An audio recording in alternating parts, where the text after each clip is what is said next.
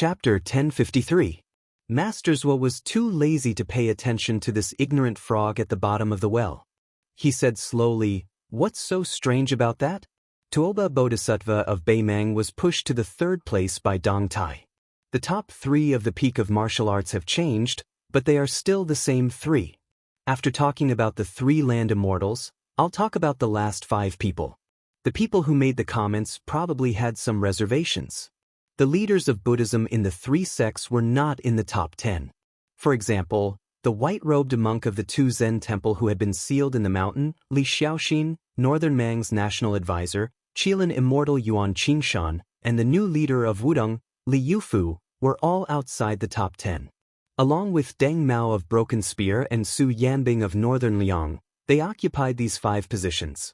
If it was 10 years ago, these 5 people would be in the top 5. The young owner of the restaurant said happily, "Our Bailiang is amazing. Both Leader Li and General Su are on the list. I'm in a good mood today. I'll treat you to a drink later. It's definitely the best green ant wine. You can't find a place to sell it in Bishan County. Master Zhuo, tell me, who are the 7 heroes?" Zhuo Jing wanted to make fun of him. He said mischievously, "Give me the wine first. Otherwise, there's no need to talk." The young owner said impatiently, "What's the hurry? I'll definitely treat you to 2 pots of green ant wine later. Do you think I have the guts to cheat you?" Su Qi opened the 2nd bottle of Sword South Spring wine. After Zhuo Jing filled his cup to the brim, he didn't want to bicker with a country bumpkin. He downed half a cup and said with a satisfied expression, "The 4th is Chao Chongqing, the Confucian sage of West Chu. The 5th is Luo Yang, the devil of Zhulu Mountain. The 8th is Hong Jingyan, Gung Luozi. The 9th is Gu Zhentang, the pillar of the state. The 10th is lustrous King Sword Master, the current master of the Wu family sword tomb." The young owner was stunned. He counted with his fingers and asked in confusion, "Where are the 6th and 7th? Deputy District Magistrate, could it be that you drank it all away?" Zhuo Jing was about to reach out with his chopsticks to pick up a peanut from the small porcelain plate and pretended to hit the fool. He rolled his eyes and said, "The 7th is the new king of Shu who came out of Bailiang, Chen Jibao." The young man chuckled and said, "What do you mean by your Bailiang? County deputy, you must be drunk. It's our Bailiang." Zhuo Jing was a little frightened. Most of the tipsy feeling left him, but he quickly regained his composure and said with a smile, "As for the 6th, it's our king of Bailiang." The young man opened his mouth and eyes wide. Zhuo Jing glanced at him from the corner of his eyes. He did not hide the sarcasm on his face. "You don't believe me? Pei Ju, do you not dare to believe it, or do you not want to believe it?" The young man with the surname Pei grinned and said, "That's great news. I believe you, I believe you. If you don't believe me, I'll have the same surname as you, Deputy District Magistrate Sua." Zhuo Jing could not help but show off his knowledge. He sneered and said, "The surname Pei was a big surname 20 years ago, but now it's not even worth a fart. It's more than 60 times worse than my surname Zhua in this dynasty." Pei Ju nodded his head vigorously like a chicken pecking on rice. Yes. "The surname Pei is a disgrace. No matter where I go, I won't be welcomed. Right now, I can't wait to find a well-bred young lady and marry into her family." Su Qi sighed and said, "The 6th. It seems that Huang Sanjia is being merciful." Zhuo Jing was confused and asked, "What did you say?" Su Qi shook his head and said with a smile, "I just think that no matter what the ranking is, it's already very scary to be on the martial arts ranking list." Pei Ju faced the arrogant deputy district magistrate and the reverence that some commoners should have for their parents. As for Su Qi, who was polite to everyone, he was used to climbing up the ladder. These days, when they occasionally interacted with each other, he had always been carefree and unscrupulous. He grabbed a handful of peanuts and put them in his mouth. He said vaguely, "It's not just scaring people. If I see one, I'll be scared out of my wits. If I'm not scared to death, I'll beg them to take me in as their disciple. If I'm lucky enough to learn a few moves, I'll go out in Jianghu and fight anyone. If I can't beat them, I can ask for my master's support. Who would dare to bully me? Wouldn't they be in a hurry to be reincarnated?" Su Qi wanted to say something but stopped. Finally, he could not help but say, "If you have such thoughts, you won't be able to practice the sword and become a master." Peiju rolled his eyes and said unhappily, "I don't practice the sword either. Look, among the top 3 in the world, there's only one who practices the sword. Including the 15 masters, there's only that old guy Wu Jiajin who practices the sword. He's still at the bottom of the top 10. Su Chi smiled and said, "That's true." Peiju's eyes suddenly lit up. He stared at the knowledgeable district magistrate and asked impatiently, "What about the rouge ranking? Who are the beauties?" Zhuijing was a man after all. He smiled and took a sip of wine. After a while, he said, "The rouge ranking hasn't changed much. It's just that the Princess Jing'an, Pei Nanwei, who died for love, is missing. There's an additional West Chu's fallen princess, Xianxia." Peiju thought for a while and said, "I know this one. She can ride a sword through the 18 gates of the imperial city. Who would dare to marry her in the future? What about our Wulin chief, Mount Huishanzi? Didn't they say that she's also a beauty who brings disaster to the country?" Zhuijing laughed in a low voice and said, "No one dares to marry the West Chu princess, but no one dares to touch the mistress of Great Meadow? You have to understand that although Xianyuan Qingfeng wasn't ranked among the 15, he was singled out along with Nangong Push. He said that the former was only 1 level away and the latter was only 1 level away.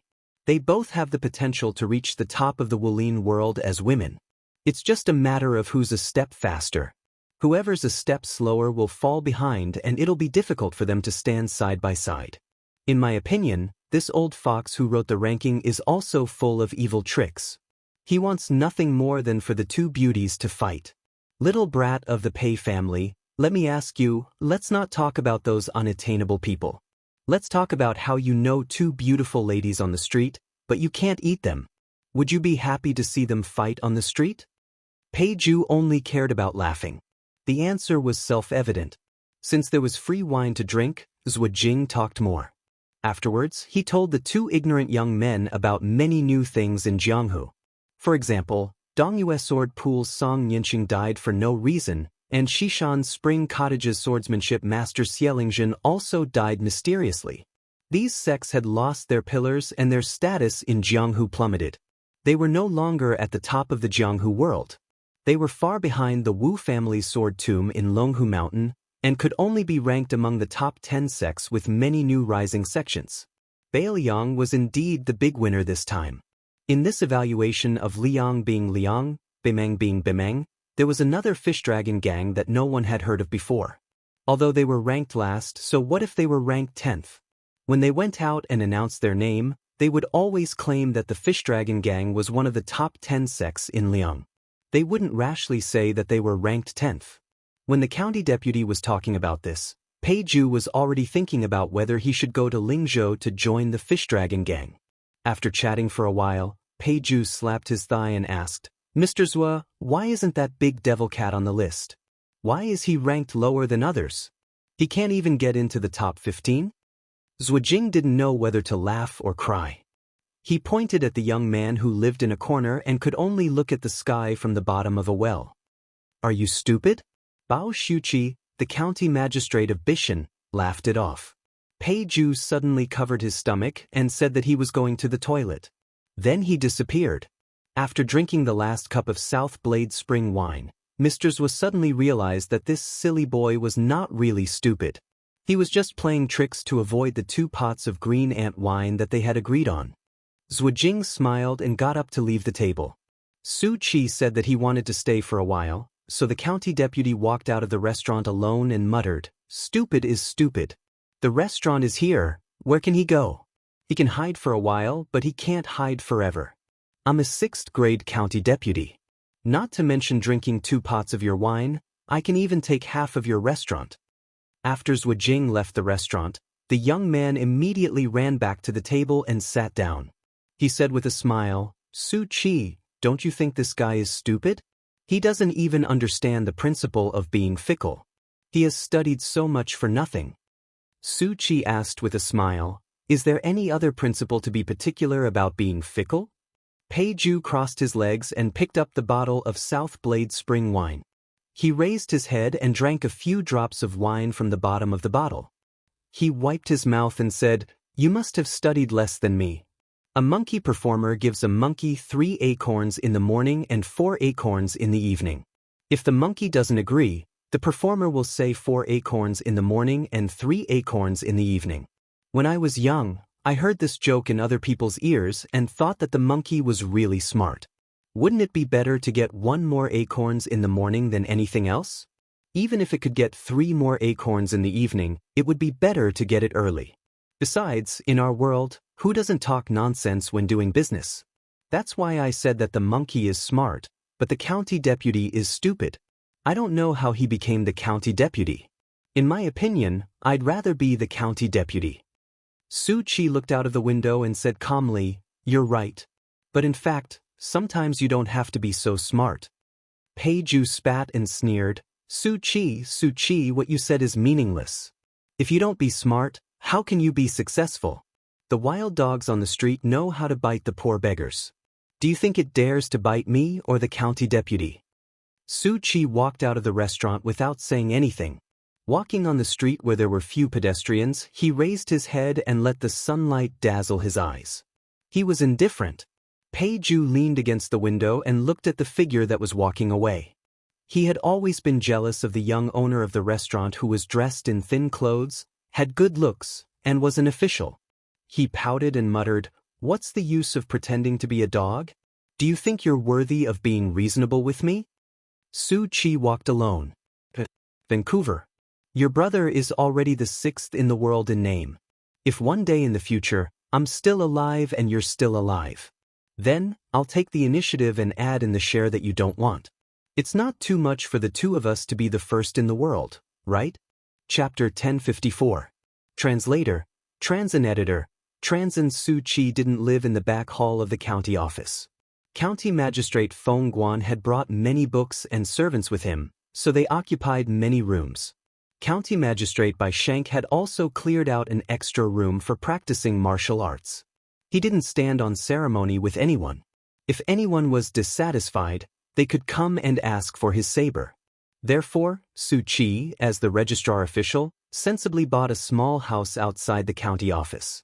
It was only a few minutes away from the county office. The alley was secluded and deep. In the courtyard, there was a small well with fresh green grapevines. It was a quiet and pleasant place. When Su Chi returned to his house, a little girl with a golden hairpin on her head was lying on the mouth of the well. She didn't care if this posture was elegant or not. Su Fengnian took off his civil official uniform with a 6th-rank official patch and moved a small stool to sit beside the well. Originally, he didn't have the fortune to spend his days leisurely like this. However, after his second sister learned of his current situation, she would rather tire herself and insisted that her younger brother not touch the mountainous pile of documents and government affairs for the time being. It should be known that these documents could immediately become a mountain again after being moved away. However, she said that it was the work of the servants and the work of the superior and the work of the superior. Therefore, he took it as giving him the last half a year of leisure. Logically speaking, Su Chi had never won against her. All he could do was wait patiently for the next spring. At that time, even if he wanted to slack off, his second sister would pull him by the ear and bring him to the desk. In Bishan County of Yanji Commandery, this moderately sized registrar official was, of course, Su Chi, the son of a general. He had used this alias in Beimang and Liangjianghu. However, after the 1-year mourning period ended and he put on the clothes that the Golden Silk Weaving Bureau spent a lot of manpower and money to make, it was time for him to leave this place and Yuzhou. In Bishan County, other than a secret letter from home every half a day, no one would disturb his peace and quiet. Therefore, things like martial arts evaluations, rouge evaluations, generals evaluations, and so on could only be heard from Deputy County Magistrates Wujing. His meager salary as the county magistrate was mostly spent on Wujing's drinking. Without a doubt, Huang Sanjia had once again deliberately stirred up a demonic wind. Among them, Mount Longhu was the biggest loser.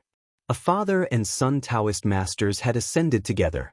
It was an unprecedented grand occasion, but it seemed to have emptied all of the Taoist ancestral court's assets. This time, No one had made it onto the rankings. But Li Yufu of Wudong, who had not been heard of until now, had made it onto the rankings and stood shoulder to shoulder with Yuan Qingshan and Li Xiaoxin. Mount Wudong's status would definitely rise. And with the sudden appearance of Su Yanbing, who was ranked 6th in the world, Bailiang was the biggest winner. He leaned against the rattan frame and muttered to himself, 10 times I was in a trance. Looking down from a high vantage point, I've seen many places. I've also seen the gathering and dispersing of fate. It's said that a place's environment nurtures a place's people. Within the limitations of this place's environment, people's words and actions permeate each other. Therefore, this place's environment is different from that of another place's environment. The people of the two places write different articles.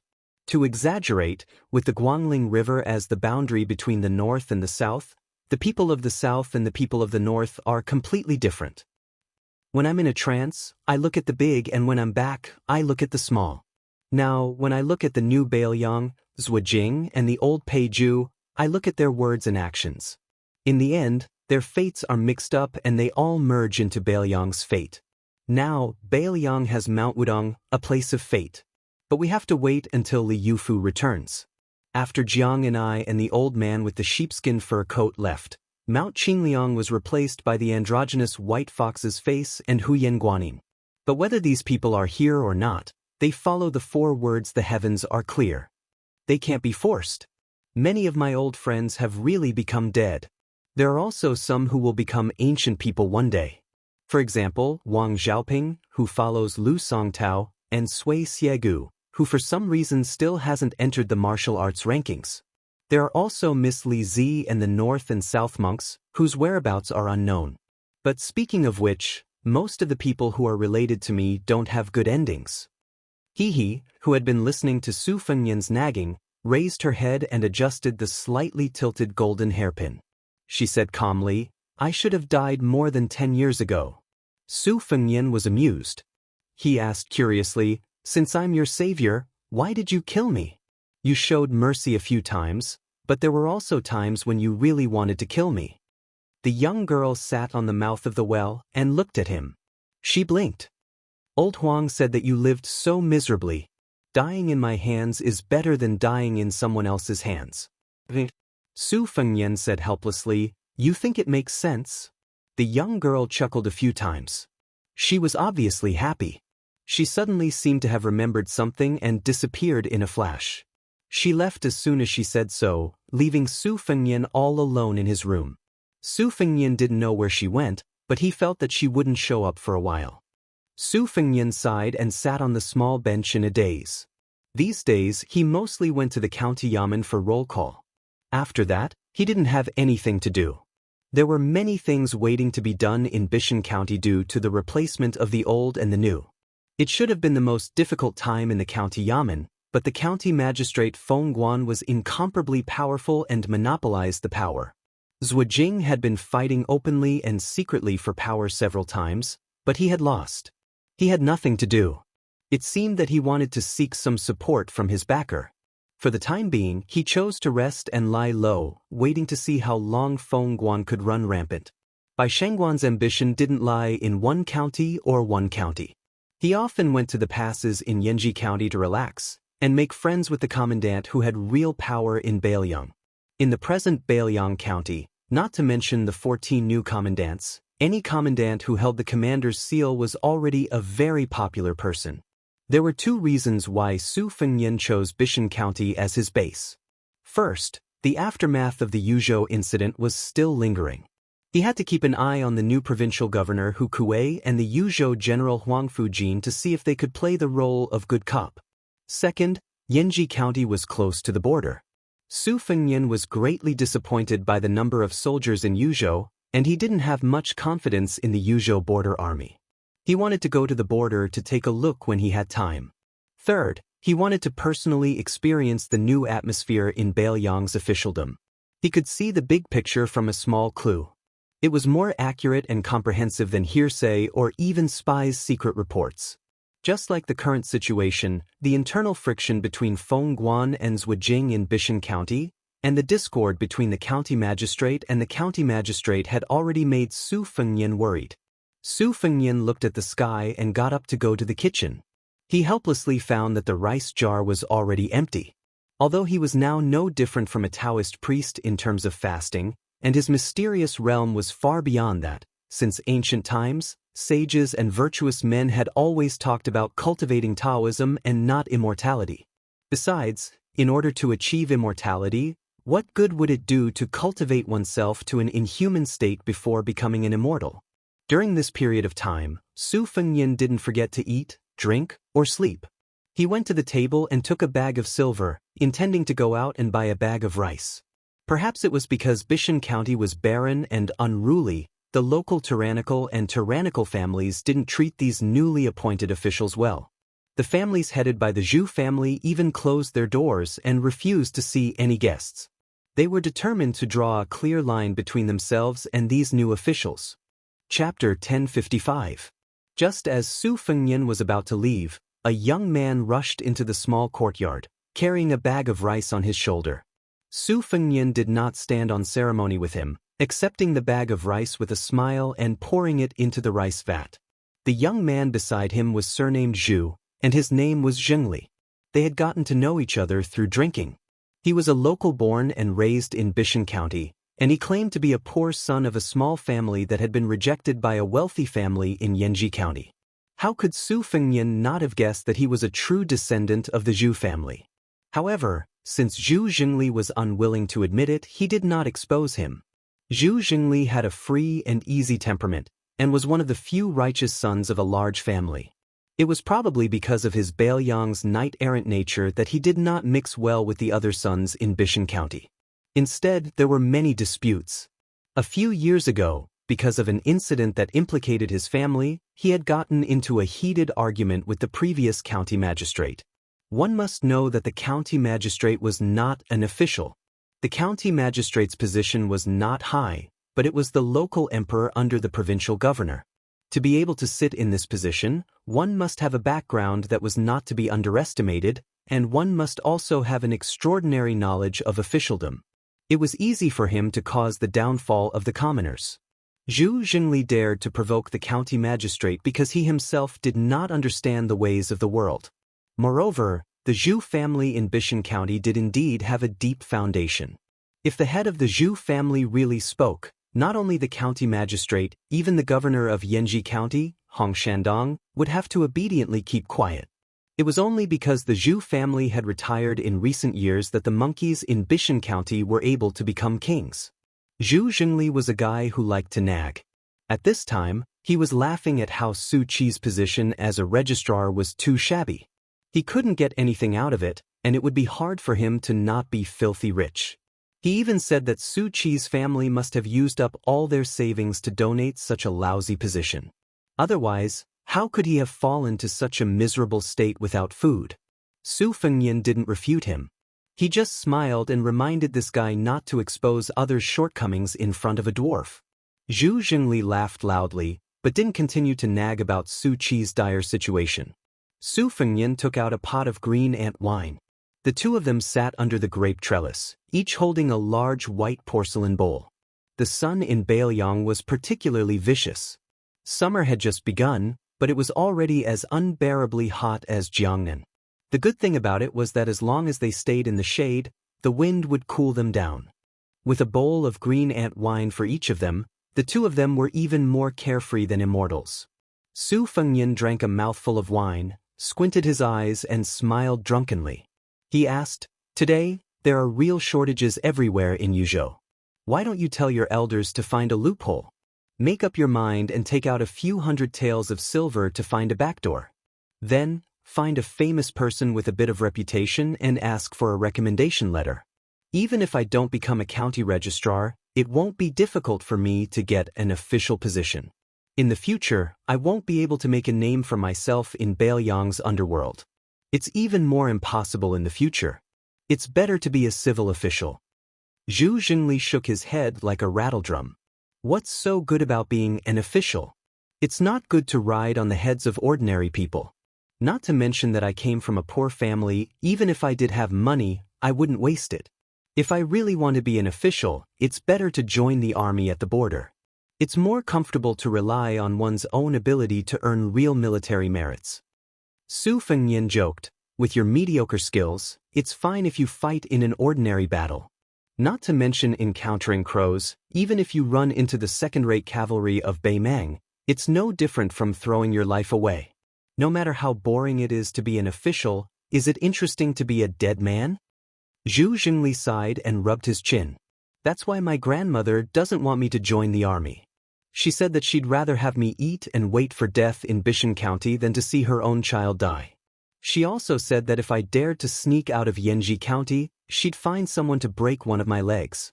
Heh, my grandmother always keeps her word. Everyone in my family is afraid of her, like a mouse in front of a cat. I wasn't afraid when I was young, but I became more and more afraid when I grew up. Su Fengnian mischievously asked, "How's your little sister, who fell in love with county magistrate by at first sight?" Zhu Xingli felt a toothache when he heard this. With a bitter face, he said, "I'm puzzled. You have the same rank as that embroidered pillow by Shank, and you're even more handsome than that pretty boy. It's strange, my little sister doesn't like you and insists on getting close to that guy surnamed Bai. She doesn't even have the modesty that a woman should have. That's fine, but there's an old saying that a man chasing a woman is separated by a mountain, and a woman chasing a man is separated by a layer of gauze. I don't think that guy surnamed Bai gives my little sister any face. That's why I'm so worried. And if that scowling guy really becomes my brother-in-law, I'll definitely." "Su Qi, what's that saying again?" Su Fengnian laughed. Chickens and dogs hear each other's voices, but they don't interact with each other for the rest of their lives. Zhu Xingli slapped Registrar Su's shoulder and didn't forget to wipe the wine off his hand. He laughed. "Su Qi, no wonder you can become our Bishan County's registrar. You've studied for a few days. I can't do that. Once I touch a book, I faint and want to sleep. If I were to practice martial arts, I wouldn't have a problem even if I didn't rest for a few days and nights. But my grandmother wouldn't let me practice martial arts no matter what. Sigh, brother, I'm just a waste of my talent." Su Fengnian smiled and said bluntly, "Your talent is average and can't be much better. I'm only telling you the truth because we're friends." Zhu Xingli didn't get angry. He glared at him and said, "When Wang Xinji first started out in the martial arts world, the seniors in the martial arts world said that her talent was average. Besides, I don't have to be a world-shaking hero to practice martial arts. It's fine if I can beat up a few bullies in the village." Su Fengnian nodded. Zhu Xingli finished a bowl of wine and shook the wine pot. There was about half a bowl left. He put it down and said that he had snuck out from home to get some fresh air. He still had to go back and deal with the books of the saints. If his grandmother found out, he would be crippled the next time they met. Su Fengnian didn't send him off. He laughed. "Remember to bring wine the next time you visit." Zhu Xingli, who had jogged away, turned around and raised his middle finger. Su Fengnian smiled and poured himself another half bowl of wine. He sat alone under the grape trellis. The breeze caressed his face and he was in a good mood. Before he finished drinking the green ant in his bowl, he put the bowl on the bamboo chair and stood up to welcome the guest. A white-haired old woman slowly walked into the courtyard with a walking stick. She was stunned when she saw Su Fengnian. She sat down in front of Su Fengnian. Su Fengnian only sat down after she sat down. The old woman was the head of the Zhu family in Bishan County. The Zhu family had 4 generations. In the previous 3 generations, there were more females than males. Zhu Xingli was the only child in his generation. According to the family tree in the ancestral shrine, there should be 6 or 7 uncles.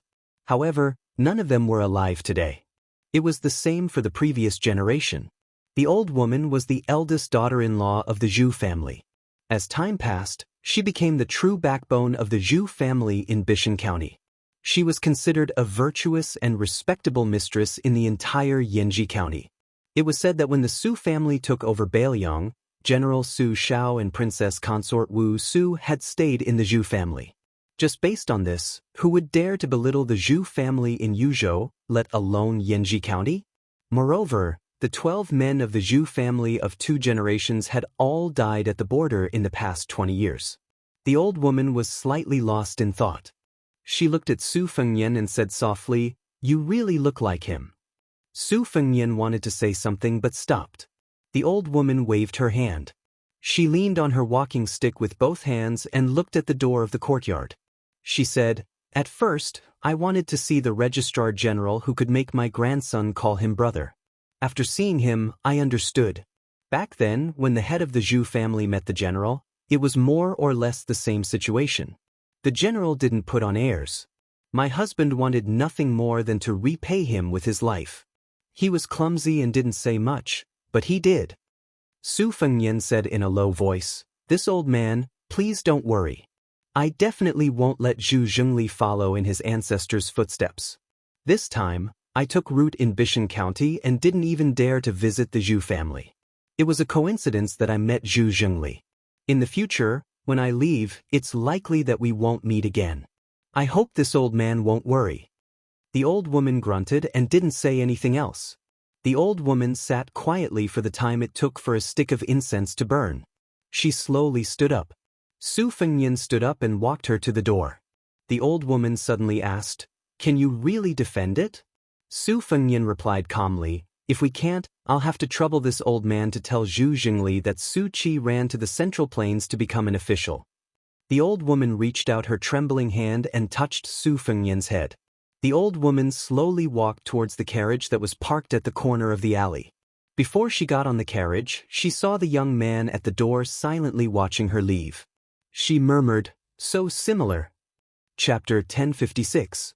The capital of Yanji County was close to Qingan County. Su Fengnian, as the county clerk, didn't visit Governor Hong Shandong back then. This time, he rushed to the capital because he had other plans. Now, he didn't even have a coachman by his side. Su Yanbing went to Gourd Mouth of Yuzhou to serve as one of the 8 captains of Beiliang's border. His main purpose was to intimidate the important people in the border army who were related to Yozhou's general family. Su Yanbing was one of the 15 people in the new martial arts evaluation. Just this point alone was enough to make people afraid. Moreover, he was once Su Zhao's trusted retainer. In the spring and autumn period, it was common for a ruler to bestow a surname to his trusted subordinates, especially those who were born in the wilderness. However, there were only a few people on Su Zhao's side. Lu Yanbing was one of them. It was said that a new ruler brings in new subordinates. Su Yanbing had been trusted by the king of Beiliang for 2 dynasties. In the eyes of outsiders, even the infantry commander Yan Wenwan had to give him some face. Now that the new king Liang, who was ranked 6th in the world, was said to be able to take on 2,000 cavalry, who would protect him. When Su Fengnian led his horse into the city, he used Su Qi's identity and had an official's record. Naturally, he was unimpeded. When Su Fengnian entered the capital, he saw many young men and women in luxurious clothes. They all got off their horses and walked through the city gate. Even after passing through the city gate and getting back on their horses, they didn't dare to gallop wildly. They were no longer as arrogant and unrestrained as before. Moreover, no one dared to carry a Beiliang saber. It was probably because the smell of blood in Yuzhou had yet to disperse. Half of the northern Liang's heroic image had been forcefully stripped away. After Su Fengnian entered the city, he continued to lead his horse slowly toward a rare house with mountains and water. In Beiliang, one only needed to look at the amount of water, the number of wells, and the amount of winter snow stored in the cellar. It was even more impressive to be able to be near a lake. As for Mount Qingliang, since the family head surname was Su, it didn't need to be said. Within Yanji County, Hu Bai was a spy. He was still very young, but his senior spy had placed high hopes on him as early as his youth. It wasn't common for a spy to become an official in Beiliang, but logically speaking, it shouldn't be difficult. Hu Bai was very handsome. He didn't read much, but he was born with a scholarly air. The turtle spy in Yanji County had once been his master's subordinate, so he had taken care of Hu Bai in silence. As a result, he had assigned him a job that didn't require much effort, but was very pleasing and beneficial to his future. At first, when Hu Bai heard that he was going to be a woman spy, he wasn't very happy. He only listened to orders, as that was the duty of a spy. However, when Hu Bai became the young and rich shopkeeper of the silk shop on the street and saw the woman with his own eyes, he didn't have any complaints. Hu Bai had seen many beautiful women. Some were as flirtatious as peonies, some were as pure as white lotuses. He had even tasted the flavor of the courtesan of a large brothel. His state of mind was always as tranquil as an ancient well, but he had never seen such a soul-stirring woman. Moreover, there was something else besides her appearance that made it even more difficult for Hu Bai to let go of. Hu Bai followed his duty and didn't dare take a single step past the minefield. He didn't take the initiative to meet her. She rarely showed her face on the street. From the time she appeared in the silk shop until she disappeared, it was only a door's distance away. Hu Bai didn't even raise his head. He could only watch her out of the corner of his eye.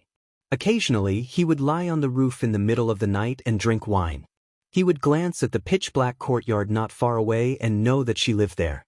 Hu Bai didn't probe into her background. He only wanted to be able to guard her like this, neither near nor far. One day at a time, and it would be best if he could spend a lifetime with her. He only knew that the woman's surname was Pei and that she lived in seclusion. She had never had a social interaction with the officials and nobles of Xianxia County. Her temperament was always cold and cheerless. Even though this unavoidably gave people a feeling of lethargy, it was still breathtaking. There were many manners of influential people in Xianxia County nearby, and it wasn't that there weren't people with a keen sense of smell who would act upon hearing the news. On a dark and windy night, Hu Bai had personally knocked out more than 10 people, including their master and servants. The military chancellor, who was as fat as a pig, was choked by Hu Bai's neck, lifted a foot off the ground, and viciously smashed his head against the wall of the alley, causing him to faint on the spot. That night, when County Governor Hong Dong heard about this matter, he got out of bed in a hurry and flew into a rage. He actually mobilized a large force and quickly mobilized 30 armored soldiers armed with crossbows to drag away those fellows. The next day, not only did the military chancellor lose his official position, his entire family was expelled from the county city. After that, no one dared to fight anymore. There were still people who wanted to fight, to win a smile from the beauty, but they never saw that door open. Later on, it was unknown what the county governor said, but the loafers in the noble families who liked to pretend to be cultured disappeared overnight. That alley returned to its original tranquility without a trace of smoke and fire. Today, Hu Bai was skillfully dealing with the wealthy women in gold and silver, earning the best money in the world. Between transactions, it was unknown who was taking advantage of who. He was teasing 2 women who were like wolves and tigers when he suddenly caught a glimpse of someone leading a horse past the door. In the blink of an eye, he sized up that person from head to toe, not even missing the quality of the horse and the material of the saddle. Not sensing anything strange, Hu Bai planned to withdraw his gaze. Unexpectedly, that person, intentionally or otherwise, turned his head to look inside the shop and happened to meet Hu Bai's gaze. The 2 of them almost smiled at the same time. Hu Bai waited for that person to ride past and disappear from his sight before he frowned. However, when he thought about how there were many hidden guards on this street and how there was no lack of experts who were more skilled in martial arts than him, he didn't worry unnecessarily. The corners of his mouth curled up, thinking that the young master's appearance was extremely pleasing to the eye. In Xianxia County, which was full of beautiful women but sloppy men, it was indeed rare to see such a person. When the women in the shop saw the smile on Hu Bai's face, they were even more willing to spend a lot of money. However, when they held the satin material, the strength of their palms that brushed against the back of Hu Bai's arm quietly increased. After Pei Nanwei moved into this courtyard, she left behind 2 diligent young maidservants to serve her, but they couldn't be considered intimate. She would only joke with them when she was in a good mood. These were all teasing words from an experienced woman. She would ask them if they had someone they liked or if they needed her to be a matchmaker.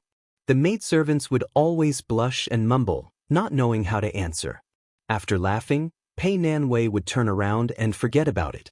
She didn't really want to be a matchmaker. Over time, the 2 maidservants roughly understood the temperament of the mistress of the courtyard. At first, they thought that she was a concubine kept in a golden house by some official in Xianxia County. Later, they didn't see any men enter the courtyard, so they didn't have this conjecture. She was such a great beauty that even they couldn't take their eyes off of. If someone really took a fancy to her and raised her here, How could he bear to throw her away and not come back to pamper and dote on her for a few months? Today, maidservant Zhu Hai heard a series of tireless knocks on the door. At first, she didn't want to pay attention to it, thinking that it was an ignorant fellow who would soon be dragged away like a dead dog. But after half a cup of tea, the knocks didn't stop. Zhu Hai was puzzled. Was there really such a hero in the county capital who didn't fear death? She hesitated for a moment, thinking that since her mistress was in the backyard and couldn't hear anything, she might as well go and take a look to see who was so reckless. When she opened the door, she was immediately stunned. Oh, it was a handsome guy, so handsome that he looked like a scholar from the novel Gifted Scholar and Beautiful Woman. Moreover, after he opened the door, he smiled at the maidservant Zhu Hai across the threshold. His smile made Zhu Hai's heart beat like a deer. She only felt that he was gentler and more handsome than shopkeeper who from the neighboring silk shop.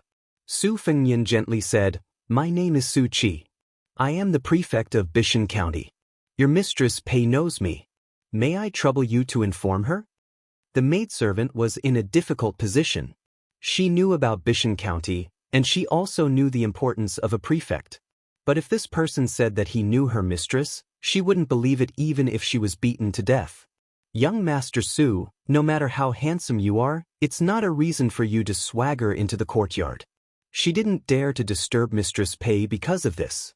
If everyone had to report their name, this courtyard would have long been trampled over by the group of lechers from Yanji County. Even the limestone bricks on the ground of the alley would have to be replaced.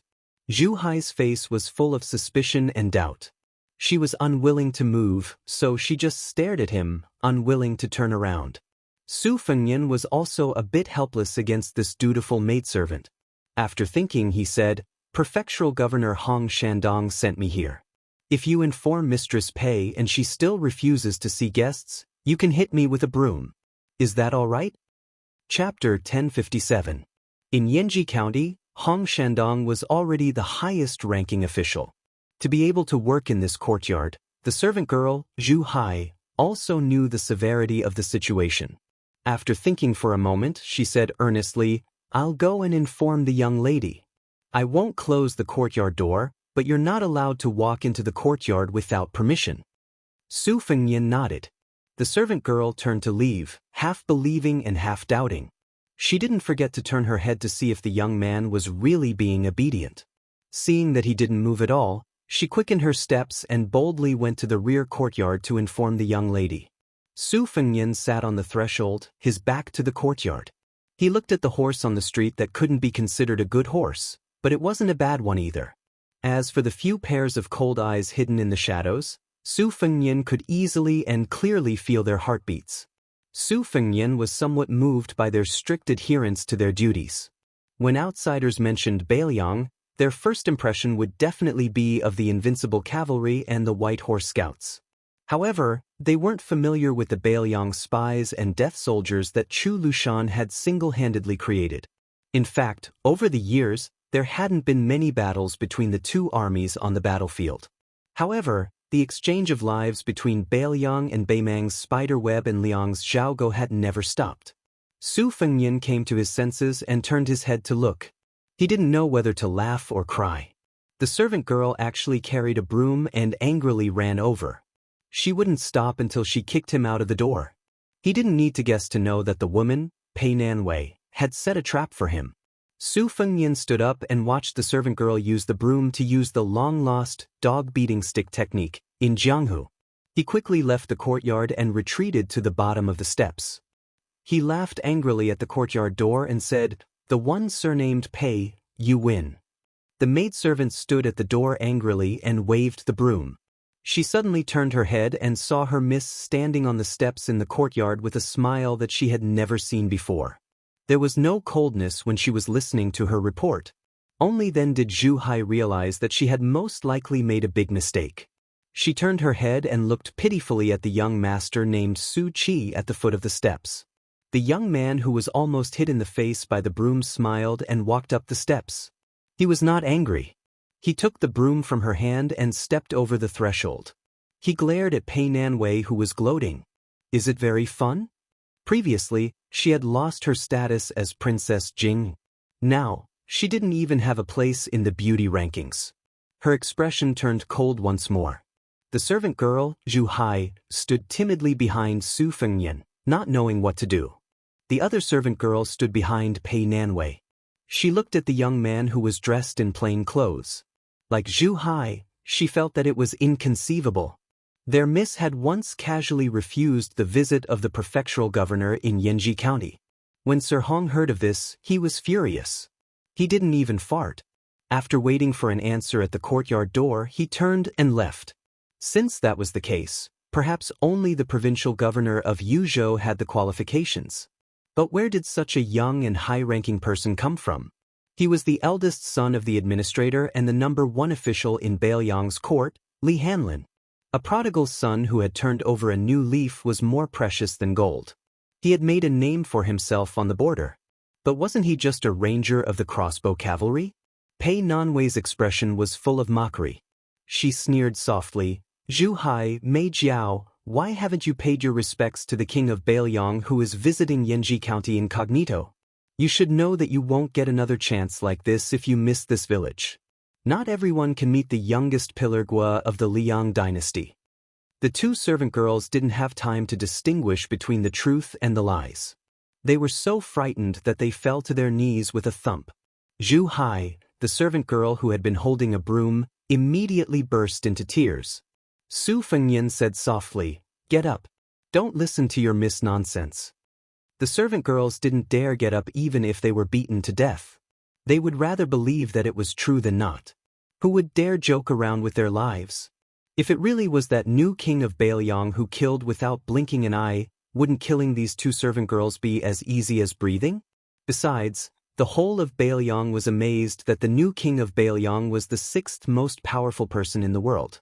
If he was happy, wouldn't he have his cavalry kill people? If he was unhappy, he would do it himself. Su Fengyan put down the broom and said to Pei Nanwei, "I am now the secretary of Bishan district. I need someone to cook. Do you have any ideas?" Pei Nanwei said resolutely, "No." Su Fengyan dismissed it with a smile. He walked over and picked up the girl, then walked towards the courtyard door. Pei Nanwei wanted to see the world in chaos. She screamed, "Someone come! Someone is kidnapping a girl!" No one paid attention to her fanning the flames. The two servant girls secretly looked up and saw their miss, who had a cold temperament, screaming like she was possessed.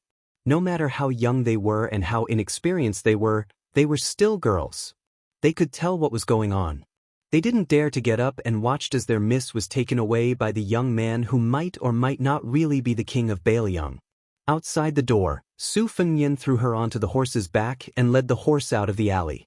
The spy, Hu Bai, walked through the alley. He glanced at the silent girl on the horse's back. He lowered his head and continued to walk. The word wish rose in her heart, but died in an instant. Su Fengyan turned his head and looked at the back view that could not hide the loneliness. He did not speak. After leading the horse out of the city, he mounted it and sat behind Pei Nanwei. They galloped all the way back to Bishan County. Soon, everyone in the county knew that the Registrar General had a beautiful wife.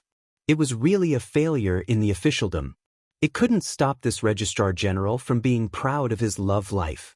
When the county premier, Zhuajing, heard that everyone in the county yamen was talking about this, he couldn't hold back anymore. It was the first time he took the initiative to bring wine to his humble home. It was indeed amazing. However, the woman was wearing a bramble hairpin and a cloth dress. It was really a trap for Su Qi, who had fallen from grace. If it was him, wouldn't he serve her like a female bodhisattva? However, the woman, who looked like she had just become a wife, didn't pay attention to anyone. After arriving at Bishan County, she only dragged Registrar General Su to buy tea, rice, oil, and salt for the first 2 days. She took care of the house in peace. When she met with visitors who had ulterior motives, she only showed her face slightly as the mistress of the small yard. She barely maintained her etiquette and didn't show any friendliness. They could only see her moving the worthless potted plants and feeding the chickens and ducks in the corner. Zhuajing was so sly that he played a trick. He intentionally let Registrar General Su Qi handle some unimportant old cases in the county yamen. The woman would also come slowly with a box of food. She would wait for Su Qi to finish the piping hot food before returning with the box. It was so simple, but it was enough to hook the eyes of the people in the county yamen to the ground. They couldn't wait to be stepped on by her. Even County Magistrate Feng Guan, who had always been arrogant, started to chat with Su Qi, his subordinate, punctually at noon. However, when the woman showed up, he would take the initiative to leave. Even County Magistrate Bai Shank didn't try to get close to Su Qi. He just changed his clothes every day. Someone started calling the woman Madame Su. After she nodded and smiled, the title, Madame Su, gradually spread throughout the county yamen. Obviously, thanks to Madame Su, the Registrar General finally looked like an official. Every 2 or 3 days, people would invite him to drink. Su Qi didn't refuse any of them and would return home reeking of alcohol. This day was the summer solstice. In the twilight, Su Fengnian looked drunk, but his eyes were clear. He returned to the courtyard and sat at the table. Even though he had already eaten, he still ate simple dishes with more vegetables than meat at the same table with her. These days, it had been like this. During the day, they didn't talk much. At night, they didn't sleep on the same bed. Su Fengnian could be considered to be sleeping on the floor. If news of this spread, it would definitely make people happy. It would make those old men who had lost their souls feel relieved. Su Fengnian sat in the courtyard and enjoyed the shade. Pei Nanwei cleaned up the dishes and lay on the bamboo bench beside Su Fengnian, gently shaking a reed fan. Pei Nanwei said, "It's the summer solstice?" Su Fengnian grunted. Pei Nanwei stopped fanning and asked, "Many people are going to die in Guangling?" Su Fengnian was silent. Pei Nanwei raised her head and looked at the twilight. She laughed softly and said, "The good people in the history books are all perfect people without any flaws. As for the bad people, it seems that they can't do a single good thing. If you were to die one day, wouldn't there be a single good word about you?" Su Fengnian squatted on the small bench and still didn't say anything. He only took the fan in her hand. He wasn't as stingy as she was. After waving the fan, both of them felt cool. Pei Nanwei leaned to the side and gazed at him. "Aren't you number 6 in the world? If you can conjure 1 or 2 mu of reeds for me, I'll let you sleep on the bed tonight." Su Fengnian calmly said, "Even if I'm an immortal on Earth, I still don't have this ability. Besides, what's the difference between letting me sleep on the bed and you sleeping on the floor?" Pei Nanwei held her belly and laughed. Then she winked at him and said, "You're the number 6 in the world for nothing." Su Fengnian laughed. "Who said I wasn't?" Chapter 1058. A group of 50 cavalrymen galloped through the grasslands bordering Liangmang toward a pasture heavily guarded by soldiers. Bailiang placed unparalleled importance on horse control.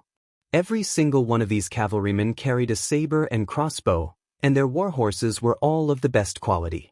Clearly, they were the elite fighting force of the Bailiang.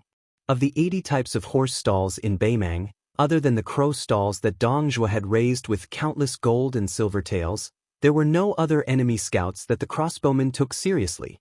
This was not because the crossbowmen were blindly conceited, but because they had slowly accumulated their self-confidence through countless close combat and bloody battles.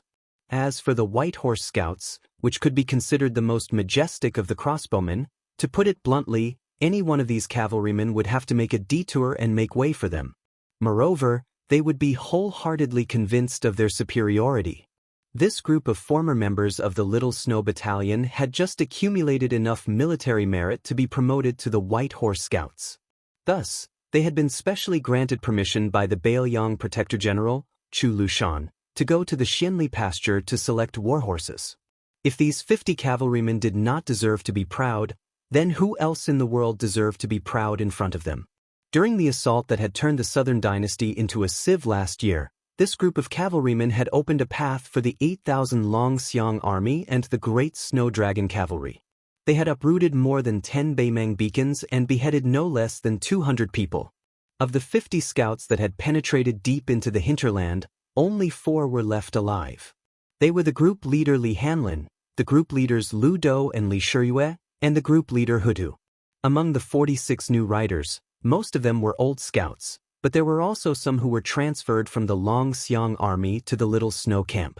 For example, The youngest group leader and the youngest crossbowman was a baby-faced teenager named Flea. He used to be a cavalryman of the Long Xiang army. He participated in the Battle of Heluku and killed 4 enemies, which was not too shocking. However, he killed 18 horses, which made the recorder who recorded the military exploits speechless. This teenager, whose ancestors were herdsmen of the border, also made people dumbfounded. He didn't want the military exploits, but he squatted beside his beloved dead horse and wailed, which shocked Yuan Zhuozong and the deputy commander of the cavalry. Old General, he squatted beside the kid and tried to comfort him for a long time, but it was useless. He was so angry that he slapped the kid's head and angrily asked his retinue to bring him a horse that he had ridden for less than half a year. The teenager didn't show any politeness to Commander He and accepted it unwillingly. He even had a bastard attitude of accepting it. If Yuan Zhuozong didn't drag him away, the bad-tempered commander, he would have kicked the little bastard. This was not a joke. When he had just become a crossbowman, Sergeant Hong Run had already suffered. In the end, he was beaten into a pig's head by the nimble young man. The young man's martial arts were not methodical. His skills were all unorthodox, especially his horsemanship. He was so skilled that he could lie down and sleep on the back of a galloping horse. Among them, only Sergeant Li Hanlin could touch Big Flea. In fact, if it was a fight, Sergeant Lu Do could easily defeat the young man. However, he could not withstand the repeated defeats of this rash young man. Lu Do could not really kill this stubborn child. Besides, he was not in the mood to tease this subordinate. In the end, only Sergeant Li Hanlin could kiss Big Flea. Now that they were close to Xinli Ranch, one of the best places in Bailiang, the air was filled with the strong smell of horse dung. The 50 cavalrymen almost sniffed at the same time. Their faces were full of intoxication. Many men in brothels would not feel so comfortable lying on the soft and tender bodies of women. Standing on the back of Big Flea's horse, it was as if his feet were nailed to the horse's back. He looked around and quickly made a gesture unique to the crossbowmen of the Little Snow Battalion. Deputy Commander Li, who had received the enemy intelligence, laughed and scolded, "Flea, you've gone crazy from wanting to fight. You haven't even tasted a woman before. You're such an energetic young man. Last time, when Commander Li took us to the brothel, we all thought that one of them was too little. We were afraid that Commander Li's prestige would be affected. Look at Fong Hudu, he only called 3 sisters. He wasn't worried at all that our Commander Li's purse wasn't full at all. Look at you, you're squatting in front of the door, saying that you're going to keep watch for us. Aren't you ashamed?" Fong Hu, who looked fierce but had an extremely gentle temperament, chuckled and touched his lips. Flea curled his lips and said disdainfully, "What sisters? You're calling them ants. Sergeant Li used to say that old cows eat young grass. Fong Hudu, on the other hand, said that young cows eat old grass. What a waste. What's the difference between that and a colt eating grass? I think it's shameful." Fong Hudu grimaced. Li Hanlin chuckled softly and said, "That brothel in Liangzhou's frontier fortress is not bad. But compared to my hometown in Lingzhou, it's really far away. If there's a chance in the future, I'll take you to Lingzhou to ride horses. There are plump women, thin women, tall women, petite women, pointy chins, perky butts, and big breasts. There are all kinds of women." Riding horses was a term used by Bailiang Frontier Army. More than 40 cavalrymen behind Li Hanlin had drooling faces. There were also people like Li Hanlin who wiped their mouths and drooled. Only the young man rolled his eyes and said, "You guys are fooling around. Don't drag me into it. I'll be fine as long as I have a Big Flea. If there's a girl I like in the future, I'll go through the wedding ceremony with her." A bald cavalryman who was sitting cross-legged on the back of a horse had a sweet grass stem in his mouth. He laughed and said, "Flea, don't tell me you like men. What do you think of me? I'm a man who weighs 200 pounds. I have muscles, stamina, and spear skills. If you don't like me after you try me, you can always return me." Flea was a flea. However, he had been in the army for many years. He had heard all kinds of dirty words. He glanced at the big bald man and said, "Xie Gong, go and ride the mare you're sitting on. No wonder I hear your little date screaming in the stable every night. Take it easy. It's Bailiang's iron law to treat the war horses well. If you, Xie Gong, really hurt little date, even our platoon leader can't protect you. Li Shiyue, Fang Hutu, and this group of rough men all roared with laughter. Xie Gong didn't seem to mind at all, shaking his bald head and laughing to himself, not forgetting to bend down and pat his mount's back. This man who had once used his fingers to gouge out the eyeballs of a northern Mang scout and eat them used an exceptionally gentle voice to say, "Little date, don't lower yourself to our squad leader's level. It's easy to reason with someone who's high enough to bully others." Originally, the crossbowmen didn't have the habit of giving nicknames to their war horses. However, the young man had given each of the 50 war horses a name, such as Xie Gong's Little Date, Fang Hutu's Big Yuan, Li Shiyue's Mei, and Kong Zhen's father-in-law. No one could escape this calamity. Over time, everyone tacitly agreed. Flea suddenly shouted, "Platoon leader!" Li Shiyue rolled his eyes and said, "You're the only one who shits and pees so much.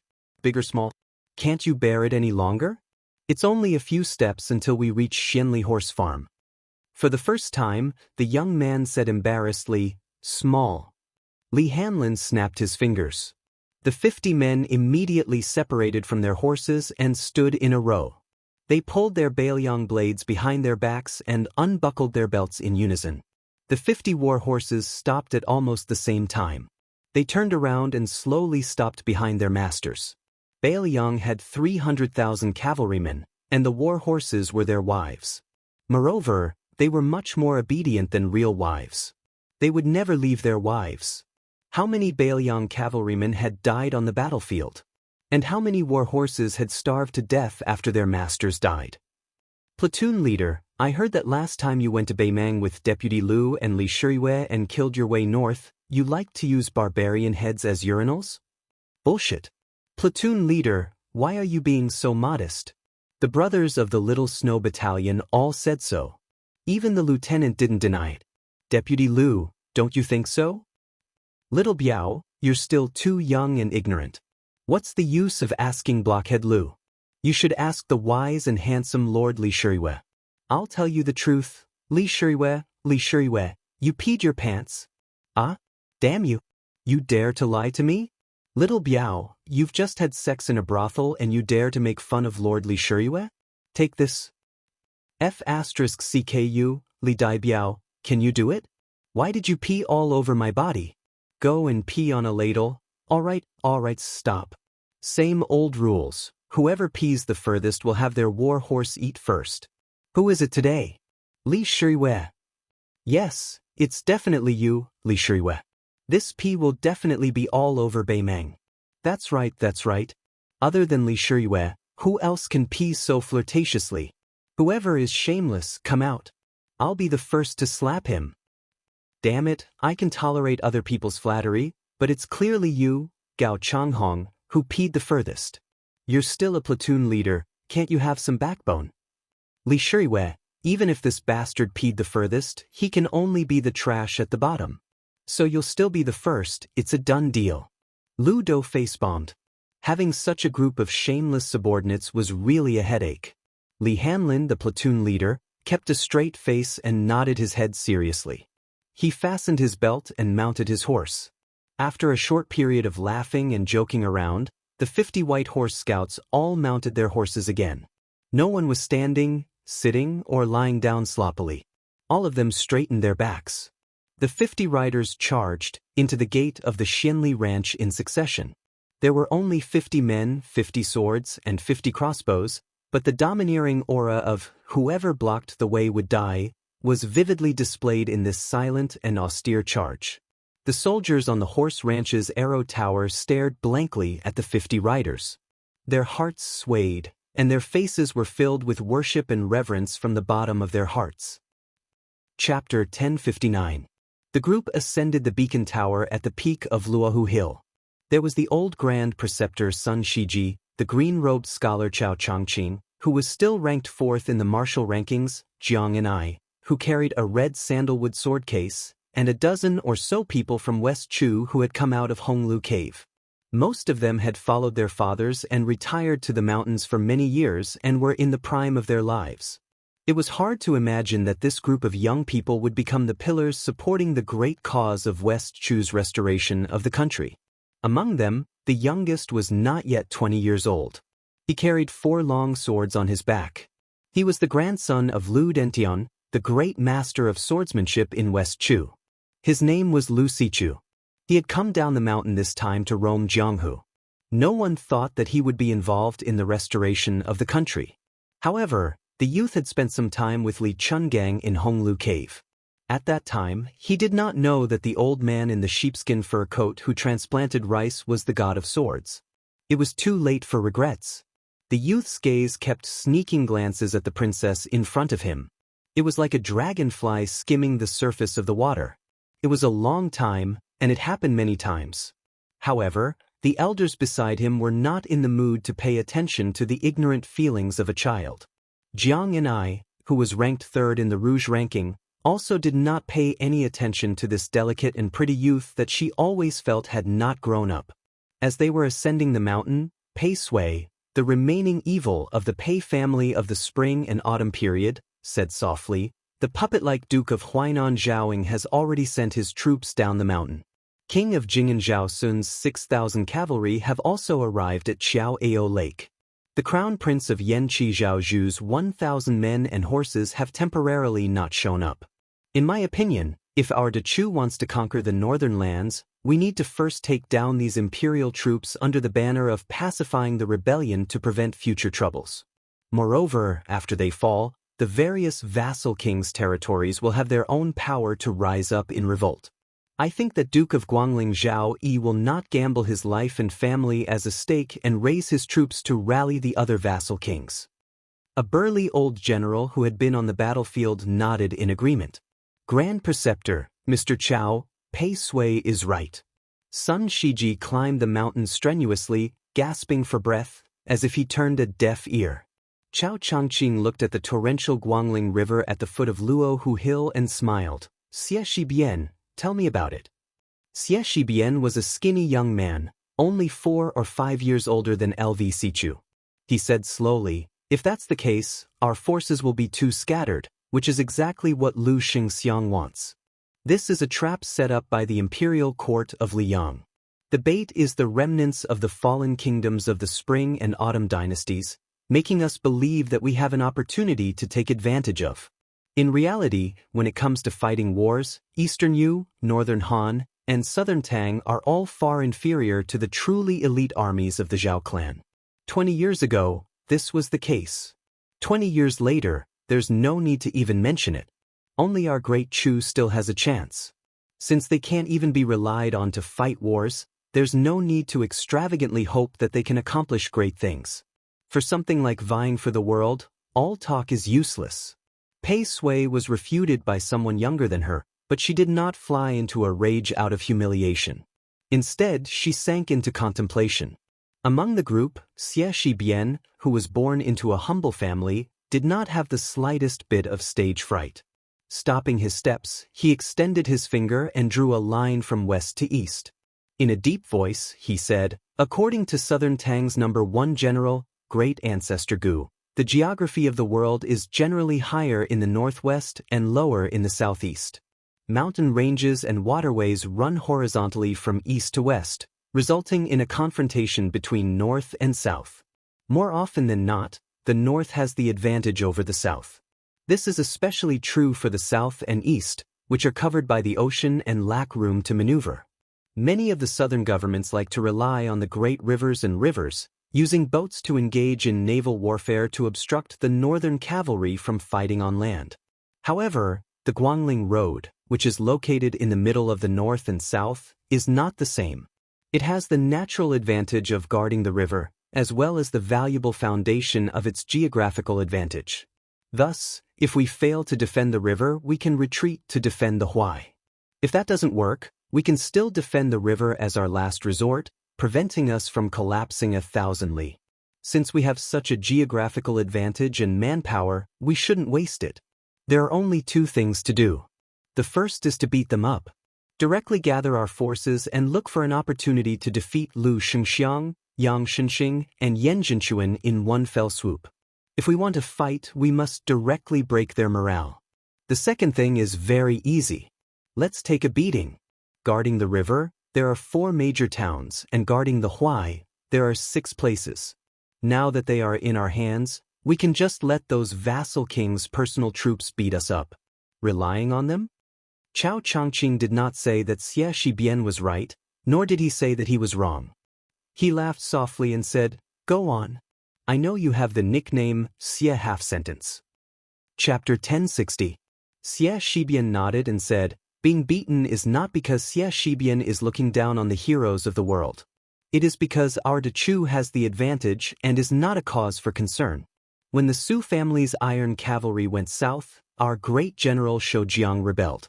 However, we still made Su Shao suffer a lot on the 2 fronts of the Huaiyan River.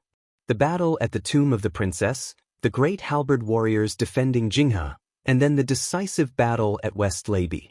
In addition, there were many small and medium-sized battles. Which one of them was not beaten to the point where only bones were left and not meat were left? At that time, it was almost to the point where today, Su Shao gave Chu Lushan 3,000 soldiers and horses, and he could defeat everyone on the same day. If it were not for Qin Jibao's military strategy that was at the pinnacle of haggling over every detail, and if it were not for Yuan Zuozong, who had an excellent view of the overall situation, who was able to win several crucial battles in a row, Su Shao might not have been able to defeat West Leibi like a snake swallowing an elephant. When the young man said this, Grand Preceptor Sun Shiji suddenly lamented, "Unfortunately, there is no if in history. The winner is the king and the loser is the bandit." The great Dechu became the fallen West Chu, and Li Yang became the ruler of the world. In fact, at that time, Dechu looked at Li Yang the same way Li Yang looks at Beimang now. They were both uncivilized barbarians. Even if they put on the scholar's robes, they were still not worth mentioning. Xie Shibian respected the Grand Preceptor and waited quietly for a moment. Seeing that the old man had nothing else to say, he continued, "Now that the war between Li Yang and our Dechu is about to begin, the people of the Zhao clan are not satisfied and think that victory is within their grasp. They are multitasking and want to win on both sides of the chessboard at the same time. One is to win against us, the other is to win against the world. Li Yang wants to borrow Dechu's saber to kill people and chop off the last breath of the remnants of the spring and autumn people. That will depend on whether they have the ability to hold this saber tightly. So we have to strike quickly, accurately, and ruthlessly. In the end, Great Peace City only has 2 Ping vassals. One is Gu Jiantong's old faction that has long moved north to the Liangliao border. The other is a new faction led by Lu Baijie and Lu Xingxiang of the Ministry of War. Gu Jiantang is under the control of Beimang, and Lu Xingxiang has yet to fully develop his wings and is leading troops south. If we don't kill them now, when will we?" Pei Sui frowned and said, "Lu Xingxiang is an old man of the Guangling Spring snow building. He is not unfamiliar with us. Won't he have a countermeasure?"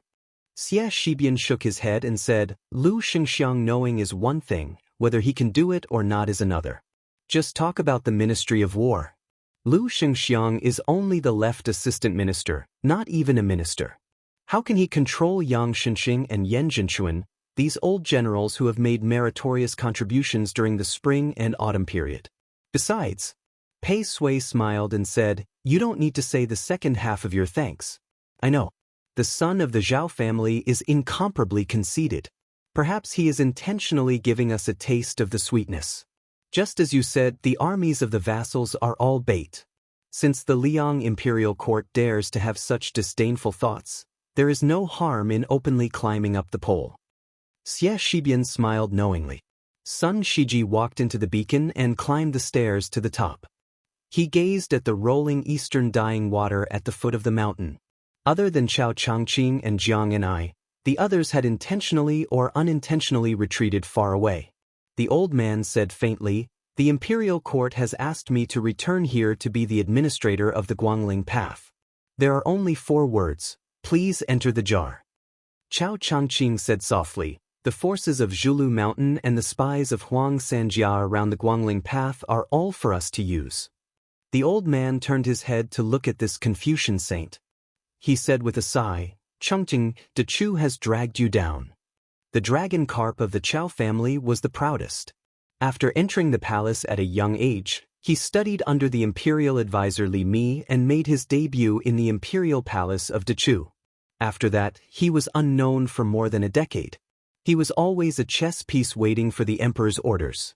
After Dechu was destroyed, if this Chao Guanzi had not fought against Great Peace City alone, who would have remembered that there were still people in Dechu?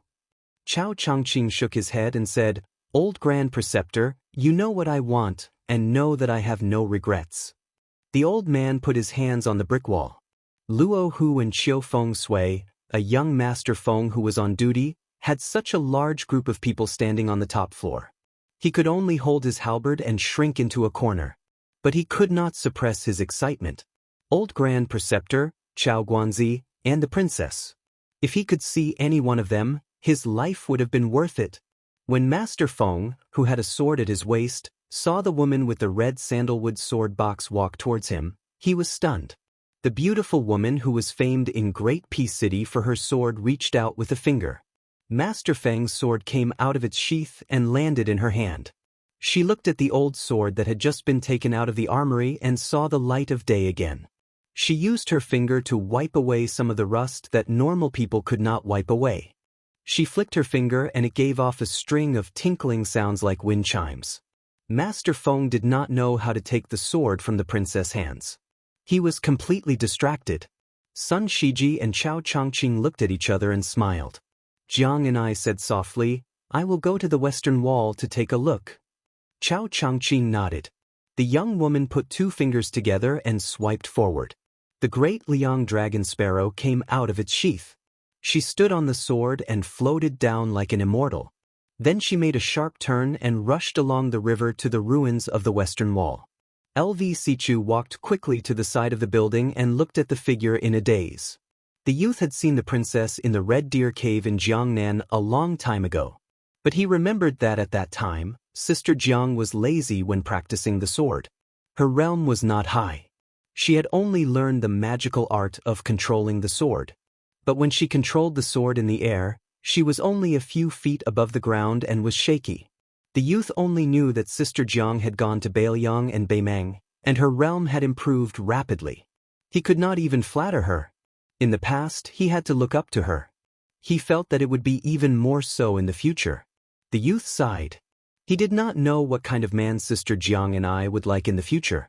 In any case, it would not be him, LV Sichu. Sun Shiji suddenly lowered his voice and said indignantly, "That Su family's son is not worthy of our princess." Chao Changqing's eyes were gentle. He said softly, "I don't know where he started, and I don't know where he will end." The Grand Preceptor was still angry and snorted. Chao Changqing had a sentence in his heart. "Su Fengnian, if one day I, Chao Changqing, turn from a scholar to a tyrant and become an earth immortal twice in my life, if I am still unable to protect the princess, don't disappoint me." Chapter 1061. Although a sparrow was small, it still had all the essentials.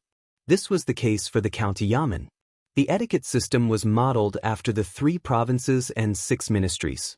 Bishan County had 3 gates and 6 offices.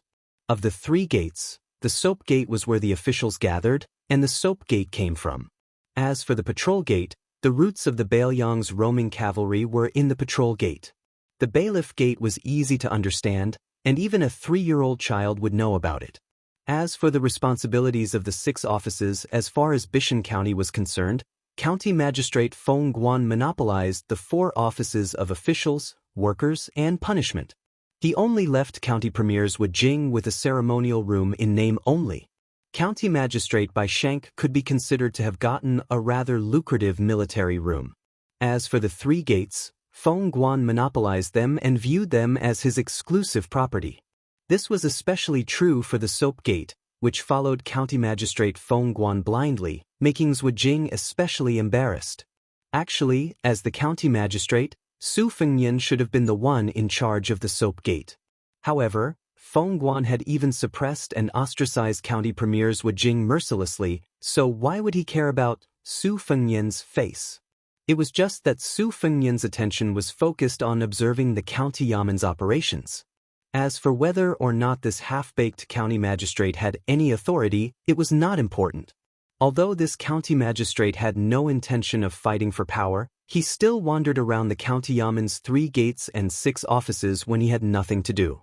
There were more than a dozen criminals imprisoned in the torture chamber. There were all sorts of people. There were old men who were unable to retire and purposely came here to make a living. There were human traffickers, young ruffians who were looking for trouble, and lowly flower thieves who stole women's undergarments and were sent to prison. However, among the dozen of them, there was only one old man in his 60s who was handcuffed and shackled. The shackles were large and the shackles were heavy shackles. Altogether, they weighed 34 jin. Su Fengnian had specially browsed through the files of the torture chamber, but he couldn't find any clues. Later, he invited the leader of the torture chamber to drink and finally got some information. He only knew that the old man's surname was Shen. He was a notorious bandit in Hezhou. It seemed that he had done a big business that cost him his head. After he succeeded, he didn't divide the loot evenly. Last year, he was attacked by a gang in Qingshan County of Yuzhou and was seriously injured. He fled to this county and was locked up for more than half a year. Originally, he should have been escorted to the county city to be executed at the beginning of this year. However, due to the change in Yuzhou, the new people in Bishan County replaced the old, so the execution was delayed. As for why he wasn't recorded in the torture chamber's records, it was because the leader of the torture chamber was drunk and didn't speak clearly. Since Su Fengnian had nothing to do, he would come to the prison every few days. He would bring a pot of green ant wine and some scraps of meat to eat. He would move a chair to sit in the middle of the aisle and chat with the fellows who had been imprisoned on both sides of the aisle. In the end, other than Thief Shen, all the fellows in the prison would ask for green ant wine to drink. Su Fengnian also rarely refused. After a few rounds, they actually became like drinking buddies. Old man Shen, on the other hand, had been watching coldly from the sidelines. Occasionally, he would open his eyes and look at them. Using the words of the prisoners in the torture chamber, this old bastard had killed several people. He had a murderous aura and a heavy in aura. Every time the skinny old man forced his eyelids open, the corners of his mouth would curl up into a sinister sneer. He looked at the young registrar sitting outside the prison cell, as if he could pull that head off his shoulders with one hand if he wanted to. Every time this happened, the middle-aged man in the cell next to the only serious criminal in Bishan County would try his best to hide his worry. The man's surname was Wang, and he looked like an honest farmer. He seemed to have angered one of the big clans in Bishan County. Not only did he lose his family fortune, he was also thrown into prison. In the past half a year, the big clan's disciples had come twice. Each time, they had mocked and ridiculed him. They had even sinisterly declared that they would definitely help support the man's wife and daughter. Even some of the prisoners in the prison felt that this guy was too pitiful. They might as well kill themselves. The enemy's family was enjoying the mother and daughter outside. Could it be that this brother of yours was complaining to those rats that often crawled over his face when he slept? No wonder he was born with a pair of drooping eyebrows. Just by looking at him, one could tell that he was destined to suffer. Today, Su Fengnian sat in the prison cell and chatted with the prisoners. He had just received his salary yesterday. Most of it had been confiscated by Pei Nanwei. He didn't know where she had hidden it. Only a few small taels of silver were left. They said it was enough for a month's worth of wine and that he should do as he saw fit. But now, the tables had turned. After Feng Guan gave the registrar a workshop, it was mostly county premiers Wujing who treated Su Fengnian to wine. As a result, Su Fengnian's finances were not as tight as before. However, the workshop in Bishan County, which was in charge of farming and irrigation, could only get some meat from mosquitoes' legs. It was not worth mentioning. More importantly, for the first time, County Magistrate Feng had taken the initiative to curry favor with the registrar. This made the county yaman's odd job workers think highly of the registrar. However, when Wujing was drinking, he had intentionally or unintentionally reminded the registrar Su, who was in the dark. Su Fengnian pretended to be muddle-headed. Wujing thought that this kid was possessed and was waiting to see a joke. Su Fengnian pulled over 2 jailers who were already familiar with him. The 3 of them ate cooked meat to go with the wine. If there were any prisoners who were envious, they would also ask the jailers to send them some meat and wine. When a well-dressed young man walked into the cell with a sachet covering his nose, it was inevitable that he was surprised. There were 3 people drinking and eating meat in the corridor. Most of the prisoners were sitting by the wooden bars of the cells near the corridor. Everyone was laughing and talking about dirty things. The young man frowned. Su Fengnian picked up a wine cup and wiped it with his sleeve. He raised the cup with a smile and asked if the young man wanted a mouthful of green ants. The young man gave him a sidelong glance and ignored him. The 2 jailers knew what was going on. They secretly cast a glance at the Registrar General and then pointed at the prisoner surnamed Wang. Su Fengnian smiled and nodded. The young master walked straight to the farmer's cell. Just as he was about to say something to rub salt into the man's wound, 4 burly bailiffs were holding 2 prisoners of different ages. The older one had shifty eyes and the younger one's clothes were ragged. However, he had a pair of dashing eyebrows that exuded a heroic spirit. Even though his face was covered in dirt, people could not help but take a few more glances at him. They only felt that he did not fit in with this prison. However, his steps were slightly slower and he was punched in the back by a bailiff. He staggered and almost fell to the ground. The older accomplice hurriedly supported him and smiled obsequiously at the bailiffs. Su Fengnian smiled and asked, "What crime did you commit?" The 4 bailiffs were closer to County Magistrate Feng Kuo and County Magistrate Bai Shank. They had never paid much attention to this registrar. However, they had more or less accumulated some worldly wisdom in the officialdom. The leader of the bailiffs squeezed out a lukewarm smile and said, in reply to Registrar, it was 2 lowly thieves. They were extremely daring and stole into this old man Zhu's house. They should count themselves lucky that they were not beaten to death on the spot. After he finished speaking, the bailiff quickly walked over to the young man who was using a scented pouch to cover up the stench of the prison. He smiled humbly and said, "Isn't this young Master Song from the county capital? It's an honor to see you." "Young Master Song, don't worry. As for that ignorant trash, when we have time, we will entertain him. I guarantee that he will suffer a fate worse than death." The young man with a feminine temperament took out a brocade money pouch and casually threw it to the leader of the bailiffs. He said softly, "Don't really kill him. It's not a big deal, but it's troublesome. I'm not afraid of trouble, but I'm afraid of trouble." The bailiff who had made a windfall laughed and said, "We know what we're doing. Every time we beat him, we put 2 or 3 layers of cotton cloth on him. There are no visible wounds. It's all internal injuries." The young man looked around and his gaze finally fell on the man surnamed Wang. He pointed at him and laughed, "These 2 thieves, why don't we just throw them in here?" The bailiff did not hesitate and said, "That's not difficult." The young man turned his head to look at the 2 thieves and said with a smile, "After you go in, take care of that old guest. If you take good care of him, you will naturally have a feast of wine and meat." The monkey-cheeked old thief swallowed his saliva and glanced at the small table where the Director General was sitting. He asked timidly, "Sir, can we buy some wine on credit first? I'm sure that once I move in, I'll try to get close to your old friends." Chapter 1062. The young master looked at Su Fengnian. From his point of view, such a small matter was not something a county's registrar official would dare to refuse. Even if he was a newcomer to Bishan County, he should have heard of the Song family's reputation in Yanji County. However, he quickly raised his eyebrows, and a gloomy expression appeared between his brows. That young registrar official actually reached out his hand and lightly covered the wine cup. It was obvious that he was not giving him any face. The old thief, who most likely would not be able to drink, saw this scene and was secretly delighted. Since he had unintentionally fanned the flames once, causing a rift between an official and a big playboy, it was not much worse than drinking to his heart's content. Young Master Song sniffed the fragrant sandalwood fragments from the sachet and smiled sinisterly. "Good, I didn't think that there would be someone in Bishan County that I, Song Yu, could not invite. Thank you for your advice."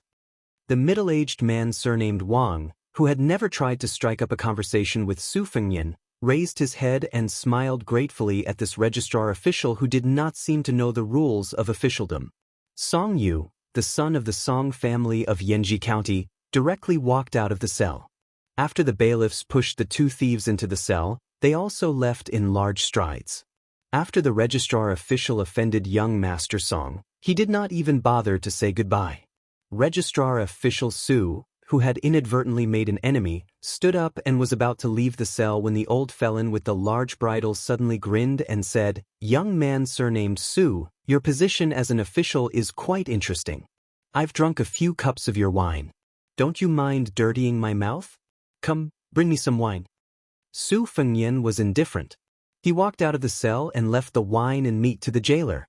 The old felon cursed and swore, but his eyes met with his two new neighbors. They both nodded. It was a moonlit night with few stars. Su Fengyan was on duty in the workshop. The workshop was in the same row as the torture chamber, but it was in a different row. It was further back but not far from the prison. Although Bishan County was not worth mentioning, there were many experts in the patrolling, arresting, and torture chamber. Bishan County's jurisdiction was large, and there were many disputes. Furthermore, the number of people in the yamen was limited. If one did not have any real ability, they would have to squat in the latrine pit. This latrine pit had long been tormented by the criminals until it stank. The previous officials of the yamen were still able to see the severity of the matter. If too many cases of murder and arson were piled up, it would no longer be a small matter. Su Fengyan was the only one in the workshop. He suddenly stood up, poured himself a cup of wine, and walked out of the room. Coincidentally, he bumped into 4 people walking out of the prison. They were all wearing prison guard uniforms that did not fit them well. Su Fengyan was stunned on the spot. He was about to say something when the old felon, who had been freed from his shackles, rushed forward like lightning and punched him in the forehead. The registrar official flew backwards. Before he landed heavily on the ground, the bandit who had suddenly attacked caught up with him. The bandit lifted his leg and placed it on his back. The registrar official's body quietly landed on the ground without a sound. The old man's wrinkled fingers intertwined as he laughed. "It's been a long time since I've exercised my muscles and bones. I couldn't help myself and almost missed the important matter of the cicada shedding its carapace." Among the 3 people behind the old man, there were 2 bandits and the farmer surnamed Wang who had a tragic past. The latter saw this scene and could not bear to see it. The 2 in front had cold expressions. One of the young men walked forward and glanced at the registrar official lying on the ground. He said softly, "Elder Shin, this person is an official. Why don't you take him as a hostage? Bishan County's night patrol has always been strict. It's quite troublesome. If something happens along the way, at least we can have a protective talisman. It's not too late to kill him." The old man thought for a while and beckoned to the farmer. He said, "Wang Shiwei, you still have some strength. Carry this person and follow this old man into the mountains. In the future, it will be easy for you to find that Song family descendant for revenge." The farmer, who had a bitter face all year round, did not say anything and carried the registrar official on his back. The 4 of them, plus the unconscious registrar official, were familiar with the way. The young man who broke into the prison opened the way. When they heard any noise, they would stop and hide. When they could not hide, they would leap onto the wall. Their lightness skills were excellent. Only Wang Shiwei, who only had a few gene of brute strength, did not have any martial arts skills.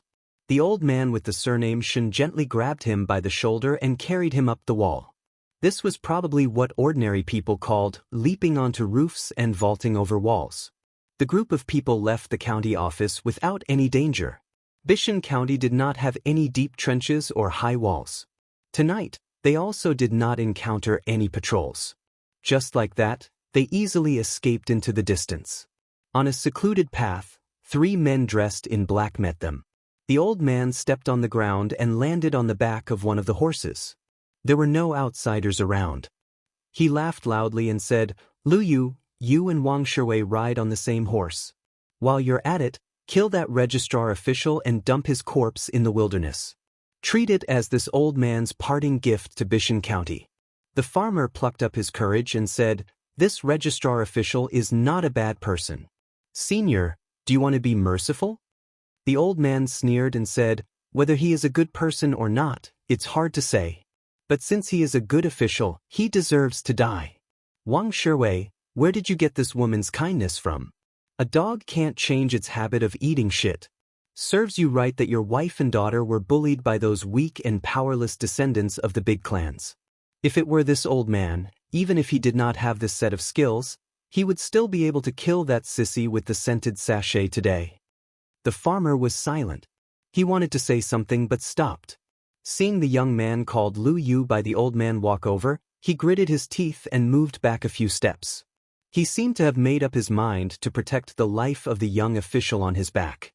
Seeing this, the old man frowned and said, "Wang Shiwei, this old man took you out of prison in passing because he saw that you are also a pitiful person. Don't push your luck. This old man's temper is indeed 1,000 times better than when he was young, but the nickname Heart-Piercing Hand, given to him by his peers in Jianghu, is still there. If you don't let go of that registrar official, this old man won't care if Lu Yu kills you as well. Besides, if you want to find a place to sit in the immortal coffin cave, you have to kill someone as proof of your allegiance. This old man will give you one last chance. Either you go to the Yellow Springs with that bullshit registrar official, or I personally kill that brat behind you and go up Mount Fui in a grand manner. This old man has some friendship with the mountain master and the cave master, so he can put in a few good words for you. Otherwise, even if you go up the mountain, no one will treat you as a green onion. Think about it yourself." The honest farmer was in a dilemma and couldn't make up his mind. Feng Guan's face was gloomy. The second in command, Zhuo Jing, was expressionless. However, he was secretly delighted. Feng Guan held great power in his hands. Putting aside the fact that the felon surnamed Shin had escaped because he was never recorded in the first place, he could still mend the pen after the sheep were lost. However, that fellow surnamed Wang was someone that the local tyrant of the prefecture capital, the Song family, had set their sights on.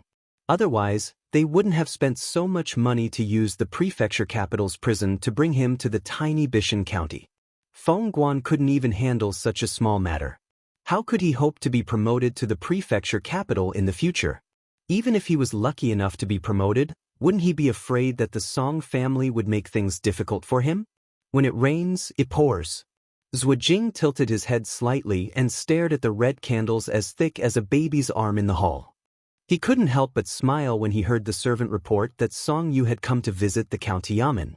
However, Zhuo Jing soon couldn't smile because Song Yu, the son of a noble family, had asked to dismiss the miscellaneous staff in the county yamen, leaving only the county magistrate and deputy. Only then did Zhuo Jing put away his arrogant expression and cupped his fists. He said, "Song Yu has offended you earlier. Please forgive me. Shen Li, nicknamed the Heart-Piercing King of Hell, is a bandit who has been on the run from Yuzhou for many years. Song Yu once had an identity in the Yanji County Yamen. Wang Shiwei is the head of the constables in Qingshan County. All of their plans were to let the tiger return to the mountain and find out where the nest of Fu Shao Mountain was. In addition to Lord Wang, there is also County Magistrate Bai, who invited the elite scouts of Ruojiang and 100 light cavalry. When the time comes, we only need to coordinate with Lord Wang from the inside." At this moment, a woman carrying a box of food walked into the hall of the yamen to deliver supper. Song Yu was somewhat stunned. Putting aside the fact that this woman's beauty was rarely seen in his life, how could she directly enter the heavily guarded yamen? Even if she was a family member of an official, she shouldn't be so reckless. County Magistrate Feng Guan and deputies Wu Jing were in a good mood at the same time. Feng Guan quietly smoothed the corner of his mouth and said with a worried face, "Madam Su, Registrar Su has been kidnapped by bandits. We don't know whether he is alive or not. However, please don't worry. The Yamen of Bishan County will do its best to rescue him." Before the county magistrate finished speaking, the woman said, "Oh," lightly and turned to leave. Zhuo Jing smiled while stroking his beard. Could it be that this woman, whose appearance could bring disaster to the country and people, was actually not on good terms with Registrar Su, who had a lot of luck with women? Zhuo Jing glanced at the county magistrate, whose eyes were burning with passion, and sneered in his heart. "Registrar Su, oh Registrar Su, even if you don't die in the hands of bandits, you will die in the hands of the county magistrate." What was the famous saying in the spring and autumn period? Zhuo Jing quickly remembered it. "Brother, die in peace. I will take care of your wife." Zhuijing was now thinking about how he could ask the county magistrate for a cup of leftovers. Otherwise, he should withdraw his backup plan and stop fighting to the death. Instead, he should wholeheartedly assist the proud and arrogant county magistrate. At worst, the two of them could peacefully become brothers-in-law under the table. Pei Nanwei walked out of the county yamen and walked on the deserted street. She looked at the night sky and said softly, "You don't want to go home at night, do you? Don't you think sleeping on the floor is enough?" Chapter 1063. There was an old man with an awe-inspiring nickname who spared the dog official's life. It was not because he was kind, but because Wang Shiwei had promised to exchange his life for Senior Shen's life. He was willing to owe Senior Shen his life. When the time came, he could take the official's life away with just a word. Everyone in Bailiang valued their promises. Moreover, Wang Shiwei was a man with a loose tongue but an honest heart. Shen Li, who had seen countless people, believed in his own judgment. In any case, a small county princess would not be able to escape death once she entered the tiger's den of Mount Fuyao. If he did not kill her personally, he would not be considered breaking his promise. He would still be able to take the life of a simple and unsophisticated man for free.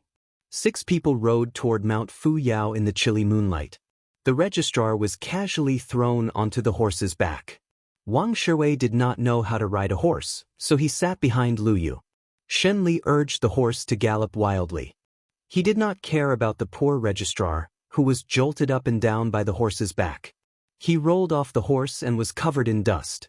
Everybody had no choice but to stop and fall back onto the horse's back. Mount Fuyao was 200 li away. This was what Shen Li and the other Jianghu people called it. The woodcutters and hunters of Yanji Prefecture were used to calling it Mount Jinji. Because there were many red-bellied golden pheasants on the mountain, Bailiang's playboys were addicted to cockfighting and often used this type of pheasant. However, it was rumored that remnants of the devil cult had taken over Mount Jinji. They were all vicious bandits who killed without blinking an eye. Few people went there. Even the old hunters did not dare to take their lives lightly. Therefore, red-bellied golden pheasants had always been priceless in the vicinity of Yanji Prefecture. The peaks of Mount Fuyao stretched for dozens of li. The mountains were high and the rivers were long. The scenery was elegant. It had a rare green color in Yuzhou. It was a heavenly paradise, but because of those bandits, the atmosphere was foul. Looking at the mountain range in broad daylight, it gave people a gloomy feeling. It wasn't that Yanji County hadn't taken action to suppress the bandits on a large scale before, but ever since 80 strong and powerful people went out and only one madman came back alive, no one was willing to touch this bad luck. For the sake of money, the whole family of a woodcutter who led the way for the officers and soldiers were quickly hanged from high branches. Their mouths were stuffed with large pieces of gold and silver. The mountain path of Mount Fu-yi was narrow and rugged, barely allowing one rider to advance slowly. It was dawn when they entered the mountain. When the first rays of the morning sun gradually deepened and the mountain fog gradually dispersed, there was no more mountain path beneath the feet of the 6 riders. They could only rely on their experience to climb up the mountain. At noon, their field of vision suddenly opened up. It was actually a large expanse of white walls and black tiles built against the mountain. On the left side of the building, there was a slender waterfall that was not very imposing. It was charming and gentle. It was as if they had walked into a notorious gambling house only to discover that the manager of the house was a petite and exquisite young woman. Shen Li turned his head and smiled. "Wang Shiwei, this is the real Mount Fu. Don't look at the mountains outside as they have no signs of human habitation. They have hidden beacons and are not much different from an army. There are more than 300 people on this mountain. Regardless of whether they are young or old, they all have some skills. Not to mention Yanji County, even if the Yuzhou general wanted to enter the mountain, he wouldn't be able to come here without sacrificing thousands of lives. Moreover, there are mountains beyond mountains. 3 li away from Mount Fuyao, there are more than 100 real men in the immortal coffin cave. There are as many experts as there are clouds. The cave master of the Hidden Sword Cave was already a master long before he entered the mountain. Compared to Mount Fuyao's second-level expert Zhang Juxian, his strength can only be higher." Shen Li laughed and retracted his gaze.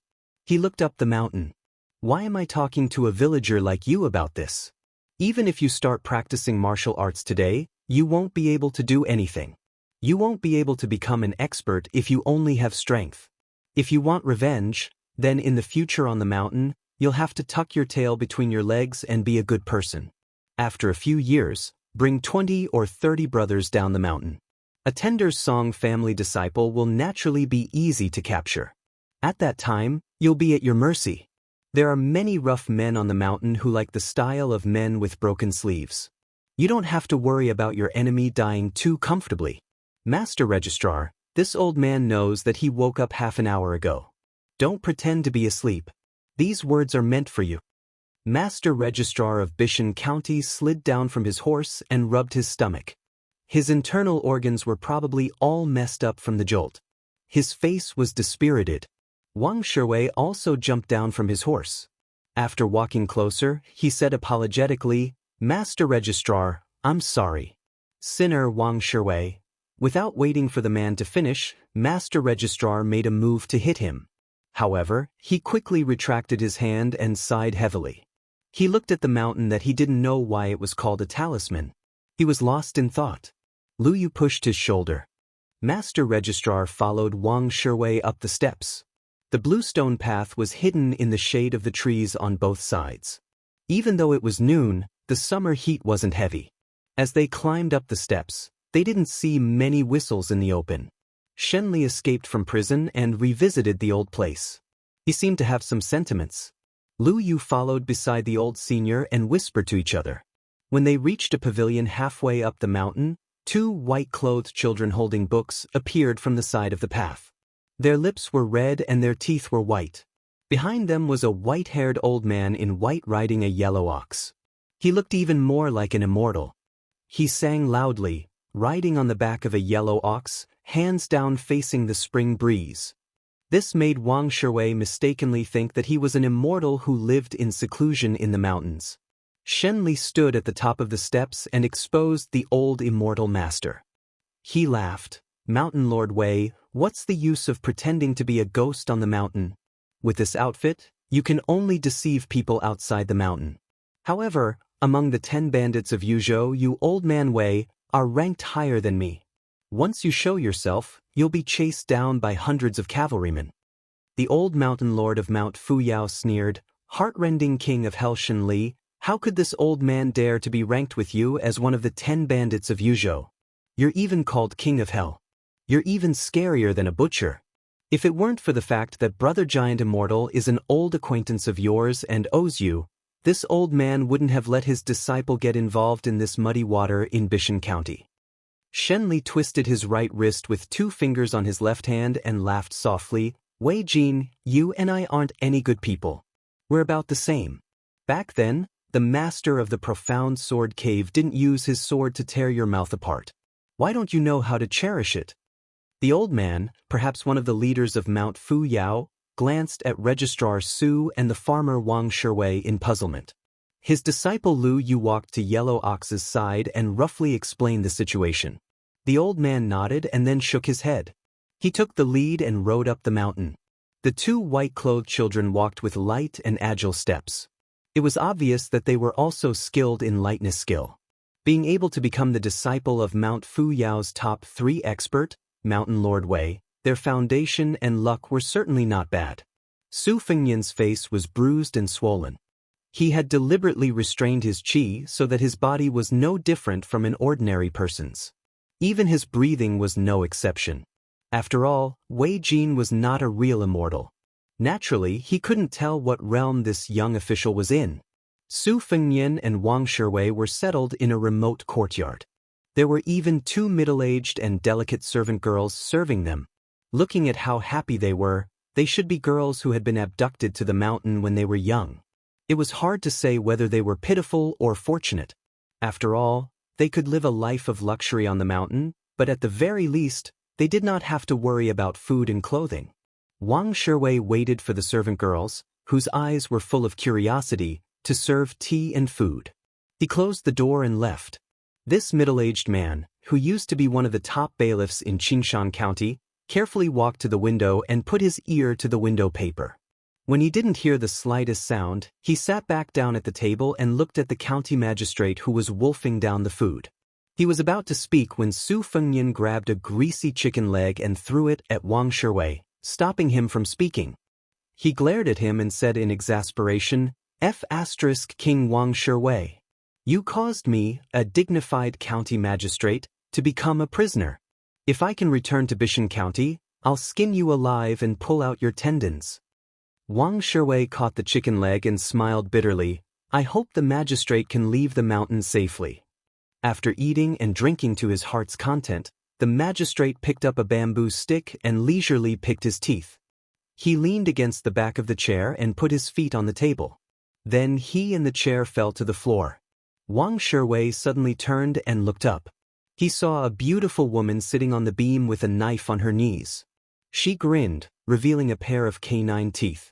Wang Shiwei was shocked. Just now, he did not notice anything strange. If he revealed everything to Registrar Su, then he would really kill this young official who was not bad at all. The woman looked to be in her early 20s. A short knife wrapped in a sheath of gold was placed on her knees. She floated down from the beam and circled around Su Fengnian. She looked at him from head to toe several times. On Fufu Mountain, she had seen all kinds of outlaws since she was young. However, it was the first time she saw a pitiful official wearing the official's skin. She reached out and pinched Su Fengnian's embroidered bird official's patch. She smiled and asked, How high are you? What's this thing embroidered on it? Su Fengnian pretended to be calm and said, In reply to Miss, I am a 6th-rank official. I am the magistrate of Bishan County. I am a secondary 6th-rank civil official. The embroidered on it is a heron. The woman tugged at the official's patch and withdrew her hand. She was still reluctant to part with it. She said, Snowsuit has snow-white hair and a jade-like mouth. She often raises her feet to look at the ship's window. She is a white heron. This miss knows. Why don't you give me this official's robe? This miss will guarantee your safety on Fufu Mountain. How about it? Ignoring Wang Shiwei's signal, Su Fengnian's righteousness was inappropriate. He said in a low voice, A scholar prefers death to humiliation. Wang Shiwei sighed. The young woman slapped the sesame official's patch and rolled her eyes. Scholar your head. Humiliation, you bastard. You are as sarcastic as Grandpa Wei. However, do you have Grandpa Wei's skills? You just wait for the punishment of being cut by fish scales. You know fish scales, right? Slice by slice, you will be scraped into a carp with fish scales lifted off. Humph, Senior Brother Monkey's knife skills are only slightly inferior to my father's. As she spoke, the woman raised her arm and made a hand chop. She then smiled and asked, I will give you one more chance. Are you going to take it off or not? This woman was an impatient person. Seeing that the fellow didn't move, she shouted for this miss to do it herself. Very quickly, she took off the official's robe, threw it over her shoulder, and happily skipped out of the room. Su Fengnian sat back in his chair and filled Wang Shiwei's cup with wine. He muttered, She really is a female bandit. Wang Shiwei said with regret, Magistrate Su, you should have agreed to this woman's request. Chapter 1064. Su Fengnian smiled. Thank you for your kindness. Wang Shiwei hesitated for a moment, then moved his chair and said in a low voice, To tell you the truth, Registrar Su, I'm Wang Shiwei, a constable from Qingdian County. I've been following Xunli's bandits for 6 years. For the past 6 months, I've worked together with my old friend Song Yu from Yanji County to set up this trap. I didn't expect Registrar Su to be in danger. Su Fengnian asked, Aren't you afraid that I'll leak it? Wang Shiwei shook his head. My mission is complete as long as I reach Mount Fuyao. After that, it'll depend on whether Song Yu and County Magistrate Bai can get enough people to suppress the bandits. Wang Shiwei was worried and said with emotion, but in my opinion, the outcome is hard to predict. Song Yu and I estimated that 100 elite soldiers and 300 to 400 constables from Qingdian County and Yanji County would be enough to kill their way into Mount Fuyao and eradicate this malignant tumor that has taken root in Yuzhou for many years. Along the way, we've set up beacons in accordance with the art of war, and the hidden posts and whistles are quite methodical. What I'm afraid is that when the 500 soldiers of the government finally enter the mountain, the bandits of Mount Fuyao and Immortal Coffin Cave would rather abandon their lairs than fight. Bandits are easy to suppress, but roaming bandits are hard to find. Su Fengyan asked curiously, Constable Wang, you've put so much thought into it, and you're even willing to take the risk yourself. What are you after? Wang Shiwei was stunned, then smiled. What am I after? Registrar Su, may I be so bold as to ask you a question? As an official, shouldn't you be helping the people? I've been a constable for most of my life, and I've seen more than 60 brothers die in the line of duty. If you really want to talk about what I'm after, it's nothing more than peace of mind. This time, it was Su Fengyan's turn to be stunned. Then he smiled and raised his cup. Here's to you. Wang Shiwei raised his glass and drained it in one gulp. Then he poured himself another glass. This wine is really good. Normally, my salary is enough to support my family, but I can't afford to drink this wine. Su Fengyan muttered to himself, Yes, your salary should be increased. Wang Shiwei laughed heartily. Registrar Su, thank you for your kind words. Su Fengyan took a sip of wine and asked, According to the heart-slicing Yama, the master of the deep sword cave has the strength of a master and might be a level 1 expert. Zhang Juxian of Mount Fuyao is also an expert who has been famous for a long time. Not to mention the 400-plus bandits on the 2 mountains, just the 2 of them are enough to deal with the soldiers. Unless we mobilize the elite crossbow-carrying infantrymen under one of the 4 captains of Yuzhou and have a large number of experienced scouts to pave the way, we might not be able to succeed even if we double the number, let alone 400. Lord Wang, I think you and that young Master Song who is putting on an act with you are most likely going to fail. After this, you will have to add insult to injury. It's hard to say if you will be able to get a salary in the future. Wang Shiwei, who had slanted eyebrows to begin with, frowned even more. He took a sip of wine to drown his sorrows and punched his thigh. His expression became even more bitter as he said in a muffled voice, At first, I didn't know that there was a sect called the Immortals' Coffin Cave on Golden Rooster Mountain other than Mount Fuyao. Su Fengyan comforted him, If Song Yu is a steady person, Lord Wang, you don't have to worry too much. Once they are obstructed in suppressing the bandits, the government will naturally know that they need to increase the number of troops. Moreover, with such a great contribution, everyone will want to have a share of the profits. Now, the Yuzhou provincial court is worried about how to flatter the new provincial governor and the general Huang Fujin. As long as they smell the blood, they will spare no effort to kill the bandits of Golden Chicken Mountain at all costs. Wang Shiwei's eyes lit up. He was convinced and said, Registrar Su is right.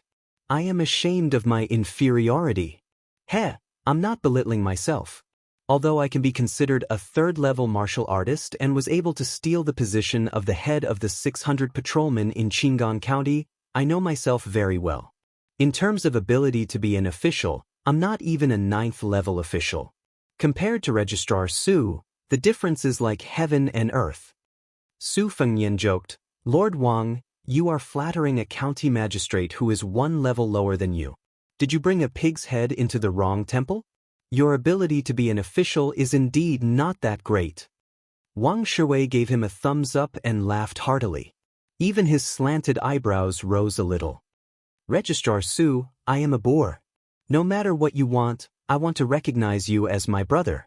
You are to my taste. If you and I can really leave Mount Fuyao alive, I will definitely introduce you to that young Master Song Yu. He reads a lot and always drinks more than he talks to me. I'm sure he will be able to chat with you. Su Fengyan clinked his cup with the man's and they both drank it in one gulp. There were 2 pots of wine on the table. No matter how one looked at it, there were 2.5 caddies of wine. It was hard to get drunk with wine, but as long as one was happy, it was easy to get drunk with wine. Wang Shiwei drank more than half of the wine and fell asleep on the table. Su Fengyan smiled, got up, opened the door, and walked out of the room. 2 female servants were sitting at a stone table in the courtyard far away. There was a piece of colored rice paper on the table. They were whispering to each other. When they looked up, they saw the young master without his official uniform. They looked at each other and smiled. They were in the prime of their youth. Their skin was as smooth as a spring onion. Moreover, the clothes they wore were cool and refreshing.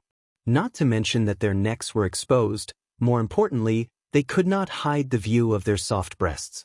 Probably because the food on the mountain was too good, the two girls were young, but their breasts had already developed. Su Fengyan walked closer to take a look. They were using thin charcoal pens to write the Baelyang women's script, which was created by female scholar Yen Dongwu. This women's script was unique. All the characters were written with only 4 strokes: vertical, oblique, and curved.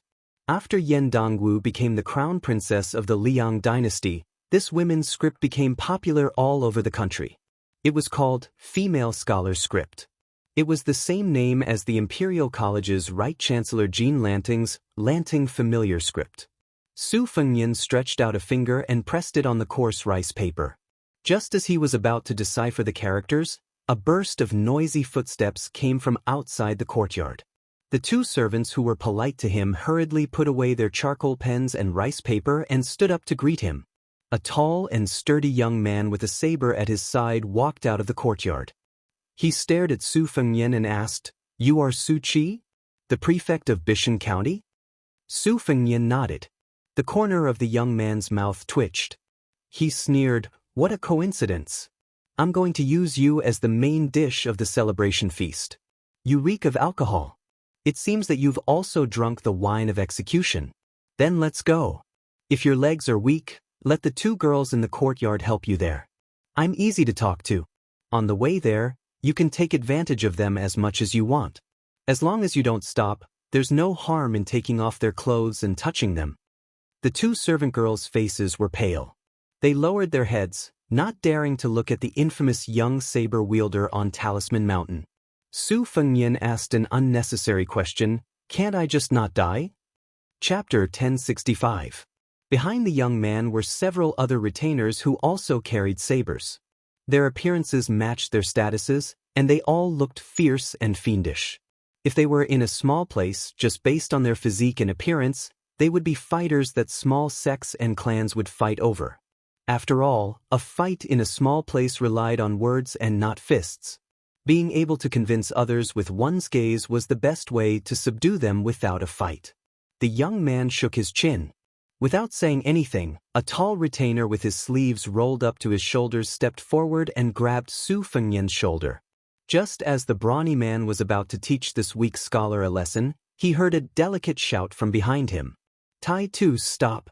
The young swordsman helplessly turned his head. Seeing this graceful figure, he called out in a gentle tone. Mississippi, the woman with the golden silk wrapped around her short saber revealed her small canine teeth. "Senior brother monkey, junior sister, call me junior sister, okay?" The young man didn't say anything. The woman pointed at Su Fengyan. "I'm looking for him.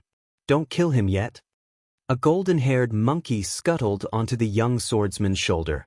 He rubbed the monkey's head and said with a frown, "Miss, kill this person quickly. This is the mountain chieftain's order. This subordinate doesn't dare to disobey." The young woman giggled. "On Talisman Mountain, my father is the boss. As for me, I just happen to be his boss. Who do you think I should listen to? Senior brother monkey, if my father asks about this later, just tell him that I stopped him." Perhaps because he was familiar with this unwritten rule on the mountain, the swordsman really did leave with a wry smile. The woman looked at Su Fengyan and asked with a smile, "How's your handwriting? If it's not too bad, then write a letter for this lady. Treat it as your repayment for saving your life. Oh, and that official uniform as well." Without waiting for Su Fengyan to say anything, this woman began to order the 2 maidservants to bring over the 4 treasures of the study. As soon as the deep and sharp sheep hair brush was dipped in ink, she could not wait to snatch it from the maidservant's hands and pass it to Su Fengyan. Su Fengyan took the writing brush made of sheep hair that was unique to Baelyang. Foreign scholars like to call it cold slag and hated its weakness and bonelessness. In the past, almost none of the calligraphy masters of the Central Plains had chosen to use this brush. After Su Fengyan sat down, he gently rolled the tip of the brush in the inkstone again. When the ink and the tip of the brush were of the right thickness, he hovered his arm and raised his head to ask, "What do you want to write?" The woman was startled for a moment before she exclaimed in surprise, "Oh, look at your stance. You'll know if you're an expert the moment you make your move." "Expert, you're definitely an expert. You've really picked up a treasure for me." Su Fengnian continued to wait. The woman laughed mischievously and sat down as well. She shooed the two maidservants away and looked around before saying in a low voice, "This lady can only memorize the things in books. If I really have to pick up a brush to write something, it's useless. Besides, this lady's handwriting is a little unsightly. But Brother Lu from the neighboring mountain is very knowledgeable. He doesn't like crazy women who wield swords and spears. He likes gentle and refined women. The only time this lady sneaked down the mountain, I almost died outside. Fortunately, I bought a few novels about scholars and beauties. I was so envious of the great goose messenger goose that I raised a few messenger geese for this purpose. I was just waiting for a guy with beautiful handwriting to appear. You've come at the right time. All right, what's your name?" Su Fengnian, who had already started a massacre on Mount Fuyao, said in a bad mood, "Have you thought about what you want to write?" The woman did not regard him as an outsider and said, "No." Su Fengnian placed the sheep hair brush on the ancient inkstone and held his breath. The woman looked like she was racking her brains. After the time it takes to burn a stick of incense, she finally looked discouraged and asked tentatively, "Why don't you help this lady write a few words?" Su Fengnian opened his eyes and stared at the rich young lady on Mount Fuyao. The woman stared at him and said loudly, "What are you looking at? If this lady didn't have a favor to ask of you, you would have been cut into pieces by Senior Monkey." As an experienced bailiff, Wang Shuwei was a light sleeper. He was awakened by the woman's voice and quickly ran out of the house. When he saw that Registrar Su was safe and sound, he felt relieved. Although the woman always spoke and acted foolishly, she glanced at Wang Shuwei and clicked her tongue. "Your footsteps are very light. Didn't they say that you, Wang Shuwei, were just a farmer with stupid strength? Is it because Shenli has ulterior motives, or has this old fox deceived you?" Wang Shuwei smiled honestly and did not speak. Su Fengnian asked calmly, "Are you going to write your love letter or not?" The woman quickly said, "Of course I am. Why wouldn't I? Brother Lu met a new vixen who just came up the mountain. If this lady doesn't act now, it will be too late for regrets." Su Fengnian's face was full of schadenfreude. A senior brother from the same sect admires a junior sister, and the junior sister likes a handsome man from another sect. That handsome man likes a stranger. Don't you have any new tricks? The woman widened her eyes. Is this also written in the novel, Gifted Scholar and Beautiful Lady? How come this lady has never read about it? Su Fengnian smiled confidently. Lady, the vixen you are talking about, does she have bigger breasts than you? Is she very dignified when she is not smiling, but when she smiles, she is definitely more charming than you? Not only the man you like, but many people are also infatuated. Not to mention climbing into her bed, they can't wait to drink the water she washes her feet. The woman looked down. She did not know if the world was peaceful, but she was very peaceful. She became more discouraged and sighed. Alas, you are right. You are indeed very knowledgeable. She raised her head and squinted her eyes. Compared to that one guy, your skills are far inferior, but your brain is much more clever. I can turn a blind eye to his affairs, but you have to promise me that after you finish writing the love letter, you have to be a teacher on the mountain for 10 years.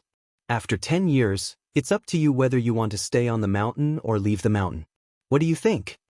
Su Fengnian smiled. The woman who had everything under her control suddenly had an illusion. Then, in an instant, the clouds and wind became calm. The white-clothed boy entered the courtyard and said with a clear voice, "Master invites the lady to listen to the zither in the well." The woman retracted her hand and looked at the bookkeeper suspiciously. She grinned and laughed at herself. She reached out to hold the golden dagger again and said to the scholar, "Let's go. There is no need to rush to write. Let's go listen to the zither first." Su Fengnian stood up and nodded slightly to Wang Shuwei, indicating that he did not need to worry. The white-clothed boy led the way. Su Fengnian and the woman with the dagger, whose name he still did not know, walked together on the Bluestone Road. She was chatting with him about a story. She said that there was once a wanderer with good martial arts who came to Mount Fu Miao to seek revenge. After going through many hardships and dangers, he finally died. As soon as he finished telling this boring story, Su Fengyan saw the waterfall falling straight down. The place where it fell was a huge blue stone, so it didn't form a pool, but a deep well instead. The white-clothed old man sat beside the well. There were 2 incense burners with smoke rising in spirals. The white-clothed boy held a horsetail whisk and began to recite the opening of the Zhang family's sage book. The old man slowly raised his hands, one high and one low. At this moment, Su Fengyan was waiting and listening attentively. Then, the fairy-like old man suddenly pressed his hands on the zither strings. Then, he shook his head and slapped wildly. Su Fengyan was stunned. The corner of his mouth twitched and he did not know whether to laugh or cry. He could only sigh from the bottom of his heart, "A master!" Chapter 1066. After the old master finished playing the zither to his heart's content, he suddenly stood up and slowly lowered his hands. He exhaled a mouthful of turtle-like air and showed the demeanor of a master again. The old man with white hair and a ruddy complexion slowly walked down the huge turtle-like blue stone. He smiled kindly and asked, "Disciple, has my zither skill improved a bit?" The girl with the sword nodded seriously and gave a thumbs up. "Master, you have improved a lot." "Amazing." Even Su Fengyan, who believed that his shamelessness was unparalleled, couldn't stand the shamelessness of this master and disciple. However, if there were a few more of these kind of people on Mount Fushao, he wouldn't have torn the talisman in Yuzhou in one breath. Instead, he would have taken the opportunity to broaden his knowledge. Of course, whether it was the old man with extraordinary zither skills or the girl with a sword who looked silly, they were all very cunning and shrewd. After all, they were not the bandits he met in the front mountain of Qingqing many years ago. Those guys didn't even have the heart to take all the money and would remember to leave some money for the journey home. They were all bandits in the same profession, but they were not as murderous as Mount Fushao. Old Man Meng, Little Hawthorn, Little Sparrow. After so many years, their faces were still vivid in his mind. 5 years had passed. He didn't know if Little Hawthorn had taken over as the head of Mount Fushao and if Little Sparrow had become slim and graceful. Su Fengyan's trance only lasted for a blink of an eye. Moreover, his trance didn't affect his ability to check the flow of qi around him. To put it simply, even if Su Fengyan fell into a deep sleep and allowed a level 2 master to attack him with all his strength, the latter would still die on the spot. The scenery on the 9th floor was not only for the masters who were already immortals in the eyes of the common people in Jianghu, but even the King Kong finger of the first 2 realms of level 1 couldn't imagine how magnificent the martial arts picture scroll was when it was completely unfolded. Now, Su Fengyan would occasionally think about what would happen if he were to face Han Wudi, who was known as an earth immortal, outside the divine martial city. "Kid, this old man sees that your root bone is not bad." The old man stared at Su Fengyan. He paused for a moment and then said earnestly, "Why don't you learn how to play the zither from this old man?" Su Fengyan chuckled. 2 people, a man and a woman, came from afar. The man was in his 30s and had an elegant temperament. The woman's appearance was particularly moving, making one want to take pity on her. Only, a pair of long and short sabers hung from her slender waist. Between her brows, there was an awe-inspiring heroic spirit. Her appearance was extremely strange, as if she was not naturally formed, but rather a piece of unpolished jade that had been carved by the nation's top craftsmen. No matter what, this woman belonged to the type that would leave a lasting impression on one's mind. Su Fengyan turned his head and guessed that one person was the handsome man surnamed Lu from the immortal coffin cave. At the same time, he recognized the other person. Even he couldn't help but feel some heartfelt astonishment. It was actually the delicate woman who had accompanied the Tanhua of Kajia Alley. At the time, her name was Fan Xiaochai. Afterwards, she used the identity of Lin Yulin's detective Lin to enter the prince's mansion on Mount Qingliang. She investigated the terrain and waited for an opportunity to assassinate him, the Prince of Wutangan, His Royal Highness. Afterwards, her actions were naturally exposed, and she was handed over to the head spy, Lu Qiu. Su Fengyan did not pay any more attention to her after that. He only heard that this woman's real name was Fan Xiaochai, and that she was the granddaughter of Northern Han's great general, Fan Baoshan. She was worthy of being a woman who would stupidly run to Liangzhou to kill him, Su Fengyan. She didn't even put much thought into choosing an alias. However, later on, during the fishing net at the Qingrong Monastery in Huangnam County, she was precisely the masked warrior who had nailed the monastery master, Taoist Qing Huai, to the wall with a single blade. When old friends met, Su Fengyan didn't bat an eyelid. Fan Xiaochai was the same. Only her eyes flickered with complex and gloomy emotions. Unexpectedly, there wasn't much reasonable hatred. This caused Su Fengyan to feel even more amazed. The two people's gazes quietly crossed.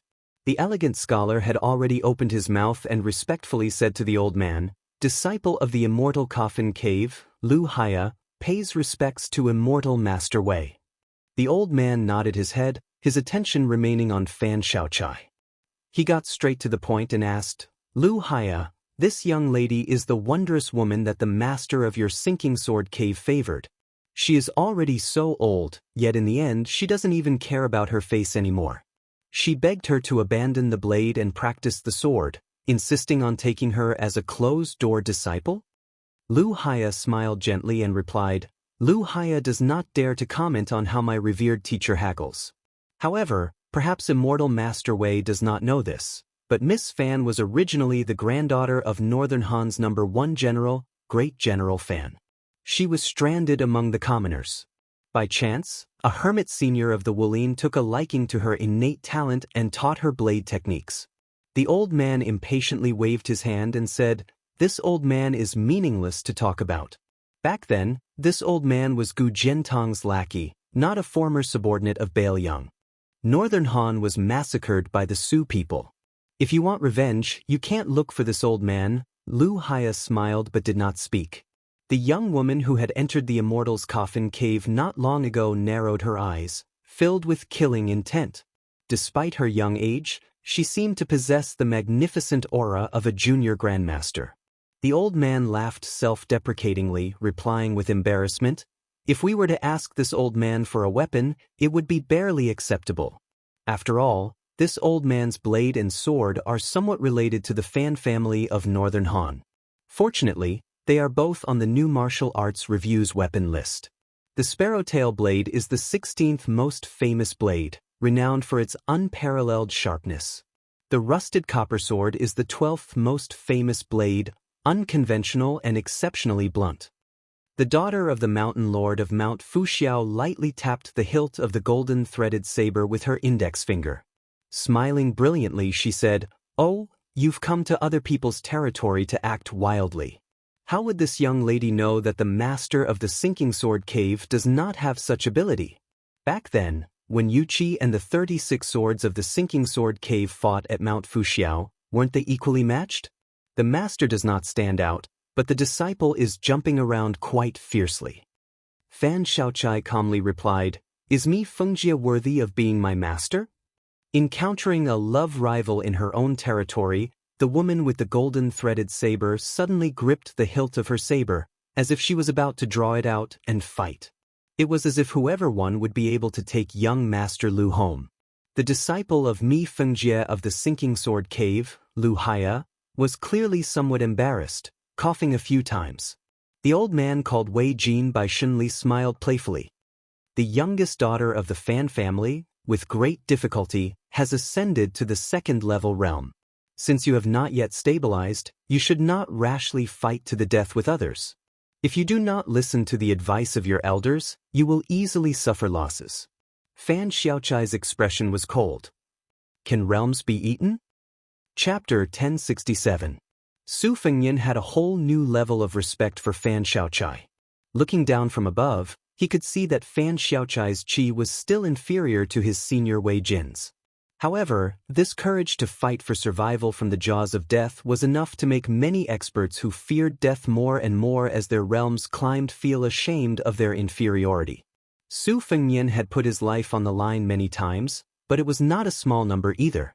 He fought against Princess Sui Zhu's retainer on Mount Wudong, Xie Ling of Beimang at the Duck Head Green Inn, Tuoba Chunsun, Duan Bo, and Hui Hui on the grasslands, Diwu Raccoon at the foot of Mount Tibing, Yang Taisui at the Iron Gate Pass, Han Xingxian outside Shenwu City, and Great Celestial Phenomenon Lu Haosher.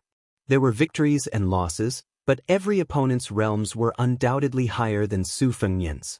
Luck was one reason why Su Fengnian was able to survive, but it was also important that he never shied away from battle and did his best to scheme. The sect master of the Spring Invitation Cottage who had died at Su Fengnian's hands by the Spring God Lake was an excellent example. He was too isolated from the outside world and indulged in meaningless battles. His realms were all he had. He could not even withstand a single blow from an opponent of the same realms, let alone surpassing his realms to kill enemies. Su Fengnian glanced at Fan Xiaochai's exceptionally slender waist and sighed. This extremely delicate girl had actually become a junior grandmaster who could challenge Wei Jin. The affairs of the world were indeed unpredictable. With nothing else to do, Su Fengnian turned his head to look at the waterfall hanging from the cliff, then looked at Fan Xiaochai's waist again. He repeated the same thing over and over again, destroying the tense atmosphere in just a few moments. Fan Xiaochai finally faced his sworn enemy head-on and didn't shift his gaze away. Lu Haya stared at the girl he had fallen in love with at first sight in bewilderment, while the noble daughter of Mount Fuxiao glared angrily at the scholar from her neighbor's mountain, leaving behind the second mountain chieftain of Mount Fuxiao, who didn't know who to glare at. Su Fengnian was the first to realize that something was wrong. As expected of an outsider, he asked thoughtlessly, "What are you all doing? Not fighting anymore? Is it over? Aren't you all experts who can fly around without leaving a trace? Even if you don't fight, you can at least spar." The girl with the golden threaded dagger was the first to break her facade. She released her grip on the hilt and could not help but laugh. She deliberately glared at him. "You're the one. Come if you dare." Su Fengnian smiled. "Me? If we're talking, I can easily beat all of you." Fan Xiaochai, who was indifferent to everyone, smiled for the first time and asked, "That's it?" Su Fengnian covered his sleeves with his hands and smiled. In the eyes of everyone except Fan Xiaochai, he was naturally an embroidered pillow acting shamelessly. A white-clothed boy jogged over, saying that the mountain lord was holding a banquet and wanted his master, Miss, Lu Haya, and Fan Xiaochai to attend. Fan Xiaochai said coldly, "I'll wait here for you, Wei Jin, to bring the sparrow-tail dagger and the rusted copper sword. We'll fight to the death then." Immortal Master Wei laughed and did not comment. Lu Haya knew this girl's temperament and could only follow Wei Jin and the troublesome girl to the top of the mountain. Thus, there were only two people left at the well, a man and a woman who both knew their identities well. Su Fengnian approached the well and squatted to catch the water. The mist filled the air, but he could not get close. His palm was still 3 to 4 feet away from the mouth of the well, but the waterfall was torn diagonally and poured into Su Fengnian's palm, like a white lotus blooming. Fan Xiaochai was silent for a long time and finally walked behind him. There was no fluctuation in her emotions as she said calmly, "Fan Xiaochai of the first room of the Fushui Society greets the king of Baoyang." Su Fengnian, who had his back to the girl, asked, "Did the Fushui Society plant a kamikaze spy here?" Fan Xiaochai replied, "No." Fan Xiaochai entered the mountain this time for both public and private matters. The public matter is that there are considerable amounts of gold and silver hidden in the two mountains. If we succeed, we can relieve the urgent military needs of Yuzhou. As for the private matter, the king of Baoyang already knows. Fan Xiaochai wants to take the dagger and sword back home. Su Fengnian smiled and asked, "Family heirloom? What? You want to take revenge after taking back the famous dagger and sword?" Fan Xiaochai replied, "I wouldn't dare." Su Fengnian withdrew his hand and stood up. He wiped his sleeves with his palms and laughed, "What a good, I wouldn't dare. You still haven't given up your evil intentions." Fan Xiaochai stared fixedly at Su Fengnian and thought of the scene of the lotus blooming in his palm. She gritted her teeth and asked, "Is the king of Baoyang really ranked 6th in the world?" Su Fengnian, whose vast qi had dissipated, said, "It's good that you could hold back and not draw your dagger at me as soon as those people left. It seems that the years of living in humiliation as a spy of the Fushui Society were not in vain." The girl gently bit her lips and closed her eyes. Su Fengnian bent down and took a slightly longer dagger from her waist. He held it above his head and unsheathed it halfway. He stared at the gleaming blade and asked with a smile, "Fan Xiaochai, don't you think we're like duckweed returning to the ocean? It's a small world, isn't it?" Fan Xiaochai abruptly drew his dagger. He held it steadily and quickly, the tip of the dagger in his hand stabbing at Su Fengnian's back. The dagger pierced right through the king of Bailiang's chest an inch away from the center of his body. Su Fengnian's expression was calm as usual. He sheathed the dagger with his right hand and broke the tip of the dagger with 2 fingers of his left hand. He then patted the dagger lightly, sending Fan Xiaochai and the trembling dagger flying backward. Fan Xiaochai's entire arm hung limply, but he did not abandon his dagger. Su Fengnian did not look back. He casually tossed the dagger to Fan Xiaochai, who had boldly attempted to assassinate him. He then used his qi to draw a stream of water as thick as a wrist to wash away the 2 pools of blood on his chest and back. His wounds then slowly healed.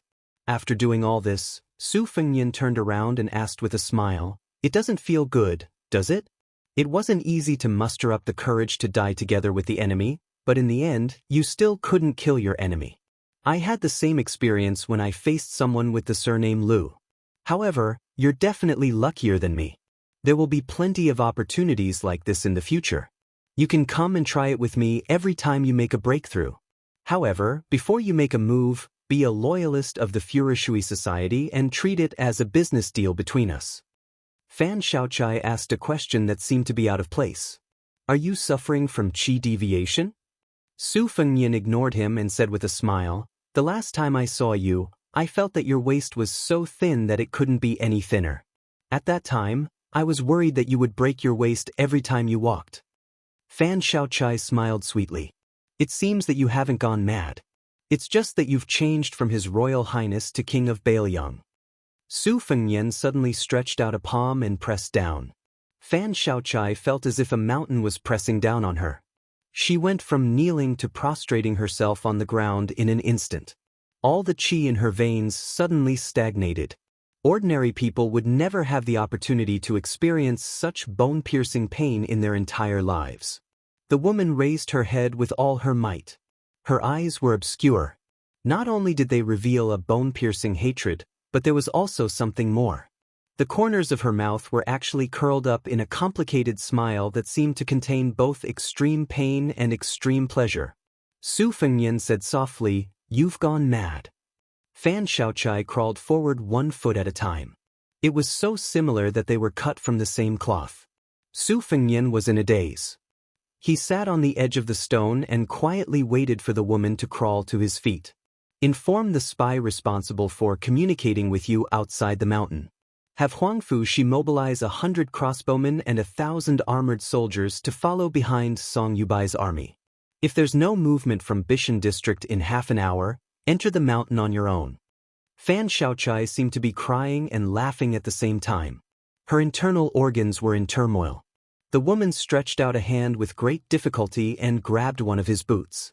Blood seeped out of the corner of her mouth as she said hoarsely, "Su Fengnian, just kill me. I beg you." Su Fengnian bent down and reached out to grab her hand. Her haggard and sickly complexion instantly became rosy and natural. Su Fengnian's eyes were intoxicating as he laughed gently. "Fan Xiaochai, what's so hard about wanting to die? Living well is the hard part. Don't look at how leisurely and carefree I am. I'm a king with a different surname and number 6 in the world. If I've used up all my good luck, then I'm just waiting for death with Bailiang. Of course, you won't understand even if I explain." Chapter 1068.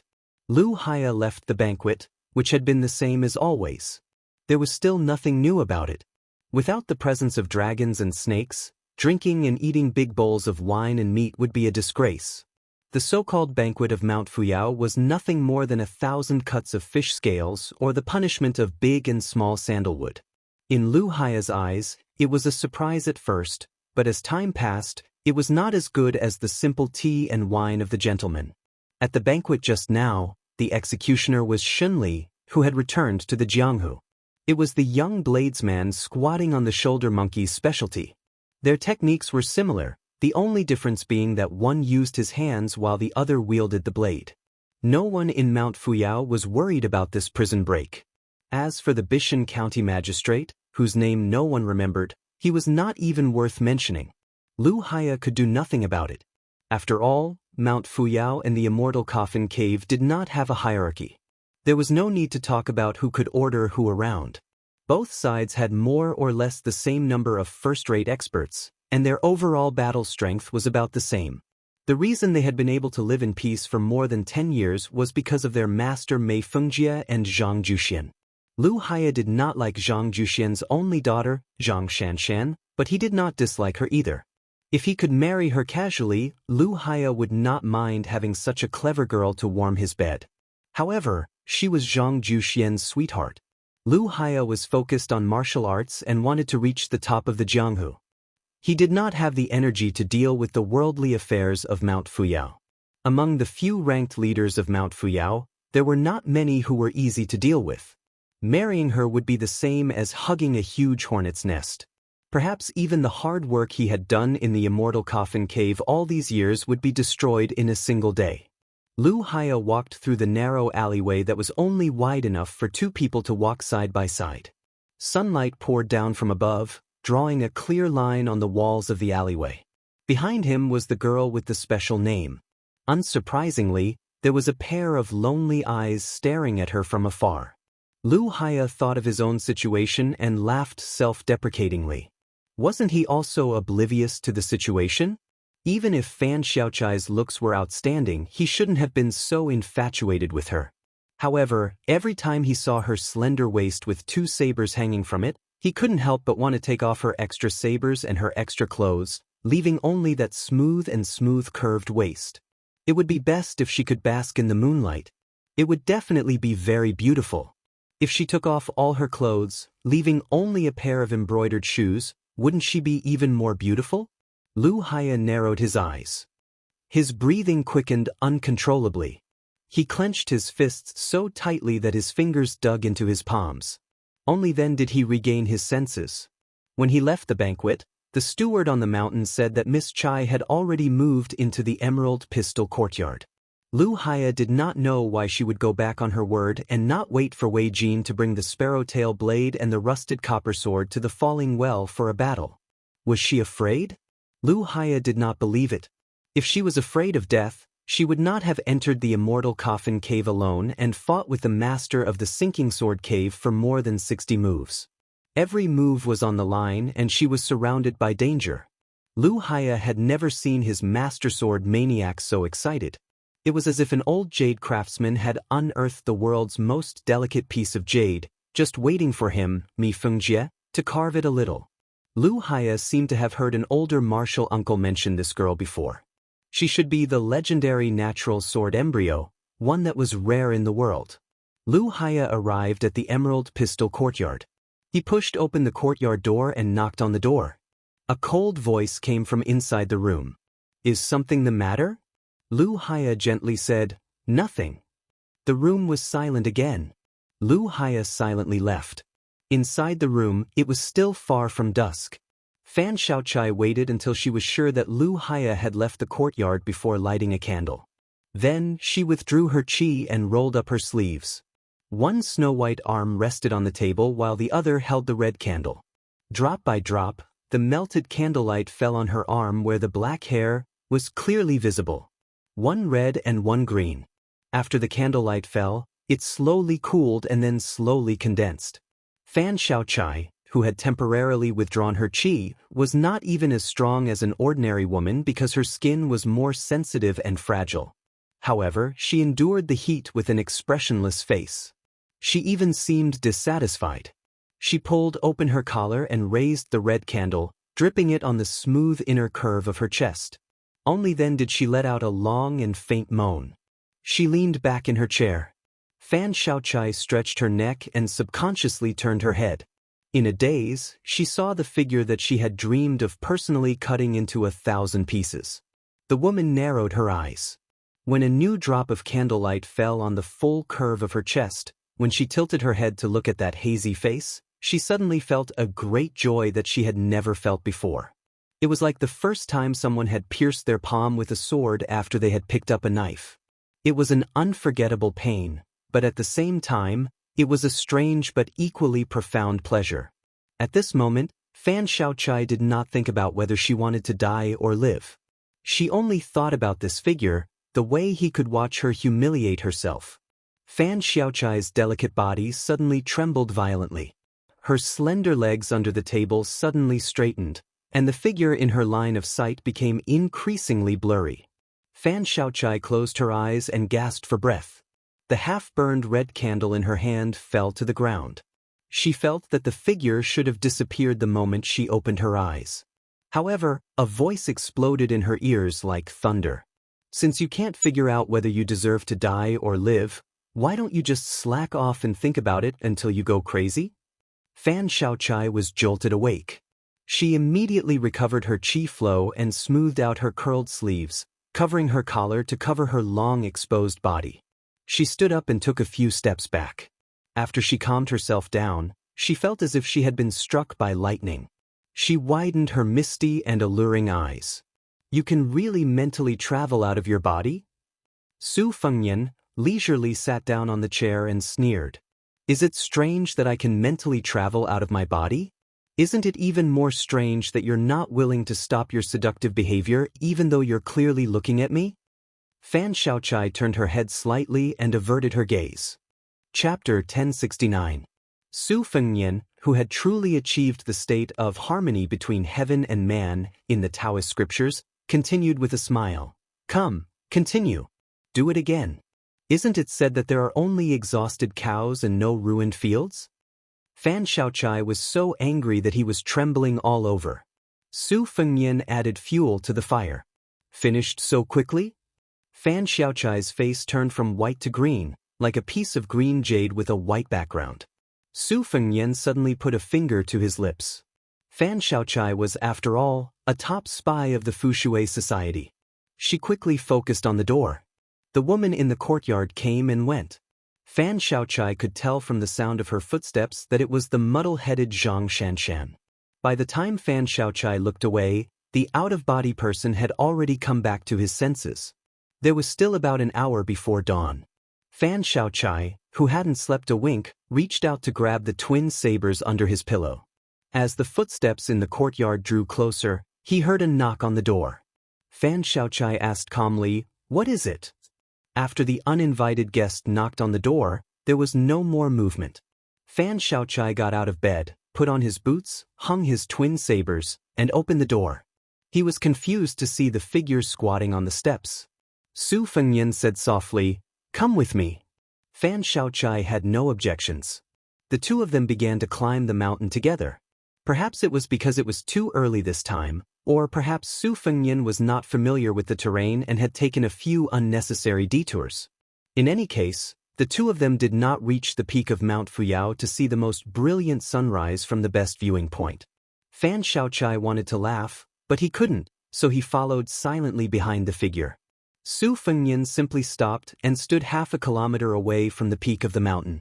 Looking at the horizon in the distance, an enormous golden carp seemed to be rolling out of his eyes and lying on a green and white plate. Fan Xiaochai looked to the east with him, but he didn't find the scene very spectacular. Su Fengyan said calmly, "I wanted to go to the top of the mountain and watch the sunrise. Then I'll talk to you about some important principles. But since I missed it, I'll just forget about it." For the first time, Fan Xiaochai spoke to the northern Liang prince calmly. The entire Fan clan died because of the great general. Every injustice has its perpetrator, and every debt has its debtor. I should have targeted the great general instead of you, Su Fengyan, but I still sought you out for revenge. There's really no reason for me to reason with you. I've never thought about right or wrong. If it wasn't for this, I would have died in that medicinal pond in Whisking Water Society long ago. You have to know that out of 10 women who jumped in, 9.5 of them would die. At most, they would be left with half of their lives. That was only the first stage. Later on, there were 10 people left with half their lives. They killed each other, and only 1 or 2 survived. I don't even know how I survived these 2 years. Fan Xiaochai laughed to himself. I know I can't kill you, but I haven't given up yet. I want to shave your bones and flesh clean and dip them in salt and vinegar. Then I can eat a few big bowls of rice." Fan Xiaochai raised his foot and lightly stomped on the ground. He sighed. "Sometimes, I let my imagination run wild. If I stand, there is only enough space for 2 feet. If I lie down, it takes up more space. If I add a coffin, it's even more so. The heavens let us be reincarnated into this world, but in the end, we die just like that. Before we die, we curse the heavens for not opening their eyes.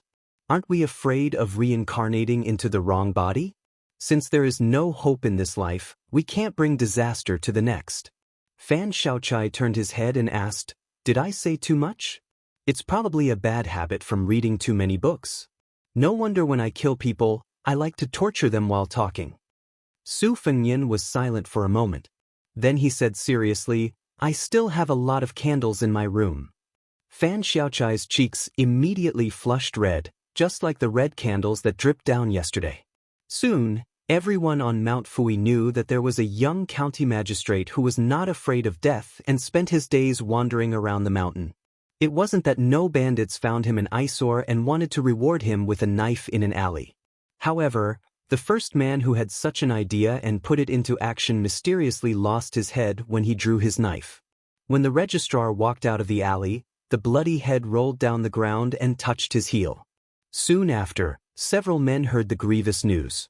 They were so anxious that their eyes turned red and swarmed over.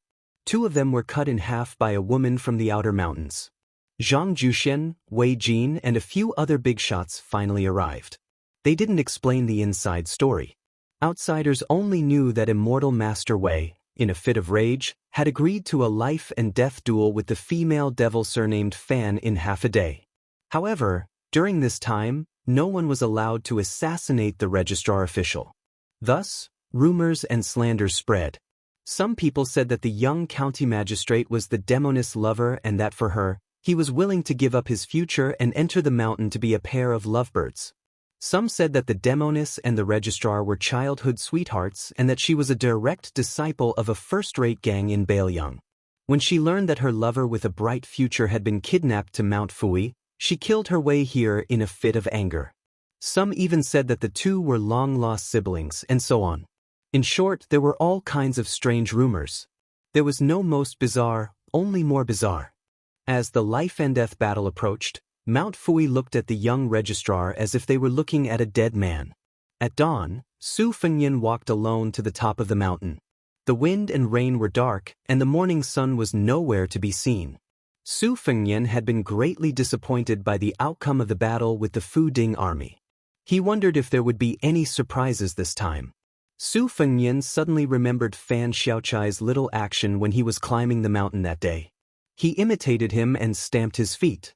Mount Fui was destined to lose its foothold in Bailiang. Would Bailiang continue to have a foothold in the world? Su Fengnian stretched out his arms and embraced the world. Chapter 1070. As the date of the life and death agreement drew closer, Mount Fuyu began to monitor the young registrar more and more carefully.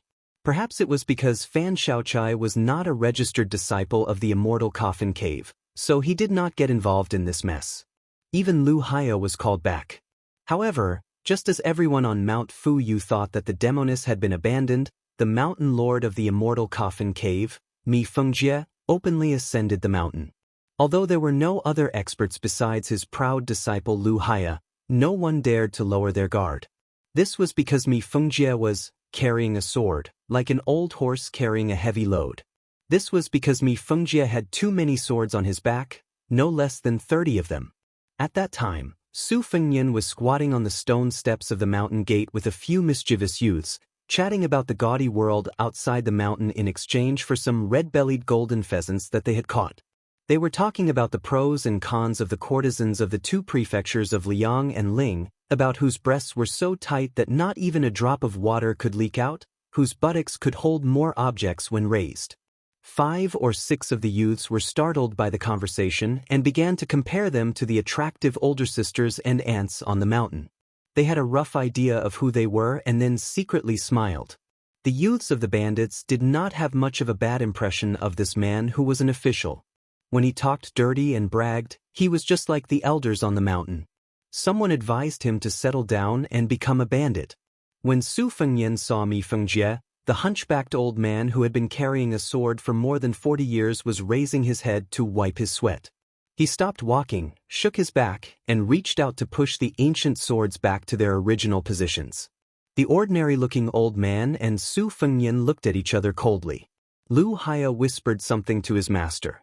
Only then did Mi Fengjie take another look at Su Fengyan, but that was all. He continued to climb the mountain slowly. The youths beside Su Fengyan were no strangers to this stern hidden sword cave master. The braver ones even threatened to buy a few good swords from Mi Fengjie. The old man ignored most of the youths on Mount Fuyao. Instead, he looked at a sturdy youth who was squatting at the edge of the mountain and had not spoken a word. He casually pulled out an ancient sword that was not commonly seen in Jianghu. It was a scabbard and a scabbard. If the two swords were divided into sizes, they would be the mother and son swords. Mi Fengjie threw the sword to the youth and continued to climb the mountain without saying a word. The youth who had given the sword to him for no reason caught the sword and quickly threw it to the side, not daring to look at it. There were rules in the family and the mountain. The youth did not know who his mother was since he was young, and his father had died in a military operation to suppress bandits. He had no one to rely on and did not dare to break the rules of Mount Fuyao. Lu Haya shook his head slightly. This was a once-in-a-lifetime opportunity, yet it had been wasted by this young man. Most people practiced swordsmanship in the immortal coffin cave. How many people had the honor of being personally gifted a sword by their master? The name of the immortal coffin cave came from his master's discovery of a burial ground for ancient swordsmen on the mountain. A cave, a tomb, a corpse, and a sword were used as coffins. Mi Fengjie, who used to roam the world leisurely, received this great fortune and settled down here. He called himself the Lord of the Profound Sword Cave and steadily improved his swordsmanship. Aside from his battle with Zhang Juxian, no one else had seen his master use his sword.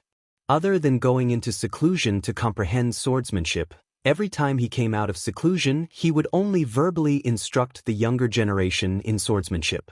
Lu Haya's 4 senior brothers and sisters had all been bestowed a famed sword by his master.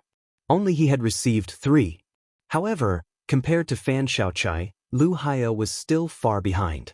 Back then, his master had not hesitated to give her half of the ancient swords in the immortal coffin cave just to make this girl call him master. Lu Haya followed behind this elderly swordsman.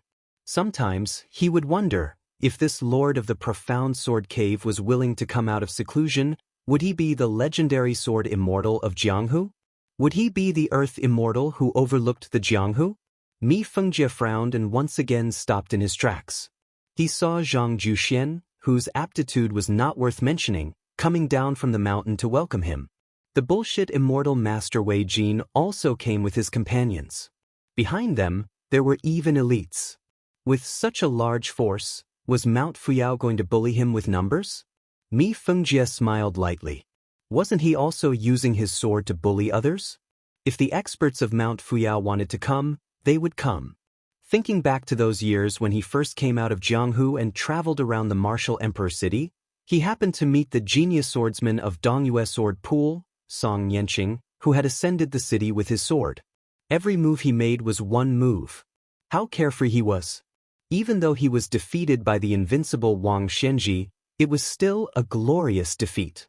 After that, he made up his mind to walk down Song Yanqing's path of swordsmanship unswervingly.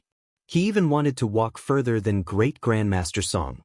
However, Song Yanqing would never have the chance to know that there was a swordsman of the same age far away in Bailiang, who had been chasing after him for decades, but never had the chance to fight to his heart's content. Zhang Juxian, who was well-versed in talismans, had a solemn expression. He slightly cupped his fists towards the Lord of the Profound Sword Cave and said in a low voice, "Cave Lord, please don't misunderstand. This is news that I have just received. A large group of soldiers and horses have already gathered outside Mount Fuyao.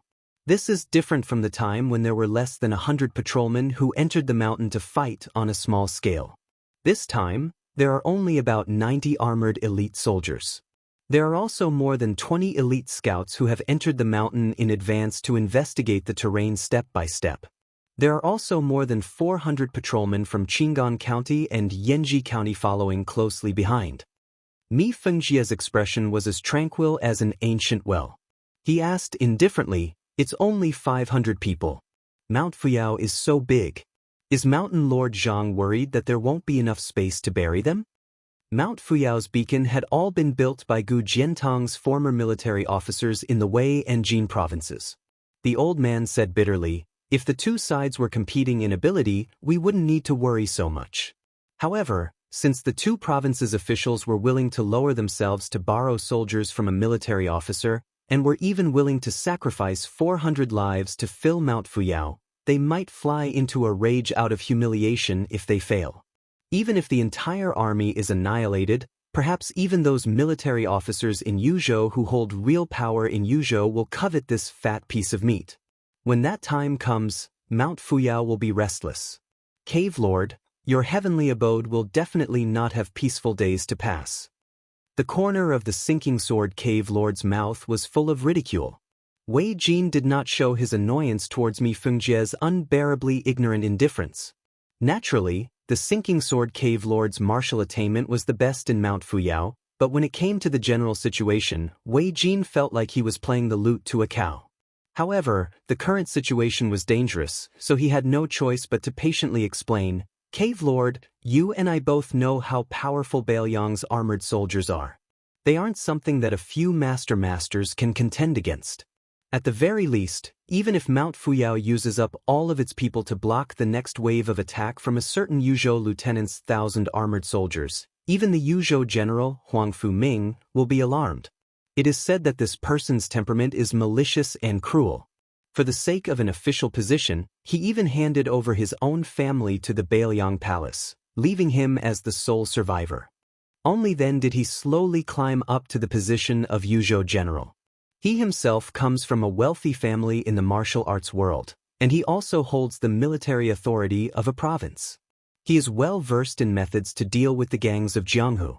If this poisonous snake sets his eyes on him, Mount Fuyao's immortal coffin cave will be intimately interdependent. Cave Lord, you and I should be facing a common enemy together to overcome this crisis. Mi Fengjie sneered, since we are in a situation where we can only win one, win two, and lose three, what's the point of forming an alliance? Won't we just throw away our lives in vain? According to your Mount Fuyao's logic, we should all flee as soon as possible. Wei Jin hesitated for a moment and looked at Mountain Lord Zhang Juxian. The latter nodded lightly. Only then did Wei Jin say, I have an idea, but I don't know if Cave Lord is willing to listen. Chapter 1071.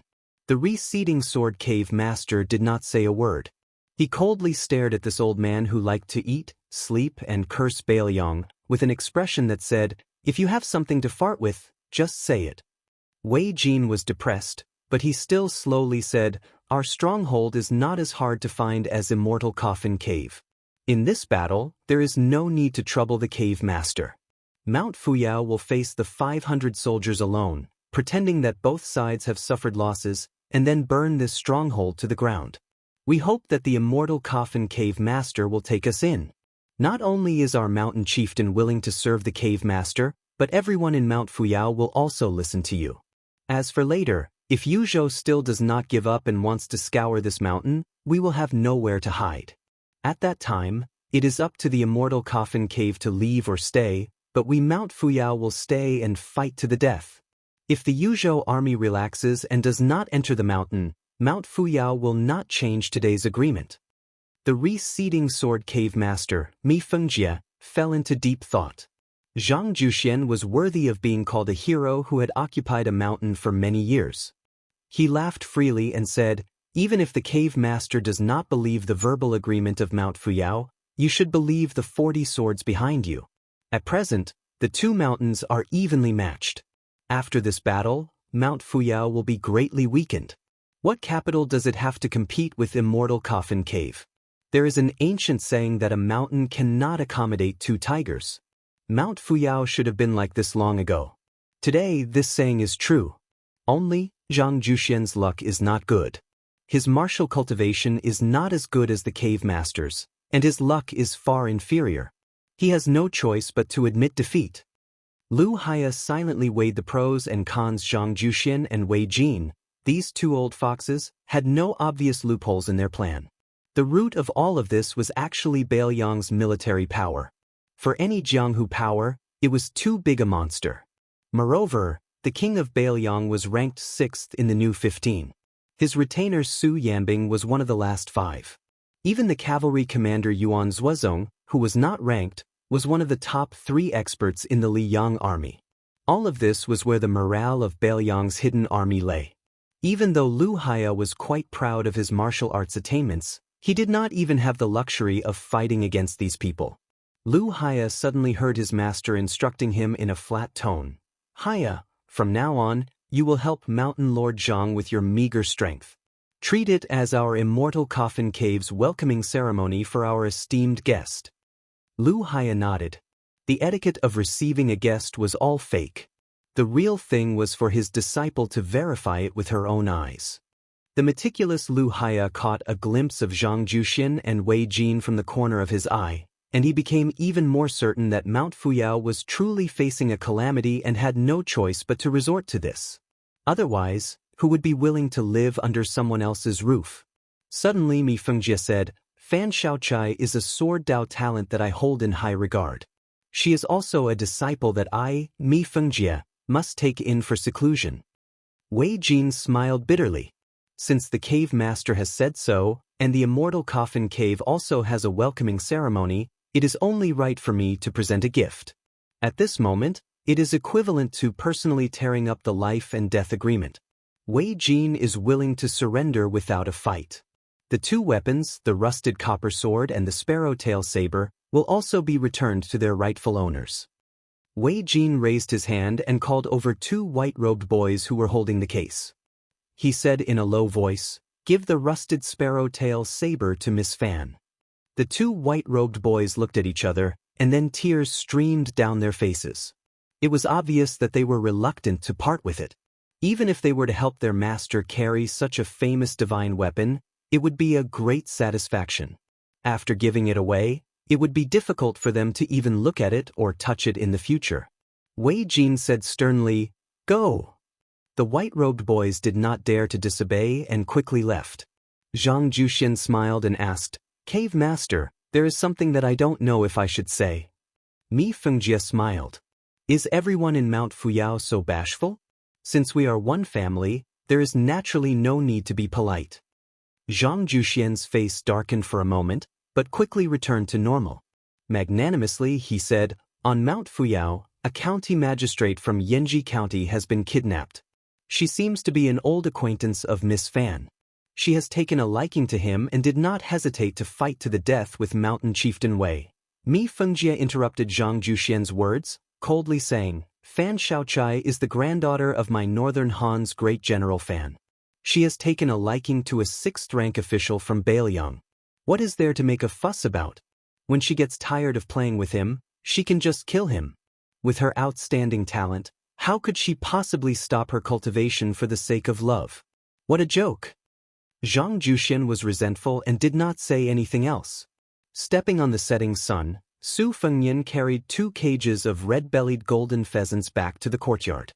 At that time, Wang Shiwei had inadvertently revealed a flaw to Wang Xianshan. This seemingly simple and naive woman clearly did not take it lightly.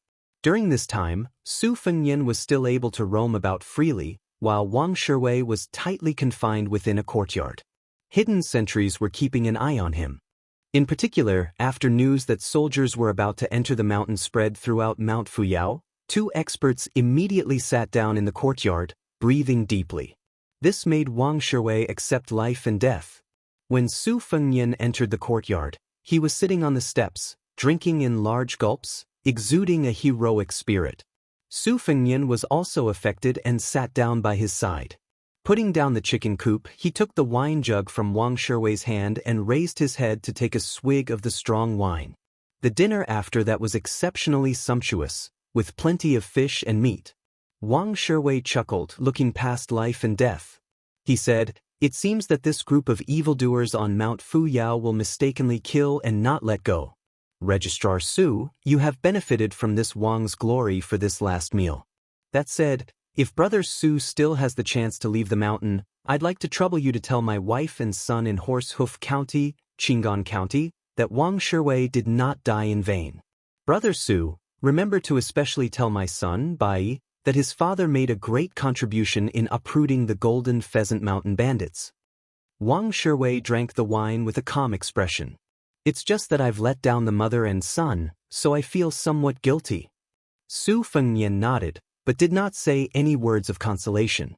The next morning, there was quite a commotion on Mount Fuyao. There were more than 180 young and strong bandits, all of them rushing down the mountain aggressively. Su Fengnian and Wang Shiwei's courtyard was already under house arrest. Wang Shiwei sat in the main hall, calming himself down, preparing to kill one to recoup his losses when Mount Fuyao turned hostile. If he killed a pair, it would be a profit. Su Fengnian had long since left his body and entered a spiritual state. He quietly came to the dense forest of Mount Fuyao and stood on a tree branch in the middle of a mountain peak, quietly observing the battle. Fan Xiaochai, who had obtained the sparrow-tail copper rust, was indeed not stupid. She probably guessed that Su Fengnian would be absent-minded while watching the battle, so she snuck into the backyard. There was only a wall between her and Su Fengnian, who was sitting cross-legged on the bed. She pressed her hands on the saber and sword at her waist. During Su Fengnian's 9 journeys as a celestial being, Su Yanbing had always been guarding him. This was because he was afraid that someone would take advantage of the opportunity to take advantage of him. Most of his soul had left his body to travel far away and condense into a new form, which would greatly reduce the strength of his body. This was an established fact that not even an immortal on earth could change. Although there were no written records of this in Taoist scriptures, Fan Xiaochai had already reached a higher level in martial arts. At the same time, she was able to stand out among the many spies of Fushui society. This was the best opportunity to kill Su Fengnian, who was ranked 6th in the world. She did not think that there would be such an opportunity in the future. Therefore, she did not hesitate to strike. The sparrow-tail copper rust broke through the wall as easily as a needle piercing through paper. Her delicate body also smashed through the wall. The moment she vaguely saw the back of that figure through the dust, Fan Xiaochai did not feel too much hatred, only relief. When Fu Xiaoshan saw this, he did not hate Fan Xiaochai to the core. However, this did not mean that Fan Xiaochai would give up the butcher's knife and become a Buddha. Moreover, there was no record of any woman becoming a Buddha in the Buddhist scriptures. When the tip of Fan Xiaochai's saber and sword were only a foot away from that figure, her already abundant qi increased by another level. The gang qi at the tip of her rusted sword suddenly surged. Before the tip of the sword reached, the gang qi had already arrived. Su Fengnian, who was on a mental journey, stood lightly on a branch. He could not help but chuckle softly. Do you think Gao Shulu's body is made of paper? Otherwise, why would I go on an out-of-body journey so easily? Ignoring the changes in the courtyard, Su Fengnian looked into the distance. Finally, people were starting to die. Chapter 1072. When it came to a small war, there was no such thing as destiny, so there was no such thing as an opportune moment. However, Mount Fuyao held the geographical advantage, so there was no need to doubt it. With more than 20 military scouts thrown into the mountain, it was very difficult to capture military intelligence that would be beneficial to the war situation and successfully transmit it back to the army at the first possible moment. Mount Fuyao had 6 beacon towers that were hard to detect. Because the Wei and Jin dynasties, who had been military officers, pursued a policy of being loose on the outside and tight on the inside, there was only one outside the mountain. Originally, there were only 8 beacon towers, but 8 more were added at the last moment. Half of them were stationed on the mountain, while the other half were roaming about. The latter were assisted by the chirping of birds, making them even more secretive and difficult to detect. The 108 bandits of Mount Fuyao were divided into 3 groups of troops. The 3rd mountain lord, Nan Baoyu, was the leader. He was an 8-foot-tall burly man who wielded a pair of gilded sledgehammers. He had the fewest men under his command, only 30. Every one of them was nimble and strong, armed with short sabers and bows and arrows. They truly had the air of a dismounted crossbowman. They formed a fan shape and swiftly advanced forward. Several cautious military scouts quickly came into contact with these bandits. Because there was no such thing as who was in the open and who was in the dark, it was a close combat battle. The scouts' saber technique carried the distinct style of Bailiang's army: concise, practical, and most importantly, desperate. The burly bandit, whose martial arts were superior to the scouts by a level, was clearly not used to this kind of life-for-life fighting style. However, he relied on his superior technique and agilely moved around like an ape in the forest. He opened up a distance and waited for an opportunity to attack again. The scout was unable to get close and did not blindly attack. After a Mount Fuyao bandit found an opportunity to slash his shoulder with a saber, he gritted his teeth and forcefully fired his short crossbow. The bolt brushed past the man's cheek and nailed into a tree. This arrow scared the man so much that he broke out in a cold sweat. As he ran, he took out a throwing knife from his waist and threw a series of extremely familiar throwing knives at the heavily injured scout. The scout, whose shoulder had a wound of an inch or so, couldn't dodge in time. Several throwing knives were nailed into his chest and thighs, leaving him on the verge of death. The man moved forward like a mountain snake, drawing an arc in the air as he carefully closed in on the enemy, not giving the scout a chance to fire his crossbow. After he dodged the last crossbow with a somersault in the air, the man standing behind the scout let out a sinister smile, bent his waist, and ran forward. With a raise of his hand, he chopped off the scout's head and kicked the headless corpse over. The man snapped his fingers and received 50 taels of silver, as well as a promise from the mountain chieftain that after he killed this man, he would be able to spend the night with a few beautiful maidservants from the big houses on the mountain. Just as the man was about to raise his saber and leave the scene, he felt a jolt in his heart and his head sway forward. He fell to the ground, dead on the spot. It turned out that 2 crossbow bolts had pierced his chest and the back of his head at almost the same time. A grassland bandit who had rushed over after hearing the commotion had only just seen this frightening scene and was about to find a place to hide when 2 crossbow bolts came flying at him. The man instinctively dodged one of the bolts, but the other one still pierced through his neck. He slumped against a tree trunk and abandoned his saber, covering his bleeding neck with both hands. The 2 scouts, one on the ground and one under the tree, made a hand signal to each other. After confirming that there were no fish in the vicinity, they continued to move forward stealthily. This was the Bailiang scouts, 3 men make a tiger, that was even more adept than the dead man's flying dagger. In the beginning, most of the Su family soldiers were born as bumpkins. Not to mention military books, they hadn't even touched the 300 or so books on basic knowledge. Their overuse of idioms had always been widely criticized. However, only those who had died under the cold saber during the spring and autumn period understood the ruthlessness and fierceness of their enemies on the battlefield. After the 20-some scouts came into contact with the first wave of bandits on Mount Fuyao, 8 of them died. Using their cooperation, they easily killed the other 9. It seemed like they were evenly matched, but if the 3 scouts that Nan Baoyu personally slaughtered with his overwhelming brute force were removed, then in reality, even if the Jianghu experts had the advantage in individual combat strength, against the veteran soldiers who used battle formations to find loopholes and fill in the gaps, it was easy to see who had the upper hand in the battle. What's more, 4 of them had successfully circled to the back of Nan Baoyu's fan-shaped defensive line. Finally, 2 of them returned to Bishan County's way by Shank and successfully reported the battle situation to Yanji Commandery's Yushui Commandery's Su Zhen. This time, Su Zhen personally led nearly 100 armored soldiers into the mountain to exterminate the bandits, including half of his scouts. Hearing the approximate number of casualties, this commandery, who had real power in bright armor, tightly pursed his lips with a gloomy look in his eyes. He waved his hand to indicate that the scouts could bypass the first battlefield and enter the hinterland of Mount Fuyao until they encountered the second group of bandits. Su Zhen's unit was an ordinary number 5 army in Yanji Commandery, which was ranked in the middle of Yuzhou. However, the scouts trained by Su Zhen, who used to be White Horse Scouts of northern Liang, were very famous in Yuzhou and he was proud of it. Some of his old comrades who had returned to the border with him always liked to bet with him. If they lost the bet, they would shamelessly ask for the scouts under Su Zhen's command.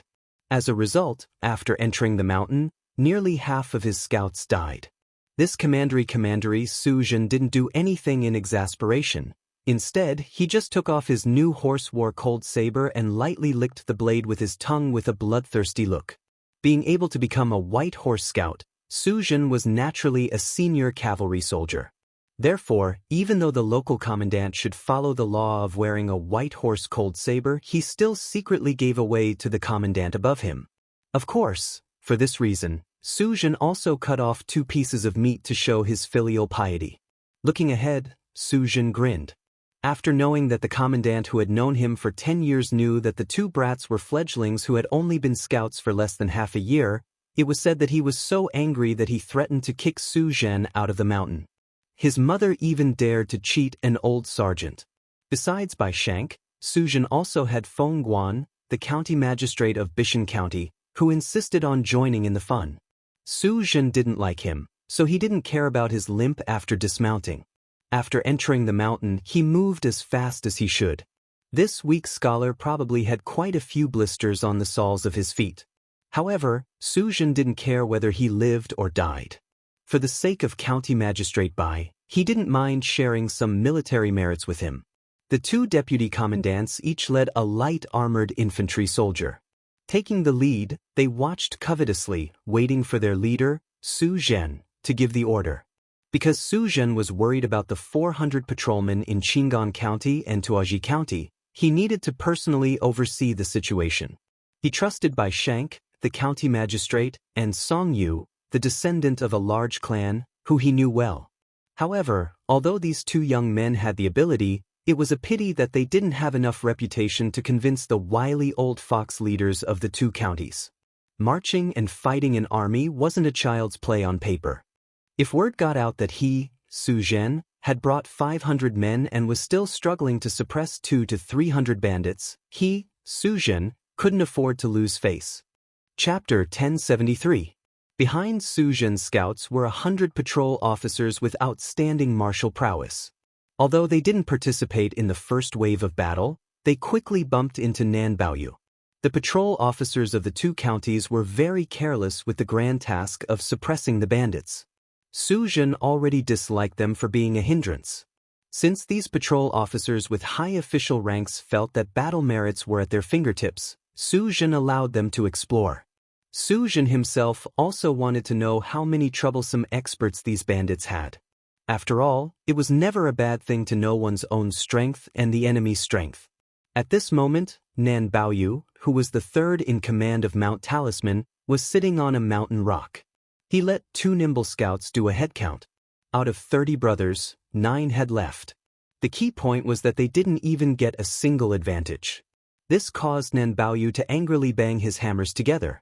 The sound was as loud as the ringing of a temple bell. He didn't care about exposing his hiding place. However, the battle didn't give Nan Baoyu, a 3rd-rank expert who was not far from the threshold of master, much time to breathe.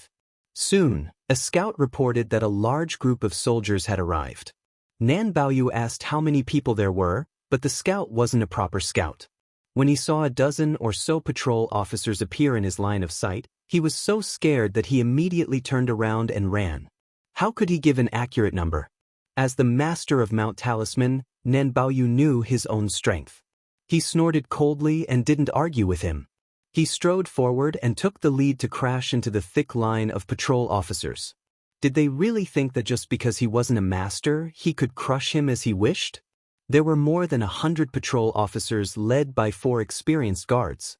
They didn't know the essence of battle formations, but they knew a little bit about it. Formations might seem like a mess in the eyes of experts, but at least there was something for show.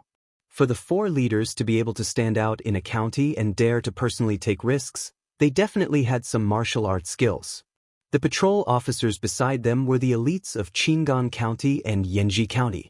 They often participated in street battles, so the gap between them and Linzhan was much smaller than the gap between them and the cavalry battle. The combination of sabermen and archers was still quite suitable.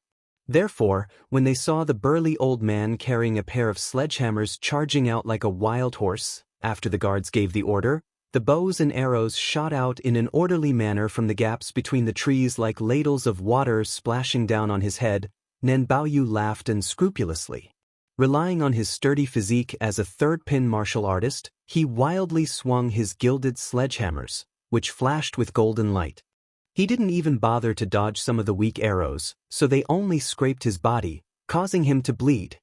His eyes were bloodshot as he ran forward with his head lowered. Two bandits who had never experienced such a battle before were immediately shot out like hedgehogs. When they fell to the ground, the front half of their bodies were full of arrows. Under the command of a young martial art master from Talisman Mountain, they hastily split into two groups and rapidly advanced from the left and right sides. They were bound to scatter the arrow formation first. Some of the bandits who practiced lightness skill were especially nimble. Every time they swept forward, they would land behind a thick tree trunk between the gaps of the arrow rain. With this kind of advance, their losses were not great. In addition, with Nan Baoyu drawing the enemy's attention, even if victory was not in their grasp, they were at an absolute disadvantage in terms of numbers. In any case, they were far from being defeated like a landslide. That young master was none other than Lu Yu, the disciple of the immortal master from Mountain of Talismans, Wei Jin. He was the #1 contributor to the prison break in Bishan County. He was the only bandit who charged forward from the front. Since his master was Wei Jin, who was proficient in talismans, Lu Yu, who carried an ancient mahogany sword on his back, naturally knew many secret techniques of Taoism. Piece after piece of yellow paper flew out of his sleeve, planting Xiantong talismans that he had painstakingly crafted on the tree trunks. He softly spat out a tut word, and with a twist of his wrists, 2 large trees suddenly fell toward the patrolling officers. Not a single person was crushed to death, but it somewhat disrupted the originally tight formation. Lu Yu continuously threw out yellow paper talismans from his sleeve and chanted incantations. As if possessed by spirits, the trees collapsed wantonly. As a result, the bandits who were running on both sides became increasingly relaxed. A few of them who were proficient in lightness skills even whistled contentedly. Since it was a matter of life and death that they could not escape from, those who were afraid of death would die faster. This was a principle that the bandits of Mountain of Talismans understood more deeply than the patrolling officers. Moreover, one side was here to gain military merit, while the other side was forced to do something desperate. Putting the overall situation aside, just based on the mental strength of both sides, the difference in strength was obvious. Although the 4 patrolling officers tactfully chose to engage in a battle of attrition rather than overestimating their own strength, when faced with Nan Baoyu, whose battle prowess was comparable to that of an ordinary border army captain, it was inevitable that they would find it difficult to deal with him. Nan Baoyu took the risk of being rescued, slashed open his back with a saber, and struck out with 2 hammers, crushing the head of an old patrolling officer into pieces. Blood splattered all over his body, and he casually threw out a hammer, smashing a patrolling officer who was stunned for a moment and had no choice but to use a saber to block his chest, causing him to spit out a mouthful of blood. His body crashed into a tree and swayed uncontrollably. Just as he was about to stand up with difficulty, Lu Yu, who was behind Nan Baoyu, used a talisman as a weapon, cutting into his face. His face was badly mutilated, and he was on the verge of death. His end was particularly miserable. Lu Yu leapt high into the air, and the last dozen or so talismans he kept at the bottom of his sleeves flew out. Nan Baoyu, who only had a gilded sledgehammer left, carelessly wiped away the blood on his face. He spat out a mouthful of saliva, glanced at the shadow above his head, and cursed, "Stinking brat, you liked to shit and pee on your Uncle Nan's neck when you were little. You don't wear open-crotch pants anymore, you still haven't changed your thieving nature." Lu Yu swept into the patrolling officer's formation. His unsheathed peachwood sword seemed to have no edge, but with a sweep of his sword, he chopped off the heads of 2 patrolling officers at the front. Lu Yu lowered his head and bent over, one hand supporting the corpses. He continued to charge forward, and the peachwood sword in his hand killed another patrolling officer at his side. The 2 patrolling officers, who had luckily escaped death under Nan Baoyu's hammer, looked at each other and nodded. Neither of them retreated a single step. It was not that they were not afraid of death, but that they could not retreat, and were not willing to retreat. The men of Bailiang, regardless of whether they were officials or bandits, might not usually show it, but when faced with death, they all had the same strength of character and courage. A few days ago, most of the Bailiang natives who had been raised by the Zhong men court had gone to their deaths. They did not ask why. They did not ask why that bastard young king was so cold-blooded, nor did they ask whether they deserved to die, whether their deaths were worth it. They simply died in the midst of assassination. Those who dragged out an ignoble existence were often outsiders. The 100 patrolling officers clearly did not anticipate that such a situation would occur. Attacked from 3 sides by the bandits of Mount Fuyao, how many of the 100 people would be left? The answer came to light very quickly. There were only 6 people standing in front of Commandant Su Zhen. They were the faces of the 6 leaders, all of whom looked very young and immature. This meant that in less than an hour, 4 out of 4 patrolling officers from the 2 counties had died, and they were all the most capable people. County Magistrate Feng Kuang sucked in a breath of cold air, his timidity thick. Su Zhen's face was expressionless. He raised his hand and waved. There was no need for this commandant to say another word. Those patrolling officers did not dare to fight for merit and obediently fell behind the 100 armored soldiers. Su Fengyan stood on the tall branch from beginning to end, but he turned his head and glanced back. The movements at the front of the mountain had all entered his eyes. But if nothing unexpected happened, no matter how brave and skilled the soldiers led by the commandant were, they would not be able to take down Mount Fuyao that was allied with the immortal Coffin Cave. But Huang Fuxi's troops had also arrived at the back of the mountain. 100 crossbowmen and 1,000 elite infantries of Yuzhou province in the truest sense. There were also 1,000 light cavalry outside the mountain responsible for chasing down the fish that had escaped the net. Su Fengyan smiled. Wang Shiwei had made him regain his confidence in the Yuzhou officialdom, and that commandant's mere 20 scouts had caused him to have a whole new level of respect for the commandants of Yuzhou. Right now he, Su Fengyan, could go to the Beimang Imperial Palace alone and start a massacre. He might even be more domineering than Chao Changqing going to Great Peace City. But if he truly wanted to protect the door to the northwest, Su Fengyan needed something other than the 300,000 cavalry at the border. Chapter 1074. Zhang Juxian had already left the mountain and was personally in charge of the second group of mountain guards. Immortal Master Wei Jin was in charge of bringing up the rear. He could still stand at the mountain gate and look into the distance. Something was better than nothing. It was already noon. Next to the old man stood the most precious woman on Mount Fuyao, Zhang Xianxia. Zhang Xianxia didn't know why her father would give her such a vulgar name.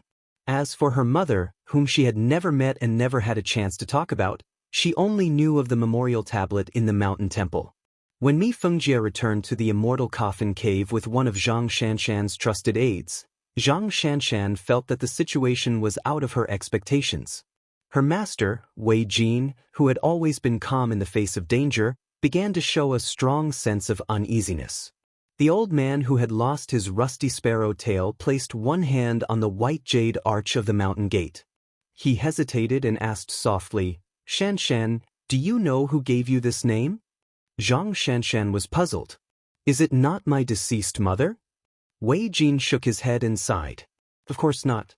Everyone on Mount Fuyao knows that I was once a capable lieutenant under Great General Gu. All these years, I have joked with all of you that I retreated in the face of adversity because I wanted to protect myself. In reality, it was not like that. Although Great General Gu had disbanded all his troops, he had gone to Great Peace City to become the Minister of War. The imperial court had never thought of getting rid of this great general once he had outlived his usefulness. Thus, most of the old generals of Gu's army, whether in the imperial court or outside, lived well. They did not need to hide to avoid trouble. It was just that there were not many old people on the mountain, and later on, many of them left. The young people did not know much, so they believed whatever I said. In reality, when the imperial court weighed the pros and cons, they decided to give Su Shao the title of King of Bailiang and not Great General Gu the title of Vassal of Bailiang. They both had a backup plan.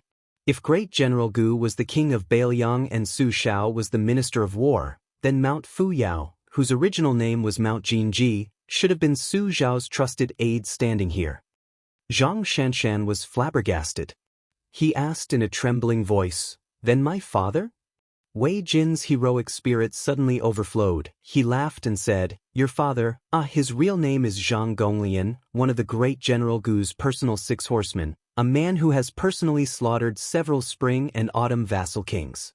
Little girl, all these years, you've always complained that your father isn't heroic enough.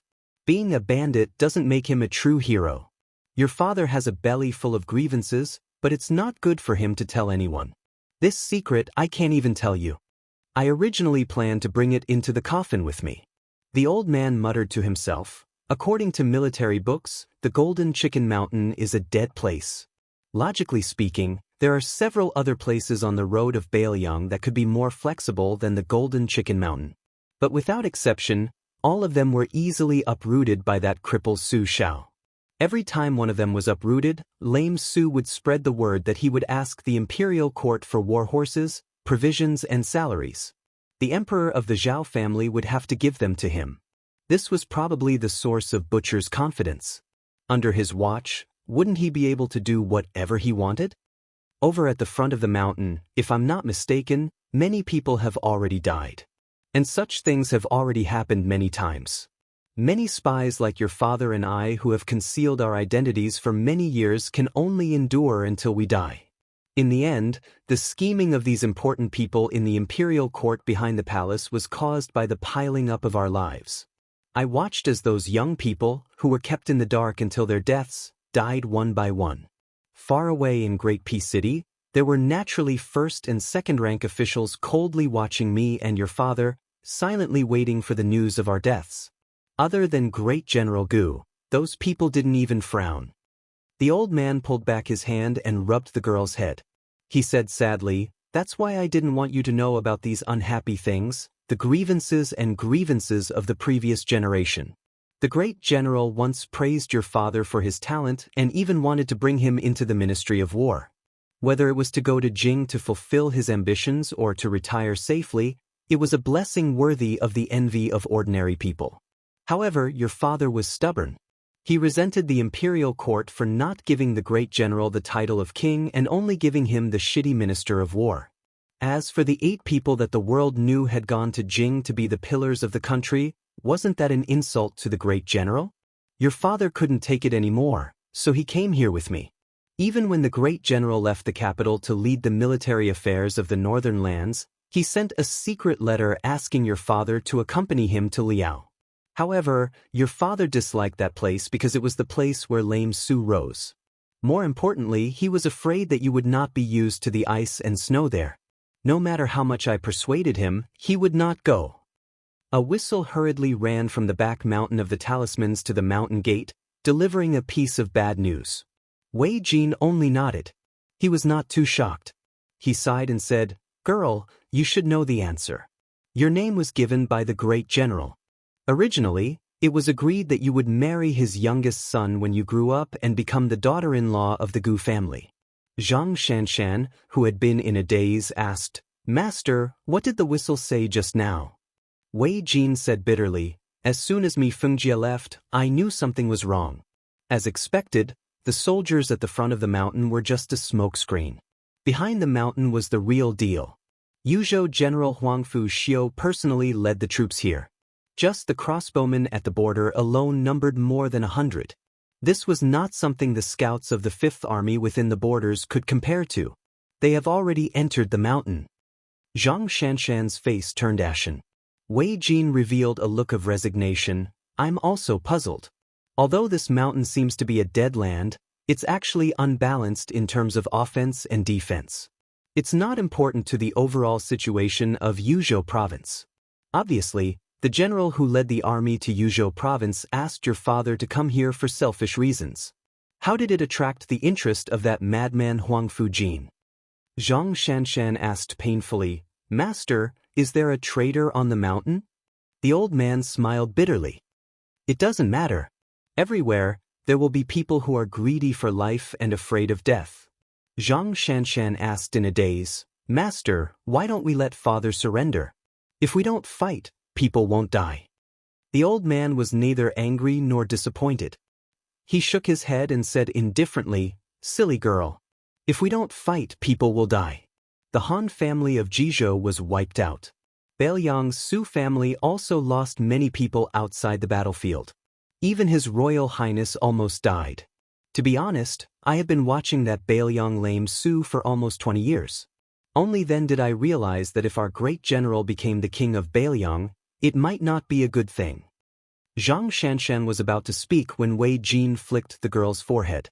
She immediately fainted.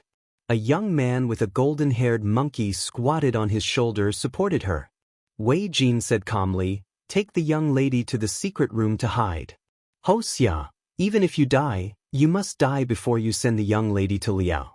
Your life and your name were all given to you by Mount Talisman. It is time to pay back your debt." The young man's eyes were resolute. He nodded and carried the girl he admired on his back.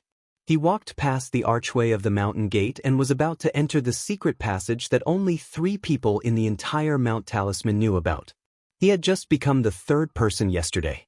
Wuxia did not expect that he would have to use this escape route so soon. Chapter 1075. Hou Xiaoshan suddenly stopped in his tracks, as if he was facing a great enemy. Wei Jin also frowned, unconsciously twirling his beard as he stared fixedly at the young man blocking his way.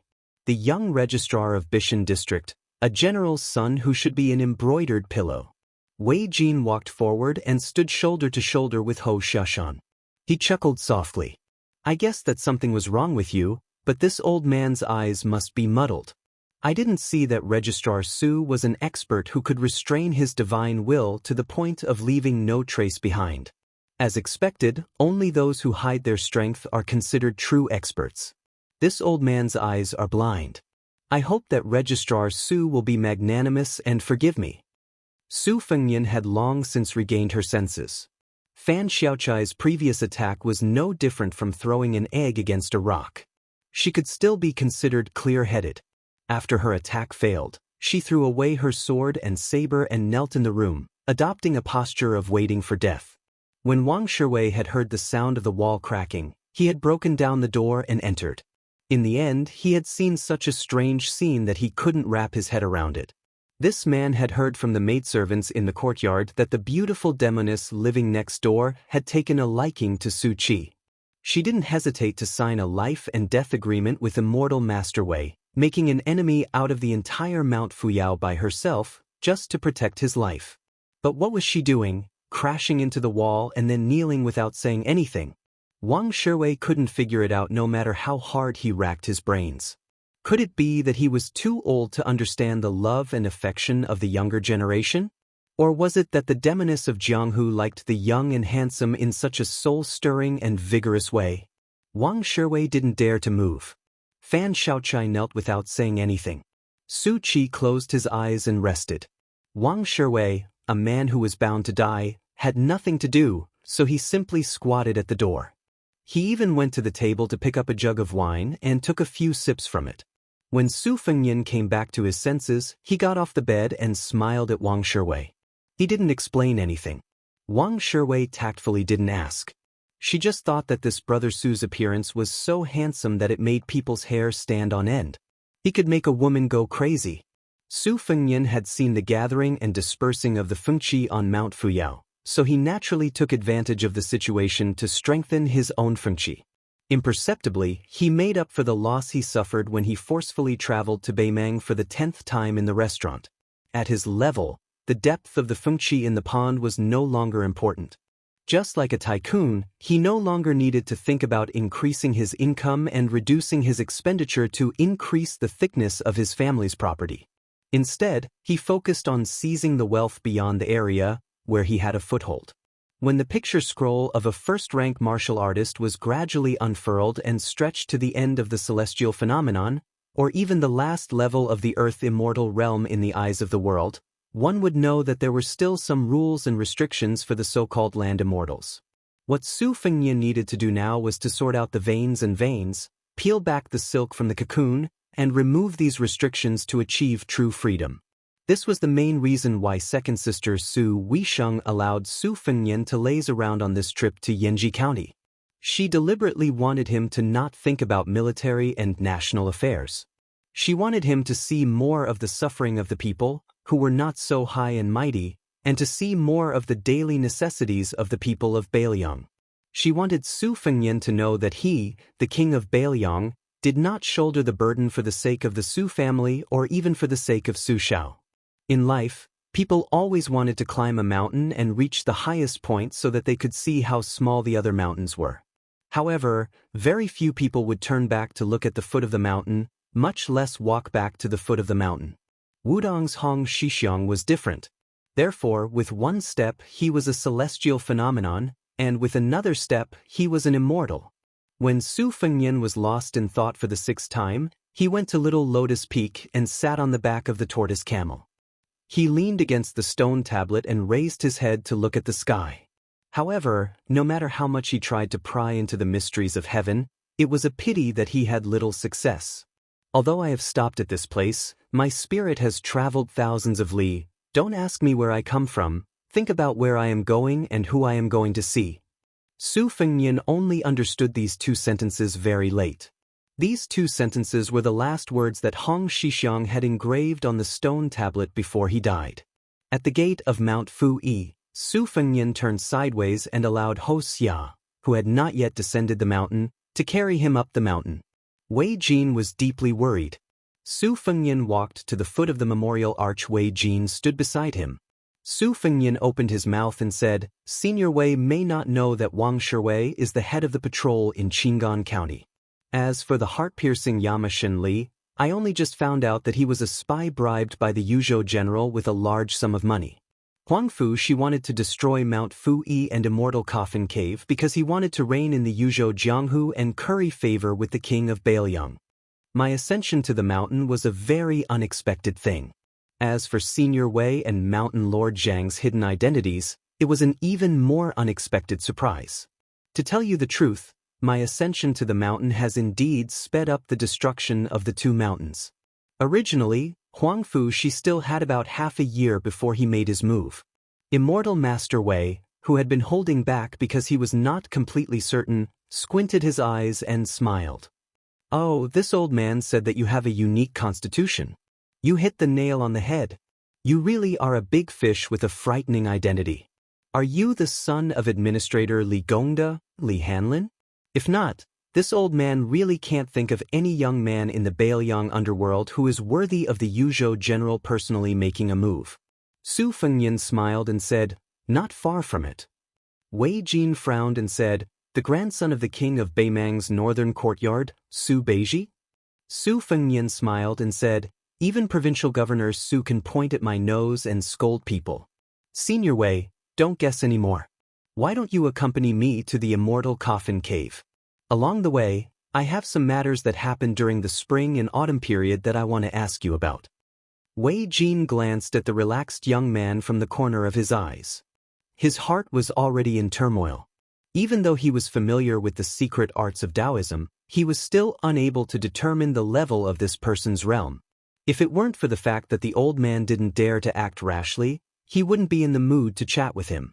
Su Fengnian glanced at the eagles in the distant sky and said, "If we don't go now, I'm afraid we won't be able to see Mi Fengjia's final glory." This shocking insider information finally made Wei Jin's ruthless temperament, which he had suppressed with great difficulty over the years of cultivating Taoism and nurturing his character on the battlefield, completely come to the surface. But before Wei Jin could act, everything was over. A woman with a compassionate face and a Buddhist aura slowly walked up the mountain. She looked at Su Fengnian and said softly, "Mi Fengjie escaped." Su Fengnian laughed angrily and said, "He's the big fish that our Yuzhou general has his eyes on. Why don't you go catch him?"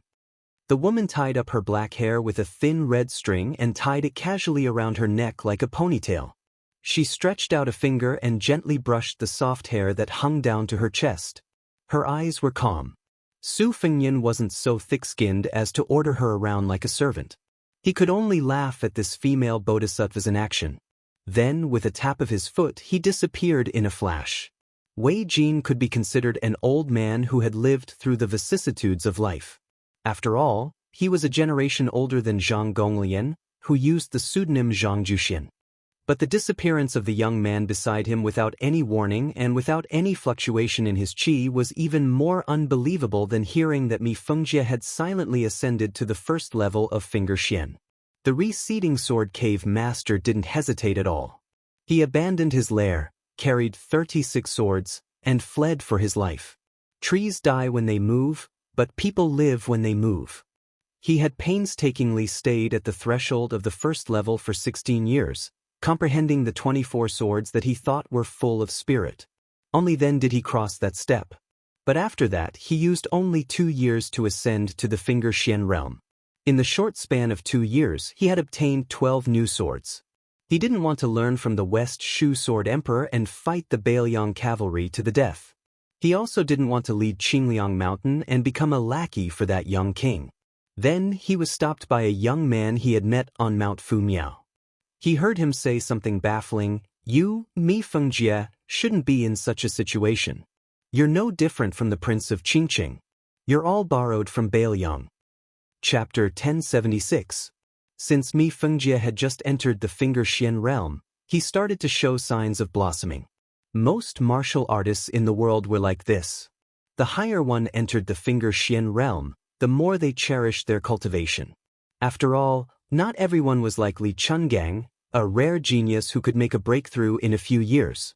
However, the person in front of him was too young, so Mi Fengjie did not see him as a mortal enemy. He only wanted to demonstrate his strength with his sword and force the person to retreat before continuing on his way. Mi Fengjie did not draw his sword. He merely exhaled lightly. Previously, he had gifted the youth an ancient sword on Mount Fu Yao. There were a total of 35 ancient swords. Among them, there was a sheathless sword that was hidden among the swords. It was as thin as a young girl's little finger. It swept towards the young Northern Liang official who was babbling nonsense. After Mi Fengjie controlled the flying sword, he squinted his eyes to admire the green and slender blade. Because it was too fast, it looked like a young bamboo leaf that was twisting in a subtle arc. The tip of the sword also had strands of scarlet sword qi that seeped out, just like a green snake spitting out its red tongue. Su Fengnian seemed to casually extend his hand. His thumb and index finger pinched the green bamboo leaf and crushed the sword energy in an instant. After the thin sword was restrained by his finger, Mi Fengjie decisively cut off the connection. However, the remaining energy of the flying sword still caused the tail of the ancient sword, named Green Leaf, to vibrate violently. Mi Fengjie did not dare to be careless anymore. He opened his arms and was about to unsheath the 6 ancient swords to kill when the young man laughed softly and said, "My name is Su Fengnian. Do you really want to fight?" Mi Fengjie's expression changed drastically. He forcefully swallowed a mouthful of majestic qi and the 6 swords returned to their sheaths in the blink of an eye. Mi Fengjie was a little surprised. When the young man announced his identity, he did not suspect anything. He was just curious as to why a vassal king would come to Mount Fu Yao. "You are the 6th in the world. Are you going to make things difficult for me, a Finger Xian swordsman? Are you going to put aside your military affairs and come to the deep mountains for this reason?" Mi Fengjie smiled and said, "The king of Bailiang is so free and elegant that he wants to lower himself to the same level as a few bandits."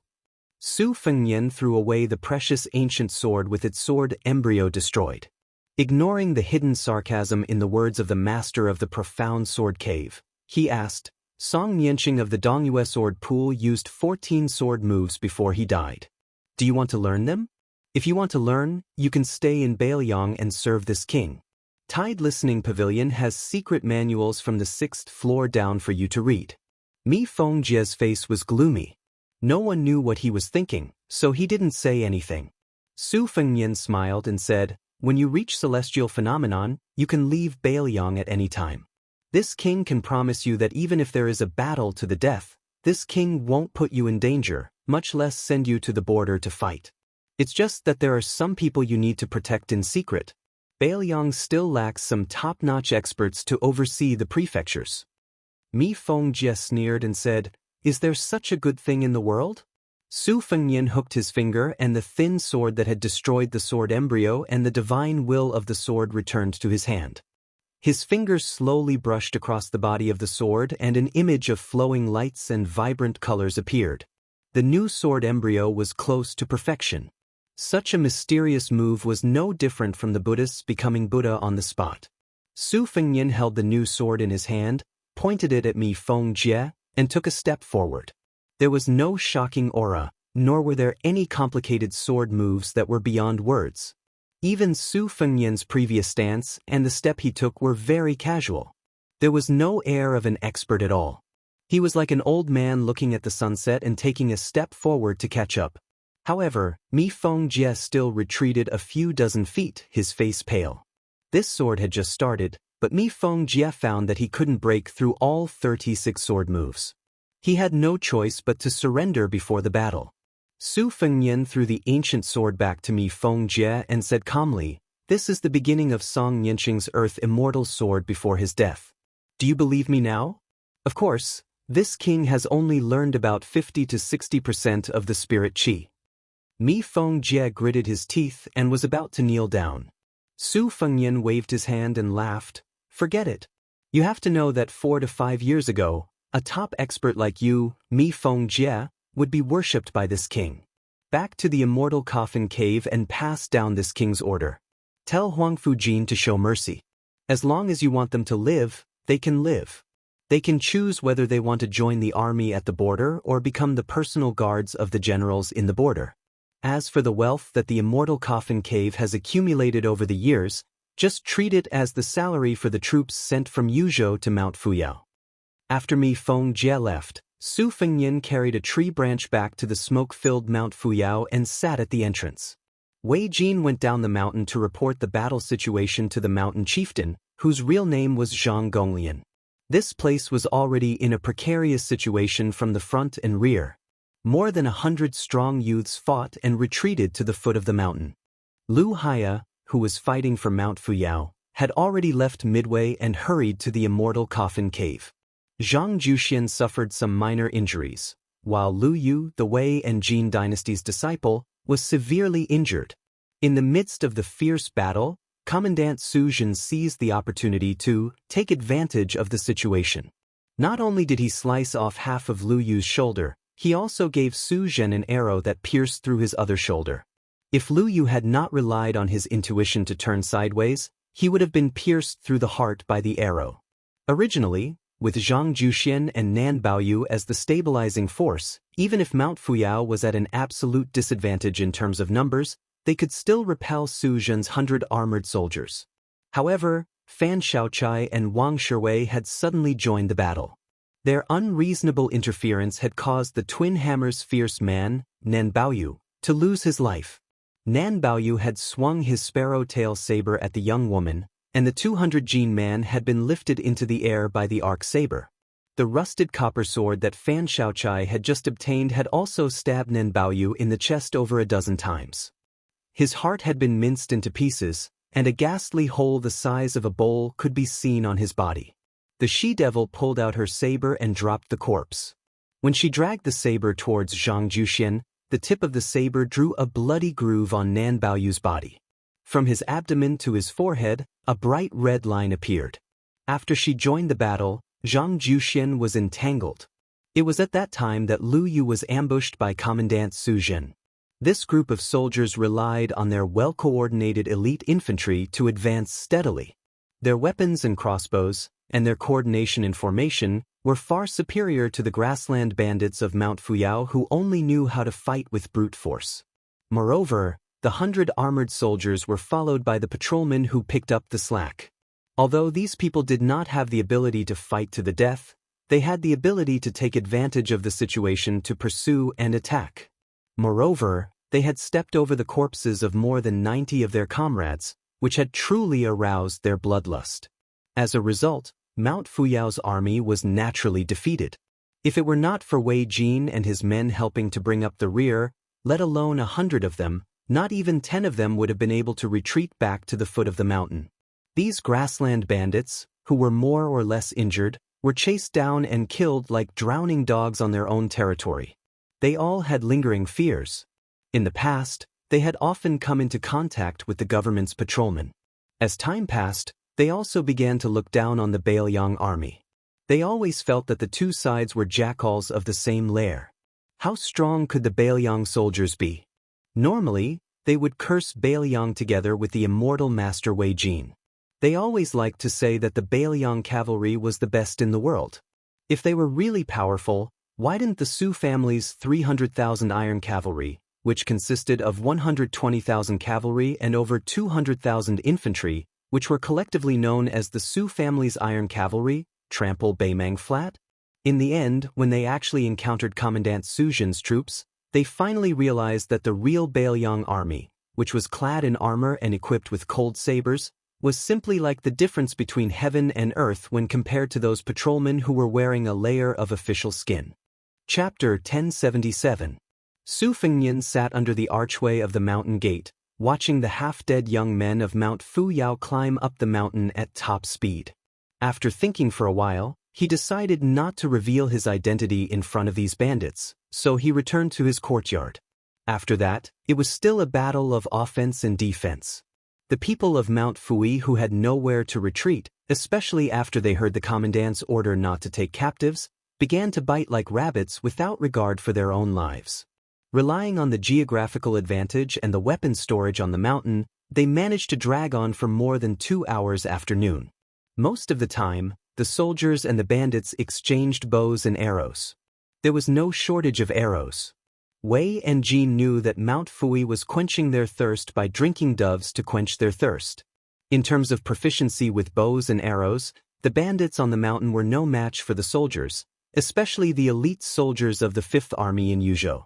However, if they did not use arrows to block the path, Mount Fui could gain the upper hand in the early stages of the battle.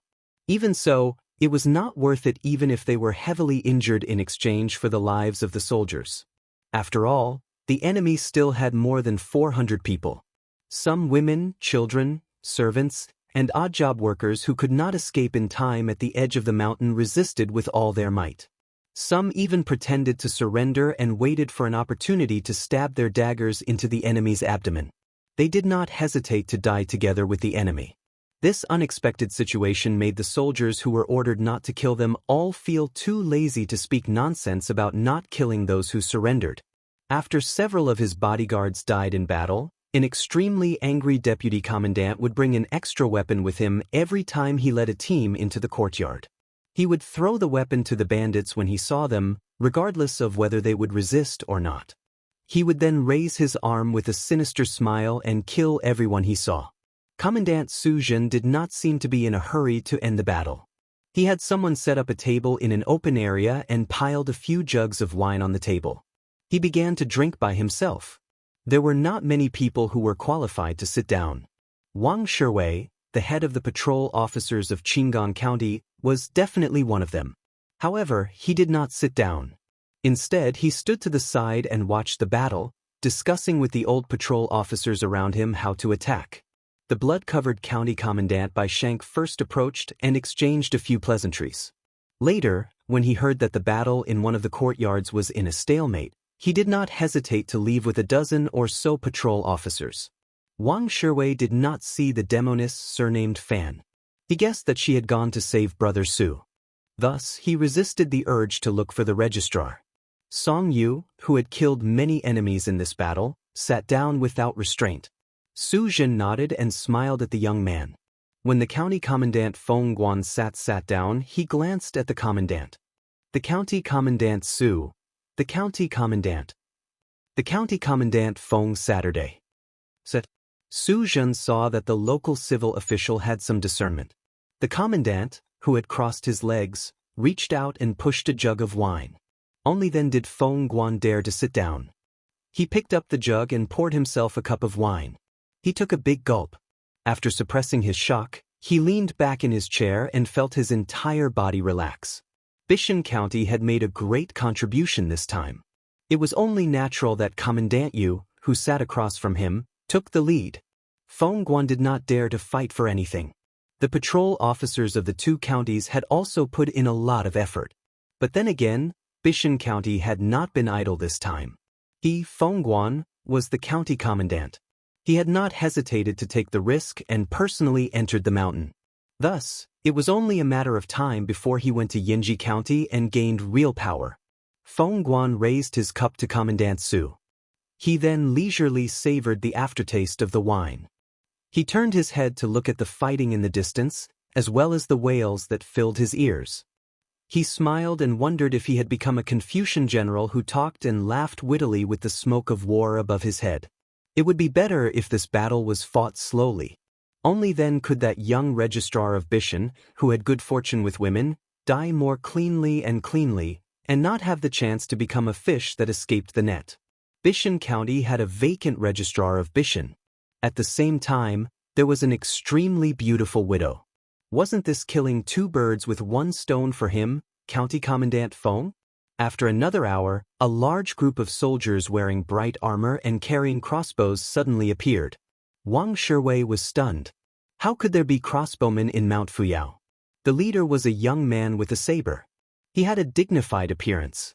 Physiognomy books said that this kind of man who looked like a woman was mostly blessed with good fortune. Just as Wang Shiwei was puzzled, he saw the arrogant Commandant Su Jin suddenly stand up and stride forward. He respectfully cupped his fists and said in a deep voice, "Commandant Su Jin of Dusk County greets Commander Yu." No matter how arrogant Su Jin was, he didn't dare lower his guard in the slightest when he took a fancy to this person.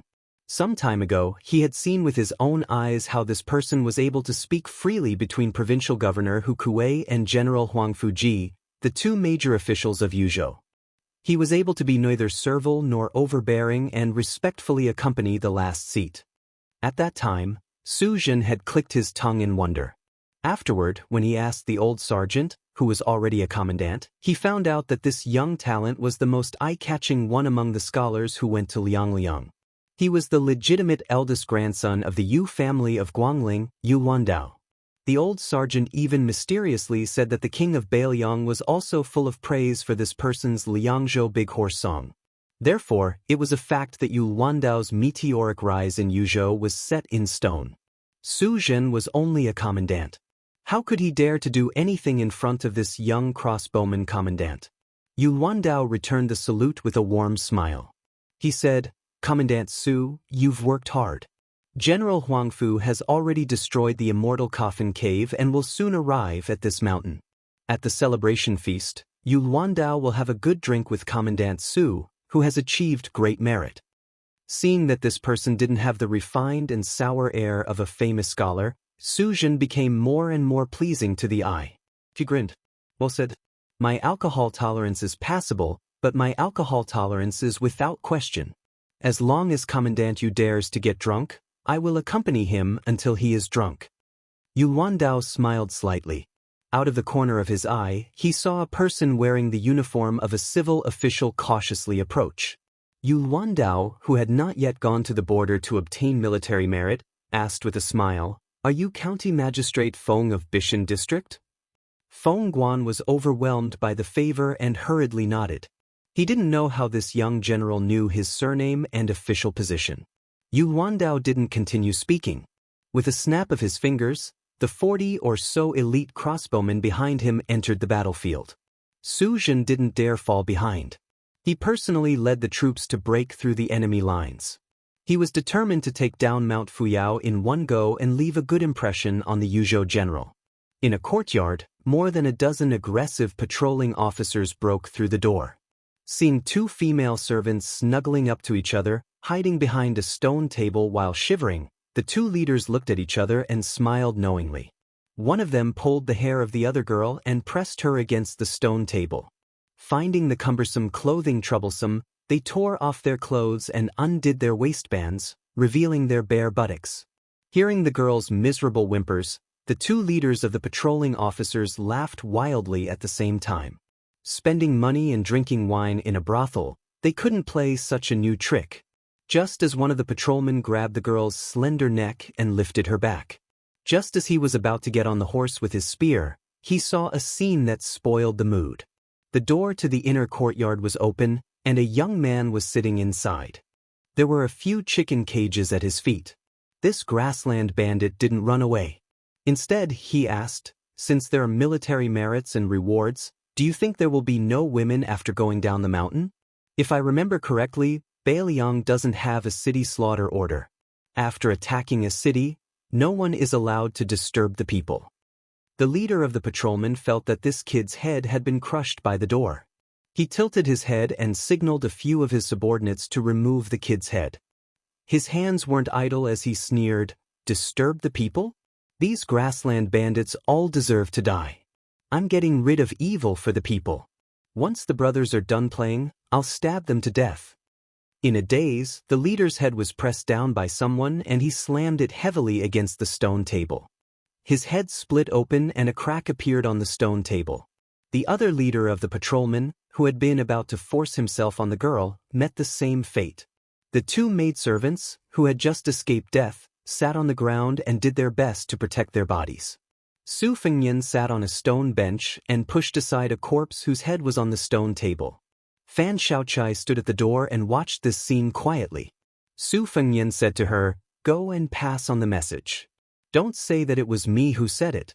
Just say that it's okay to kill people, but they have to follow the rules." Fan Xiaochai left silently. Su Fengnian folded his hands into his sleeves. After some thought, he got up and went into the room to pick up two loose outer robes. He bent down and handed them to the two crying girls.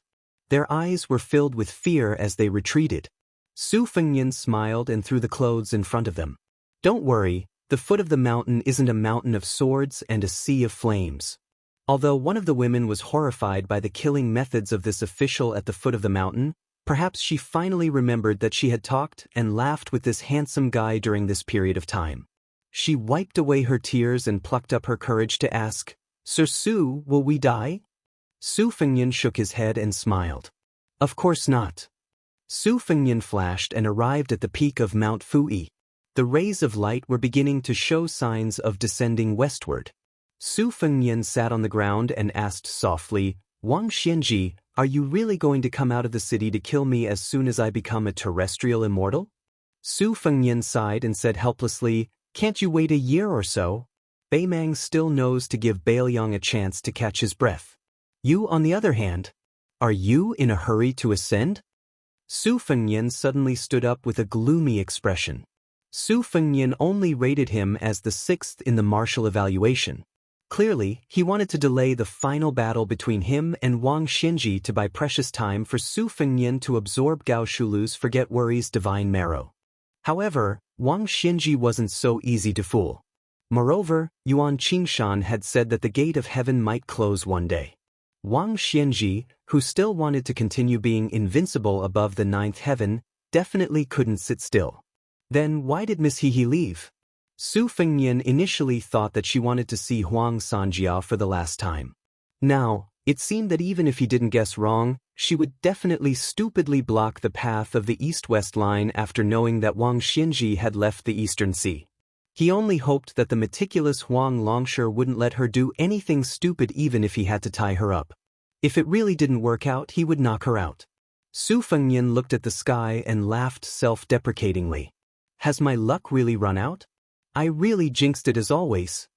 Su Fengnian restrained his smile. Since there was no need to hide it, then he would wait for Wang Xianji to come to Bailiang. Su Fengnian took a deep breath and sat on the ground again. He began to collect an item. At the peak of Mount Talisman, there was a myriad of phenomena. It truly displayed the spirit of sitting in the north and swallowing the south. This item was called Fortune of the Mountains and Rivers. Since the old destiny has come to an end, then I will swallow the destiny of thousands of miles of mountains and rivers in a way that no one has ever done before.